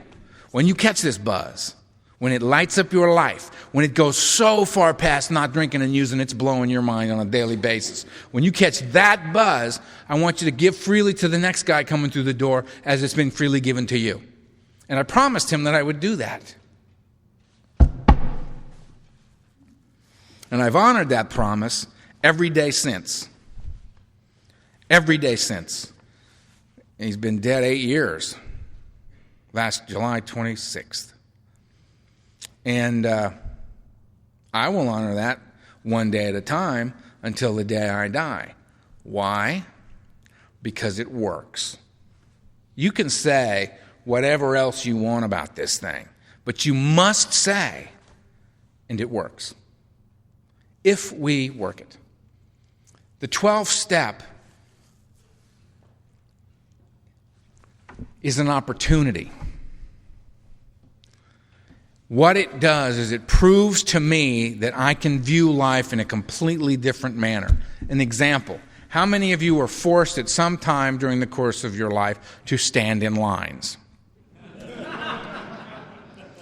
When you go to the market, you have to stand in a line. When you go to the DMV, you have to stand in a line. When you go to the movies, you have to stand in a line. When you cross a bridge, you got to wait in line, don't you? May I suggest that you don't have to, that you get to.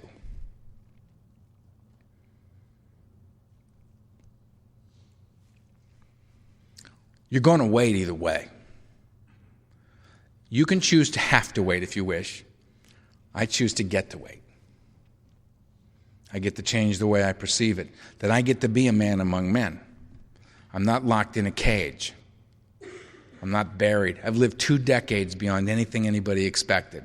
I ran into an old family friend not too long ago who said to me, "You know, Earl, we're very proud of you." And I said, "Why?" Because pride's got nothing to do with my life. And they said, "She's a normie." And she said, "Well, you know, we had to let you go. We loved you, but we had to let you go, all of us. We all let you go because it was too painful to watch. And there was no way you were going to survive the course of your life. And we knew it and we accepted it and we let you go. You were 27 years old. I'm 50 now. I know you're shocked to hear that because I look so wonderful. Heroin is a remarkable preservative.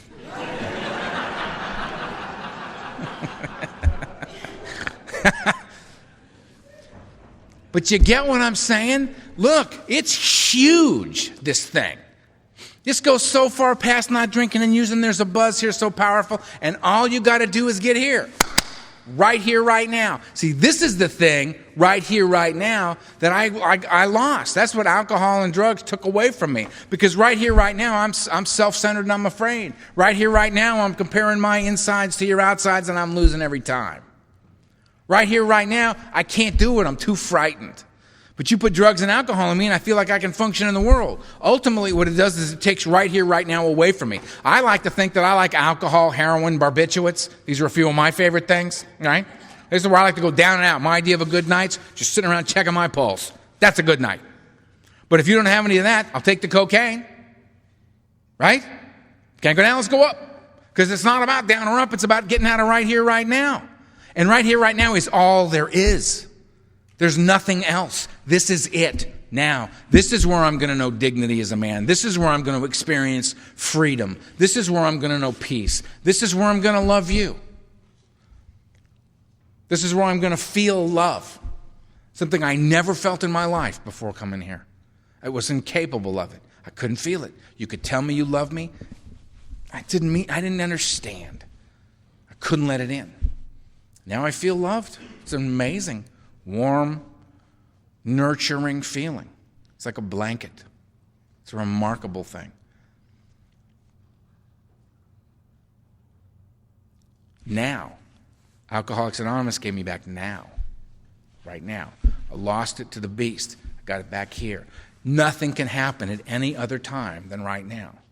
So when I go to a meeting, with whatever attitude I have, and I sit down and some guy comes up to me and says, "Earl, can I ask you a question?"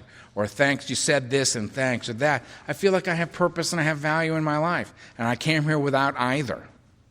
What I discover in the doing of it and in the being of service and going back to give instead of take, is I start to find where the real buzz is. It is in working with the new people. It is in feeling like I'm in the game because I'm willing to face my worst fear to come here. You know? And then I'll get on another plane tomorrow. I landed here and I was thinking about, I've never seen the United States. I could get a car and drive home because I don't want to do that again. And I'll get on the plane I'll get on the plane and I'll fly home, right? And I'll get home and I'll be exhausted and I'll get up Monday. And you want to know something? I'm not doing any of it because I'm a good guy. It's got nothing to do with it. I'm not doing it because I'm a fine example of Alcoholics Anonymous. You know why I'm doing it? Because I'm catching such a powerful buzz being one of you. I don't want to give it up. I don't want to give it up. I like the buzz. I'm as big a pig sober as I was using. I was never interested in a little bitty baby buzz out there. You never heard me say, no thanks, I've had enough. If you can say it, it's not true. He understands, right? Man. I never said, no more for me, I'm driving. Never said that. Never. No, that you can have that last little bit. I'm fine over here.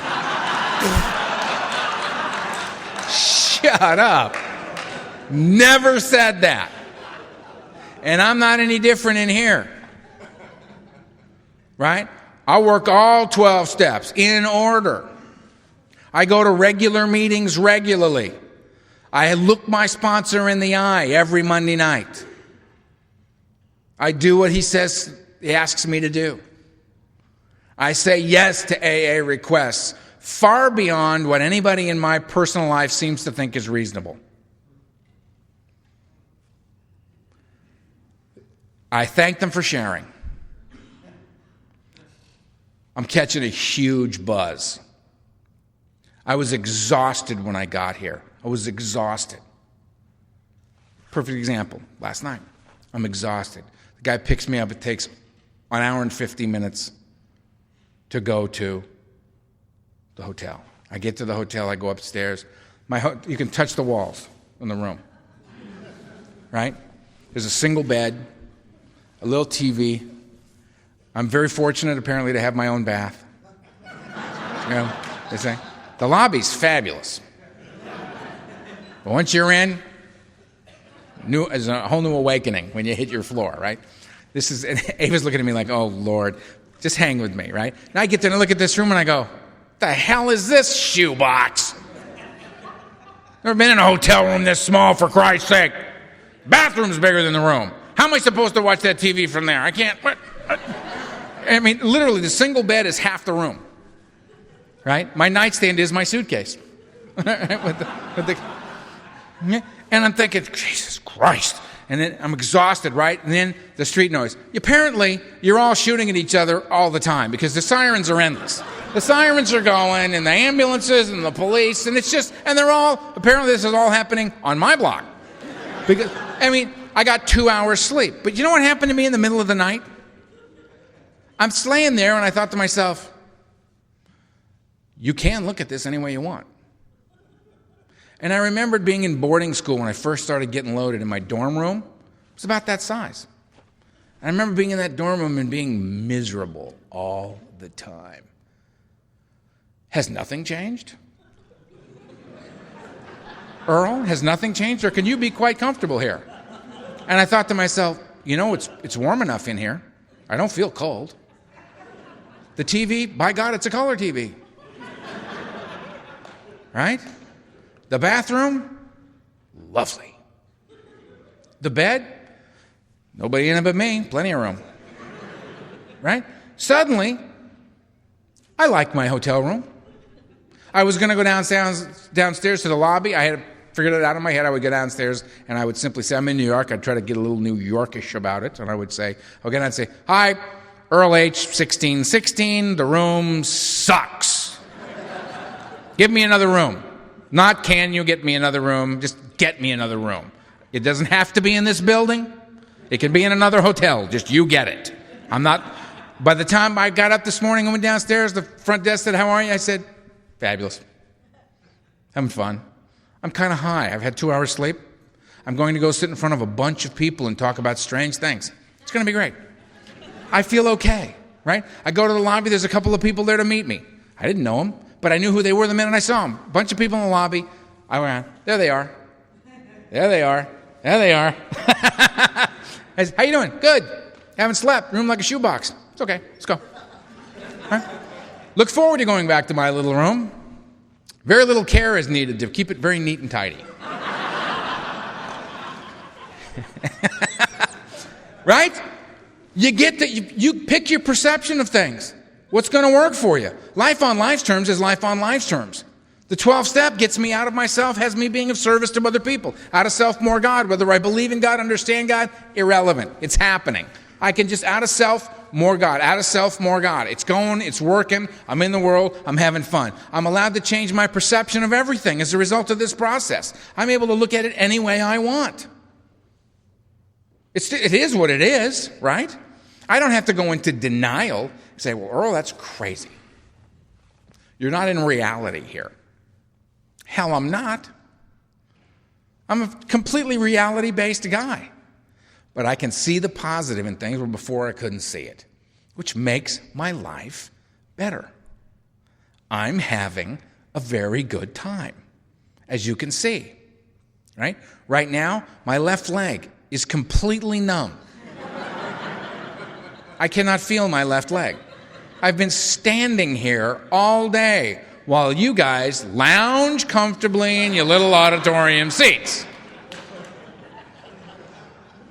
That's why I get paid the big dough to stand up here.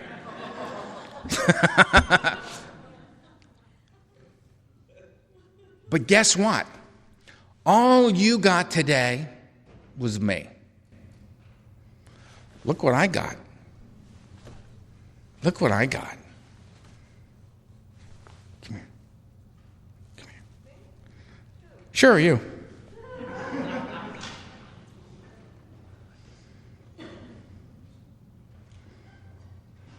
Look, it's Margaret. You want to hug me? Let's go.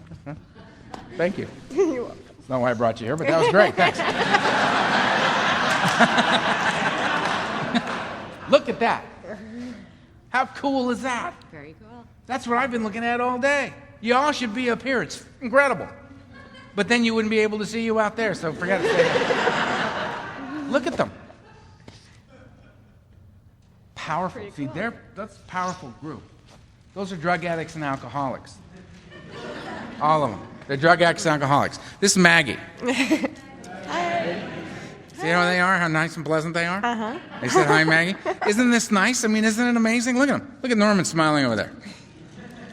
He's actually asleep. He's able to do that. Right? Should be dead. They're not.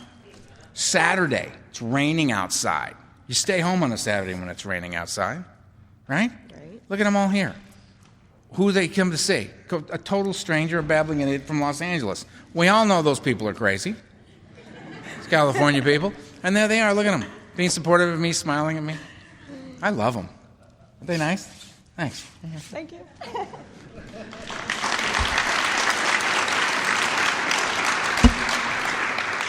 I get you. I get Tony and Tom. I get Steve. I get all these guys, right? I get Norman over here. I get these guys that I had lunch with. I had lunch with a bunch of guys. We had this great time, right?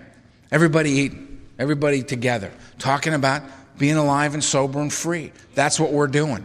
If you're new, and some of you are here, I met somebody with 51 days during one of the little breaks, right? Congratulations. Yeah, there you are. Congratulations, you know? Turn around and walk back in the teeth of your disease.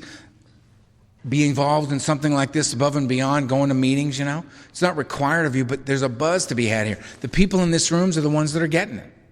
There was a woman who came to me. It was great, too, and you give so freely to me. The last break, I'm walking up, and I'm talking to Jackie, and Jackie goes, you know, the way I do it is, I think that when I pray, I'm talking to God. And when I meditate, I'm listening to God. And I thought, I love that. I got to pass that on to them. That basically is how I got all the information I've passed on to you today. It's from others who walked this path with us. Everything I've got. None of this, I didn't come here with any of this. I got it here. So it's available to all of us. We just pass it around and share it. It's our truth. It's our experience. It's our journey. So participate as best as you can.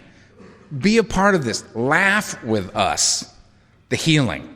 Have a good time. Revel in it. Don't take yourselves too seriously, but take this very seriously. Right? It's got to be fun, man. Make it fun. There's only one thing in this book that they say they insist on. We absolutely insist upon enjoying life. That's the only thing in here that they insist on. And I suggest that that's precisely what we should do. So when you find yourself unavoidably in a line, you get to be in the line. When you find yourself unavoidably in traffic, good, you get to stop for just a little bit. Right? More music. More quiet. The options available to you. When you got here, weren't you the kind of person that when you were in the apartment, the TV had to be on at all times? When you're in the car, the radio has to be on at all times? God forbid you should be left with the sound of what's inside your head. You got to be distracted at all times. How nice now to be able to drive down the road and just be quiet. Right? I kept saying that the place that I'm trying to get to in my life is that when they say, Earl, we're going to put you in this little box and we're going to put you there for 24 hours. You can take everything you need to be happy, to have a great time. You can take anything you want with you into the box. Just give us the list and we'll give it to you. For me to have a blast in the box, all I need is some water. That's it. I don't need anything else. I've been trying to get the list as short as I can possibly get it, so that I can be happy, joyous, and free without the need of outside components. Me, from the inside out, my mind, get to be me in there, comfortable, having a good time, digging it, catching a buzz. What do I need? A little water would be nice for 24 hours, but that's all I need. That's a cool thing. The list used to be extremely long. It's not anymore. That's freedom for a guy like me. Right? I'm fine. And it's a result of being with you. I hope you got something out of this. I've really enjoyed being with you, and I wish you peace. I'll see you soon. Sorry to interrupt your viewing. Taper Dave here. Just wanted to take a second to ask you to like and subscribe to my channel. Let me know if you like what you're listening. I've got some very good talks here, and this one's a great one. Just curious, do you think this is better than Zoom? Tell me what you think. Okay, this is how I prepare my drone for launching. I like to do it inside the cab of my truck so I'm not standing outside in the weather. To install the joysticks for control, up and down, right and left, powered on. I have an Android phone that I use to connect it to the drone with. And it's actually controlled through the iPhone, through an app. Oops, wrong way. It's actually controlled through the iPhone, or through this Android phone, through the app. It's actually controlled through the Android phone, through an app, and you connect it through this short connection right here.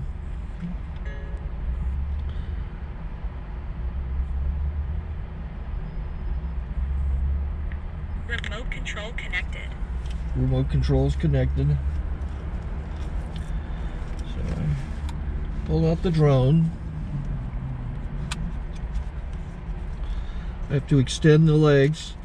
Long legs extended first, then the short legs. Remove the gimbal protector. Set that aside, then power it on one short burst, then one long burst. I lay it down. So I have to go to calibrate. So the drone's not connected yet. It shows you here as this drone gets disconnected, even though the remote's powered on. So the drone has to establish it's connected. So I go into the app to calibration mode. First I'll calibrate the remote controller. Start calibration. Out, in, out, in, up, down, and then this little wheel is to control the gimbal. So it's calibrated. Go to gimbal calibration, start calibration, and then it calibrates the gimbal. I don't know if that shows up. The gimbal's moving all over the place. Changes, you can see it on the video. And I'm calibrated to take off. It's It's acquired 7 satellites at the moment. There are 26 satellites up in the sky, which it has to acquire before you can take off. So it's connected. It's got enough satellites. This is white. I can go to press this little arrow button, swipe right to take off, and it would start the motors if I slid this to the right, but I'll wait till I get outside. Don't want to do it inside.